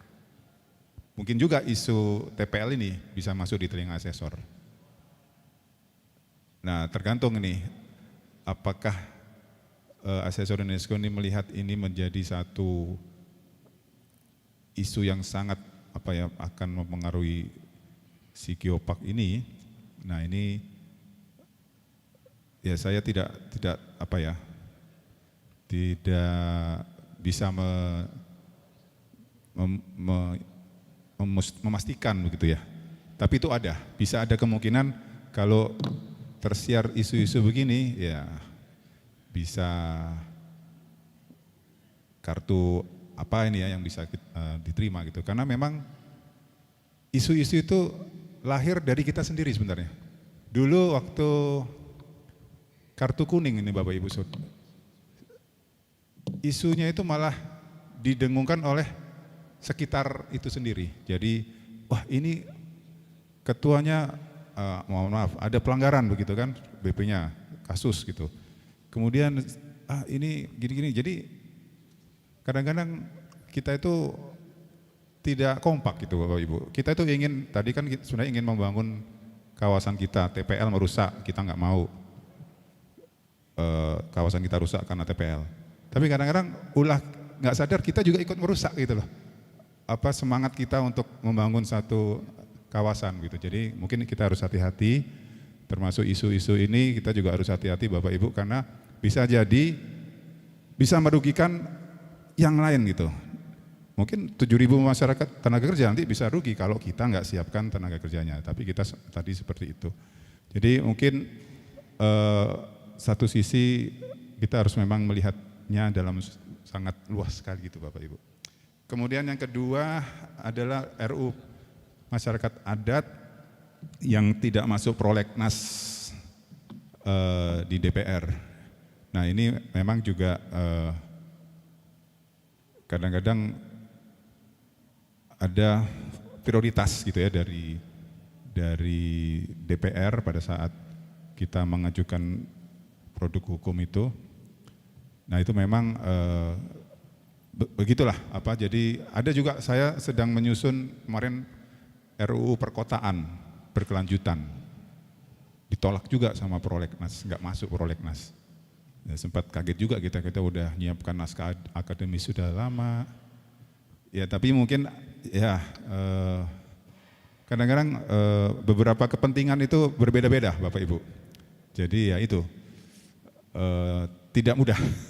Ternyata kita mau mengajukan RUU ini ada kepentingan lain yang masih belum siap atau bagaimana, atau merasa apa begitu ya, sehingga perlu pemahaman lagi. Saya pikir ya tidak apa-apa, kadang-kadang RUU perkotaan atau RUU masyarakat adat ini mungkin belum terus disosialisasikan begitu Bapak Ibu ya, belum viral mungkin.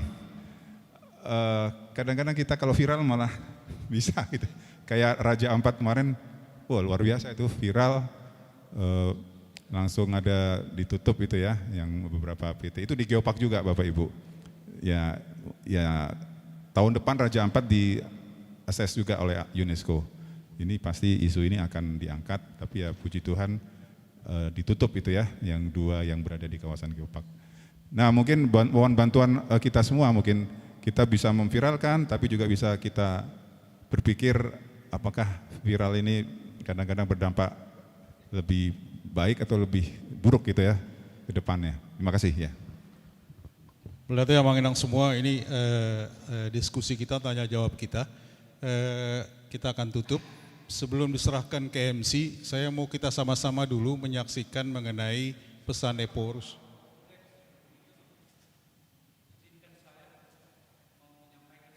Iya, nanti Abang, setelah video ini dulu diputar ya Bang ya. Gitu. Amang Multimedia, video yang keempat tolong diputar dulu. Bapak Ibu pemilik dan pimpinan PT Toba Pulp Lestari TPL yang terhormat, perkenankanlah saya menyampaikan 7 hal sebagai bentuk keprihatinan dan tanggung jawab moral sebagai bagian dari masyarakat Tanah Batak dan pimpinan gereja HKBP yang beranggotakan sekitar 6,5 juta jiwa. Pertama, saya secara pribadi dan mayoritas masyarakat di Tanah Batak tidak mengenal secara langsung siapa sesungguhnya pemilik maupun pimpinan utama PT TPL. Ini merupakan suatu ironi yang mencolok. Sebuah perusahaan berskala besar yang telah beroperasi selama puluhan tahun di atas tanah leluhur kami, tetapi relasi sosial dan komunikasi dasarnya dengan masyarakat sekitar tetap asing dan tidak terbangun. Dalam konteks etika bisnis dan tanggung jawab sosial perusahaan, serta norma adat yang kami hidupi. Absennya relasi ini merupakan sebuah bentuk pengabaian etika hidup bersama di masyarakat.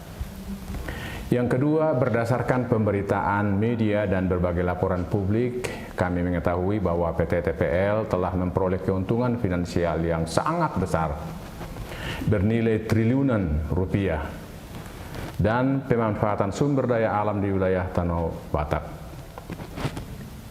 Ironisnya, akumulasi kapital tersebut tidak tampak berbanding lurus dengan peningkatan kesejahteraan ekonomi dan pendapatan masyarakat lokal. Hanya sebagian kecil dari masyarakat yang mendapatkan keuntungan. Ketimpangan ini menjadi cermin ketidakadilan distribusi manfaat ekonomi. Yang ketiga, fakta yang paling menyakitkan adalah bahwa keberadaan PT TPL telah memicu berbagai bentuk krisis sosial dan ekologis. Mulai dari rusaknya alam dan keseimbangan ekosistem, rentetan bencana ekologis seperti banjir bandang, tanah longsor, pencemaran air, tanah dan udara, perubahan iklim, jatuhnya korban jiwa dan luka, hilangnya lahan pertanian produktif, rusaknya relasi sosial antar warga, hingga akumulasi kemarahan yang tidak mendapat saluran demokratis karena ketakutan. Ini bukan sekedar dampak insidental, tetapi sebuah jejak panjang dan konflik yang tidak kunjung diselesaikan secara bermartabat. Yang keempat, melihat ironi kehidupan yang terjadi dalam kurun waktu 30 tahun terakhir ini. Dengan segala hormat dan tanggung jawab moral, saya menyerukan kepada Bapak, Ibu pemilik dan pimpinan PT TPL, tutup operasional perusahaan TPL sesegera mungkin. Penutupan ini bukanlah sekedar desakan emosional, melainkan langkah preventif untuk menghindari krisis yang lebih parah di masa depan bagi masyarakat di Tanah Batak, bagi Sumatera Utara, dan bahkan bagi keberlanjutan ekologis di tingkat global. Yang kelima, saya juga meminta agar seluruh karyawan dan karyawati yang terdampak penutupan perusahaan ini nantinya diberikan hak-hak normatif secara utuh, termasuk kompensasi atau pesangon yang layak dan proporsional, bahkan bila memungkinkan dalam bentuk dana modal usaha. Langkah ini bukan hanya mencerminkan tanggung jawab hukum, tetapi juga merupakan wujud dari etika korporasi yang bermartabat. Yang keenam, apa yang saya sampaikan ini sama dengan kerinduan banyak pihak seperti pimpinan-pimpinan gereja di Sumatera Utara, persekutuan gereja-gereja di Indonesia yang berpusat di Jakarta, tokoh masyarakat Batak yang tinggal di Tanah Batak dan juga di perantauan di daerah lain, LSM, kampus dan masyarakat Tanah Batak dan yang lain-lain.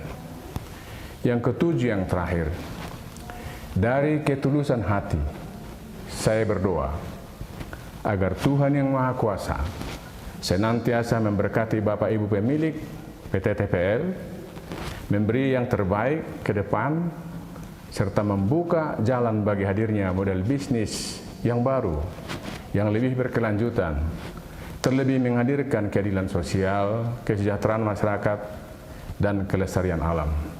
Akhirnya terimalah salam dari kami khas Batak, Horas. Persekutuan Gereja Indonesia. Ya, mau lihat deh. Berikutnya kami serahkan ke panitia, Abang Sekjen.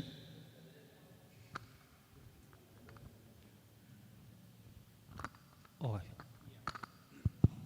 ya maaf, ini bukan dari panitia, tetapi dari saya sendiri mau sebenarnya menyampaikan pertanyaan sebagai closing statement barangkali dari bapak-bapak pembicara yang sudah kita undang ini. Tidak panjang yang mau saya sampaikan nih untuk Bapak Adrian dan Amang Pardede, ya, Amang Tugu. Kalau untuk Amang Rocky tidak perlu lagi saya pikir pertanyaan ini, karena saya sudah tahu dia.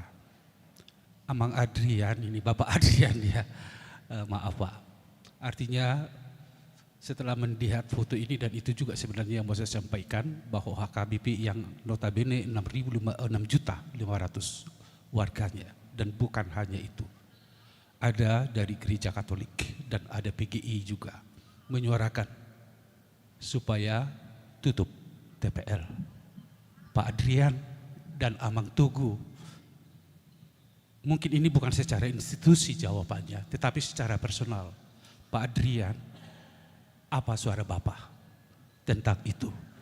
Dan apa suara Bapak Pak Pardede tentang suara yang disampaikan oleh pimpinan beberapa gereja tutup TPL? Suara Bapak apa? Kalau Bapak Rocky tidak perlu saya tanya, karena saya sudah tahu. Terima kasih Pak. Setawi Amang, tadi aku disclaimer, kalau untuk Amang Adrian harusnya tidak boleh ditanyakan seperti itu Amang. Karena dia bukan orang Batak, dan dia bukan orang Kristen, dan dia tidak ada sangkut pautnya. Mungkin kepada Amang Togu lah, ya. Saya disclaimer aja. Baik. Makasih Amang, makasih. Tetapi ini bukan dia hanya mau kasih persoalan orang pandangan Batak, secara Bapak. independen. Makasih. Ya, ini bukan masalah orang Batak, tapi ini masalah kemanusiaan kita dan masalah bangsa, Pak. Terima kasih. Ya, baik, terima kasih. Memang Danau Toba itu Pak John bukan milik hanya Batak aja kan, ini kan punya seluruh Indonesia gitu kan. Saya juga orang Sunda juga merasa punya ini Danau Toba. Tapi kita harus ini Pak, rasional Pak gitu ya Pak. Tutup, oke kalau nanti hasilnya ditutup. Karena yang kami lihat di sini bahwa yang dirusak adalah masyarakat, lingkungan. Tapi apakah betul solusinya ditutup? Karena kalau ditutup itu tanggung jawab pemegang saham nih Pak. Kan ini kan pemegang sahamnya ini orang-orang kaya Pak gitu kan. Sudah dirugikan lingkungannya, masyarakatnya, terus tutup gitu kan. Buat dia terima kasih barangkali Pak gitu kan ya. Kalau bisa tagih dulu Pak tanggung jawab moralnya Pak. Secara ekonominya ditagih gitu kan ya. Kerugian-kerugian kita klaim. Nah kalau mau tutup ya silakan. Tapi kita jangan sampai secara lingkungan udah rusak, secara finansial, ekonomi juga rusak juga Pak gitu kan. Itu usulan saya Pak gitu. Terima kasih. Ya, Amang Idang mau lihat untuk tanya jawab diskusinya.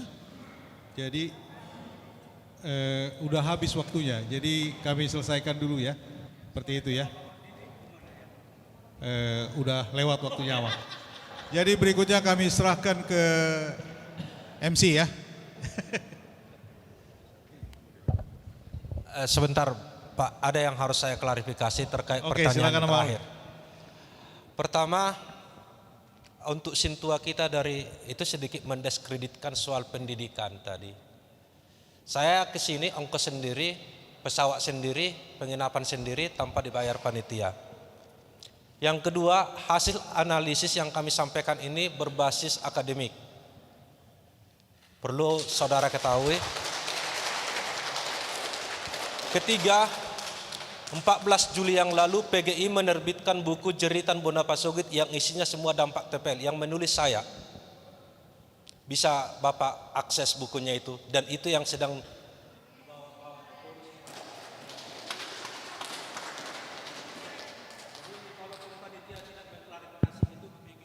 saya harus mengklarifikasi itu karena tujuan itu tadi kepada saya soal isu itu. Terima kasih. Terima kasih Pak Rocky. Kami panitia dan seluruh peserta mengucapkan terima kasih untuk paparan dan diskusi yang diberikan oleh 3 panelis. Bapak Rocky, Bapak Adrian dan Bapak Togu. Kepada para moderator juga kami ucapkan terima kasih. Untuk para moderator boleh kembali ke tempat, untuk Bapak ketiga panelis boleh berdiri ke depan. Ada cindera mata, baik nanti sebentar ya Mang. Ada cindera mata yang akan disampaikan oleh Ketua Panitia. Tapi sebelumnya Ketua Panitia akan memberikan resume dan kesimpulan atas berjalannya diskusi seminar pada hari ini. Silahkan Amang. Baik, hari telah menjelang malam, tapi kita masih tetap bersemangat, khususnya yang masih tinggal di tempat ini. Saya ingin mengatakan bahwa acara kita ini berlangsung dengan baik dan sebagian besar dari kita bisa mengambil benang merah daripada paparan yang disampaikan oleh panelis 1, 2, dan 3. Tapi seperti jalan tol, ada 3 jalur, ada 4 jalur, ada bolak-balik, ada buka tutup dan lain sebagainya. Kita masih right in the middle of the road ya. Jadi sebuah perjalanan yang masih harus kita lalui hingga kita mencapai tujuannya. Minggu depan kita akan lanjutkan lagi dengan seminar yang kedua. Seminar yang kedua ini akan melengkapi seminar yang pertama. Jadi di antara kita yang ada di sini, ajak lagi supaya lebih banyak lagi nanti yang bisa memahami perjalanan daripada seminar ini. Seminar yang kedua nanti akan menghadirkan beberapa pembicara, Ibu Ruka dari Aman, kemudian Ibu Dewi dari KPA, kemudian juga Bapak Supardi dari Agraria, dan juga Bapak Bisma sebagai pengamat ekonomi nasional, dan juga nanti ditambah ada seorang pendeta yang memang menggeluti bidang ekologi, teologia atau teologia ekologi. Ini coba kita rangkum semua di dalam percakapan kita di Sabtu 26 Juli 2025 jam 1 sampai jam 5 juga di HKBP Kebayoran Baru. Nah, saya pikir setelah ini semua nanti seminar 1, seminar 2, kita langsung bisa membayangkan mau dibawa kemana Tanah Batak kita. Itu semua tentu perjuangan kita bersama. Tetapi landasan knowledge-nya, landasan strategiknya sudah bisa kita lihat melalui seminar 1 dan seminar kedua.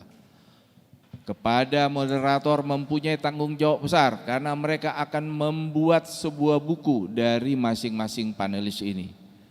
Buku ini akan menjadi buku sejarah karena akan tinggal dan dibaca oleh banyak pihak. Oleh karena itu, hadirlah di tanggal 26 hari Sabtu jam 1 sampai jam 5. But last but not least, kita punya satu acara besar yang namanya doa bersama. Tanggal 18 Agustus. Semua kerja keras kita, semua buah pemikiran kita, semua apa yang pernah kita bisa sumbangsikan, harus kita sampaikan kepada Tuhan yang Maha Asih, Tuhan yang Maha Kuasa. Di dalam doa, di dalam permohonan, di dalam segala sukacita kita memanjatkan puji-pujian kita kepada Tuhan. Kiranya semua lelah, letih, termasuk semua penderitaan-penderitaan seperti paparan daripada Bapak Rocky tadi, begitu juga semua pemikiran-pemikiran brilian dari seorang ekonom yang disampaikan oleh Bapak Adrian, begitu juga dengan apa yang disampaikan oleh Bapak Togu tentang geopark. Maaf, saya katakan memang tidak semua mengerti apa itu geopark. 10 tahun yang lalu saya roadshow berbicara tentang geopark di Danau Toba di depan kepala-kepala dinas dan bupati. Nobody knows. Tidak ada yang tahu. Jadi what? Kita harus terus, kita yang punya waktu dan kepedulian. Ayo kita pulang. Tadi juga Ibu Stompul ya tadi sudah memaparkan idenya. Oke, semua bisa bekerja, semua bisa bergerak. Lakukan apa yang bisa kita lakukan. Geopark adalah salah satu jalan untuk memecahkan masalah sosial, ekonomi, dan semua apa yang menjadi kebutuhan bangsa. Ada satu pendapat yang mengatakan, we don't need industrial to be survive. Kita hanya butuh air, tanah, dan bumi. Kita sudah bisa hidup. Ini 2 mazhab dan tidak bisa dipertentangkan. Oleh karena itu kita mempersiapkan jalannya melalui seminar-seminar, dan di dalam permohonan kita di tanggal 18 Agustus, kita berdoa bersama, kita berharap ada 2025 orang hadir di Tugu Proklamasi sebagai simbol bahwa ini dilakukan di tahun 2025. Akhir kata kepada Pak Rocky yang betul-betul pejuang ya, langsung di tanah air orang Batak. Terima kasih atas kehadirannya. Begitu juga Bapak Togu, kalau ini seorang pemikir ini, pemikir yang begitu terus nggak pernah berhenti ya. Saya kenal beliau juga udah 10 tahun yang lalu, walaupun kita nggak pernah ngobrol ya, tapi kita saling connect di dalam hati ya. Ternyata handphone kami selalu terhubung walaupun tidak pernah berbicara gitu ya. Nah, begitu juga Pak Adrian. Pak Adrian luar biasa. Next time maybe we will invite you.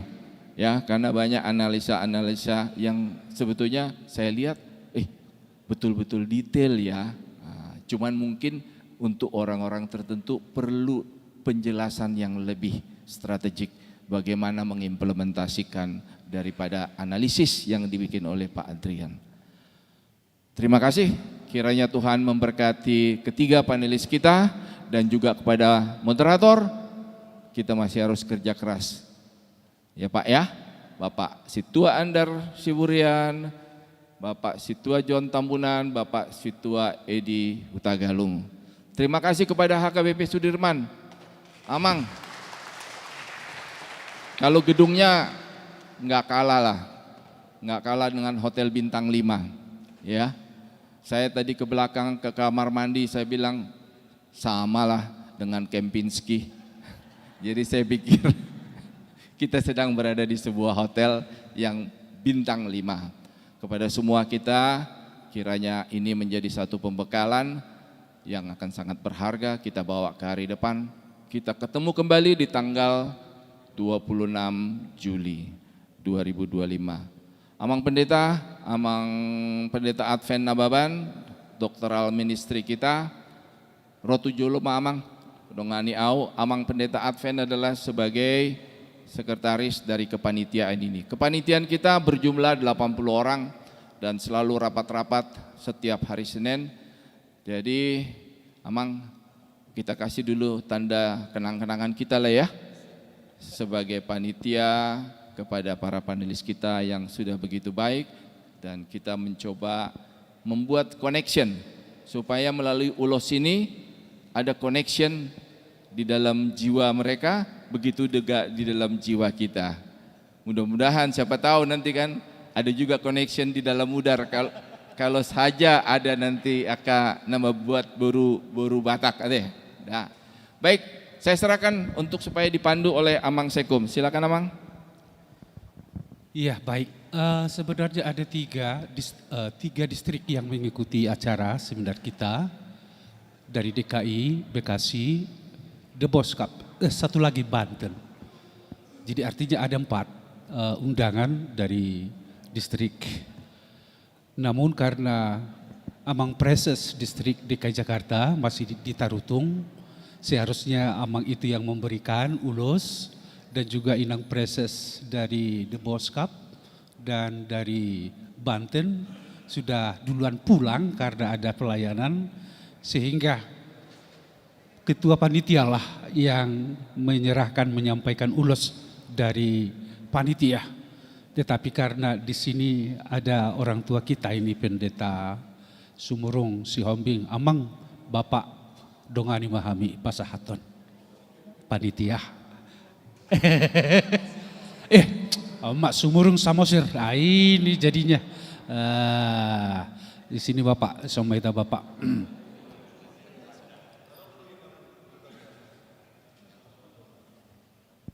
Siapa? Oh iya betul, karena kan ini tempatnya di Sudirman kan. Iyalah, di sini kan ada pendetanya. Amang Pendeta Sobok si Majuta di Somaita Mang, Rapak Mehta Pasahaton. Mana? Iya, dan Inang Hutagalung lah di sini lah Inang mendampingi supaya ada perempuan Inang Leo di sini dong. Mari Inang kita sama-sama di depan. Baik. Jadi Bapak aja. Jadi Bapak Ketua Amang Pendeta Sumurung dan Pendeta Sobok yang menyerahkan masing-masing satu ulus. Dan inilah simbol dari kasih kami kepada Bapak Tugu, Amang Tugu, Bapak Adrian, dan Bang Rocky ini. Jadi tidak jauh-jauh dengan Rocky Gerung ini juga ini. Jadi ini sebagai tanda kasih kami lah.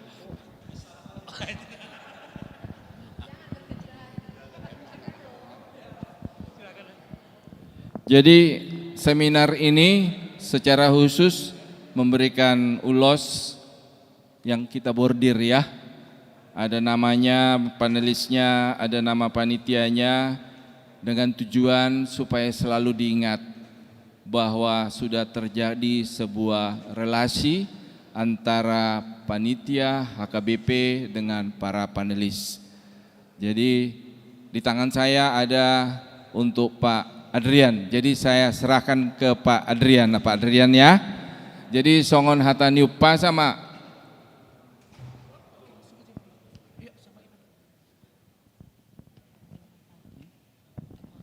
Mesi tambatua parlingo manisi borot amata nama ngalehot tua saya sudema hita di para orot.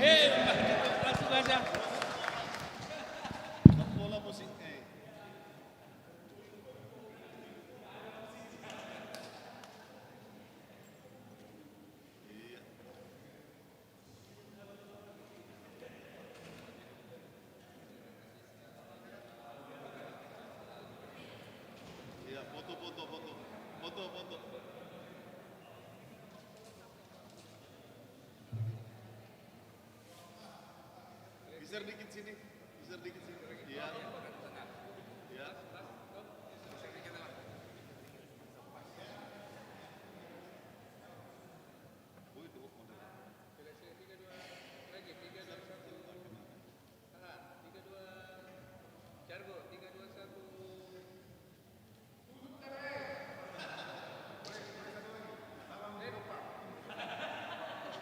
Salam Yopa.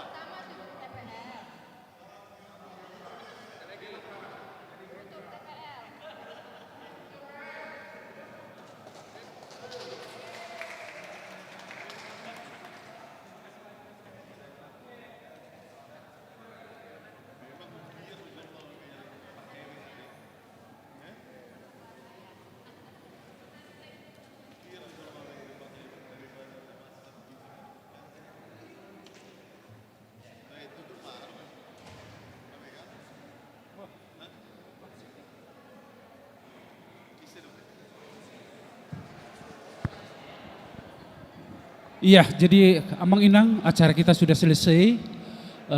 Kita akan tutup acara ini. Kami serahkan kepada Amang Pendeta kita, Abang Pendeta dari Sudirman, Pendeta Sobok. Dan saya dengar ada snack atau makanan, tapi di lantai berapa ya? Di lantai 1 nanti kita akan makan bersama ya. Terima kasih Amang untuk Amang Putagalung. Edi, upasatan mak tu Amang Pak Ditanawi. Iya, jadi untuk Bapak Adrian, Amang Tugu, kita makan bersama Amang, ada di bawah di lantai 1 nanti kita sama-sama Amang. Terima kasih Amang.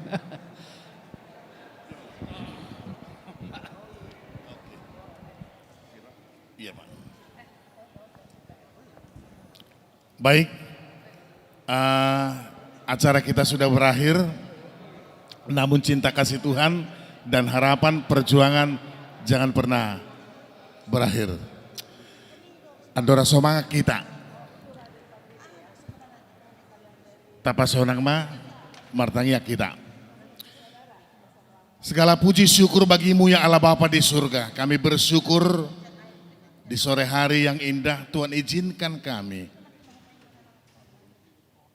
ada di tempat ini, di bait-Mu yang kudus. Kami mengikuti seminar yang menurut kami sangat berharga Tuhan. Bagi kami, bagi gereja, bagi masyarakat, terkhusus yang tinggal di kawasan Danau Toba, Tapanuli Raya. Terima kasih atas kesempatan ini boleh kami mengikuti seminar yang bertemakan merawat lingkungan. Biarlah itu Tuhan menjadi penyemangat bagi kami dan kami tetap bersatu hati sebagai gereja, sebagai warga masyarakat untuk berbuat yang terbaik bagi alam sekitar, terkhusus lingkungan yang ada di Tapanuli Raya. Sebab itu salah satu tugas tanggung jawab kami sebagai gereja. Tuhan Allah Bapa di surga, acara ini untuk minggu ke depan akan berlanjut lagi di HKBP Kebayoran Baru. Kami percaya semua bisa berjalan dengan baik seturut dengan kehendak Tuhan. Bapa di surga, sebentar kami akan menikmati hidangan. Mari Tuhan berkati menjadi kekuatan baru dan kesehatan dalam tubuh kami. Dalam nama Yesus kami berdoa dan mengucap syukur. Amin.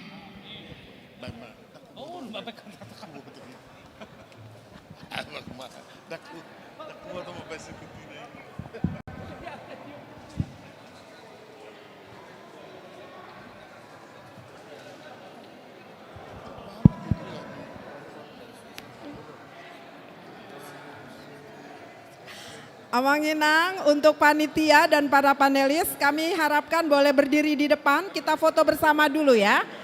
Sudah sama Toktong, sudah peserta tuh. Mari Amanginang semua peserta. Olo, tujolo mahita Amanginang asa berfoto bersama hita. Olo, Amanginang tujolo mahita asa marfoto bersama. Amang Leo bisa duduk di sini Amang, sehingga kami yang lainnya bisa di belakang. Silakan, silakan. Amang Pendeta Sobok boleh duduk di depan. Mari Amang Inang yang mau berfoto.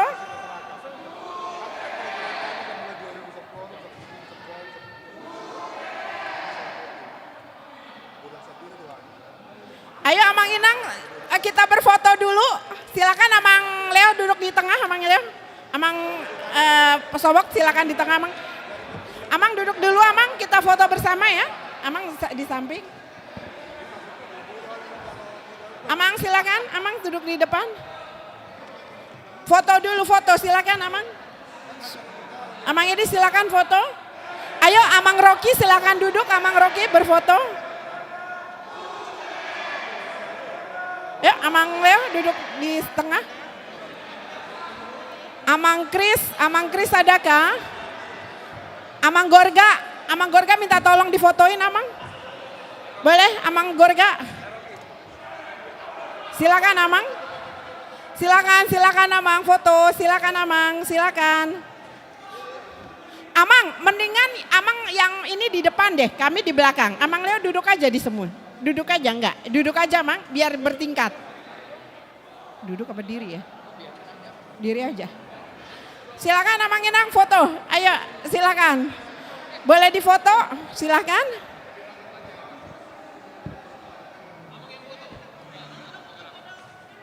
Kalau foto, aku kan nggak bayar, jadi nggak boleh ada. Ini kan aku aja nggak ada tulisan OTG.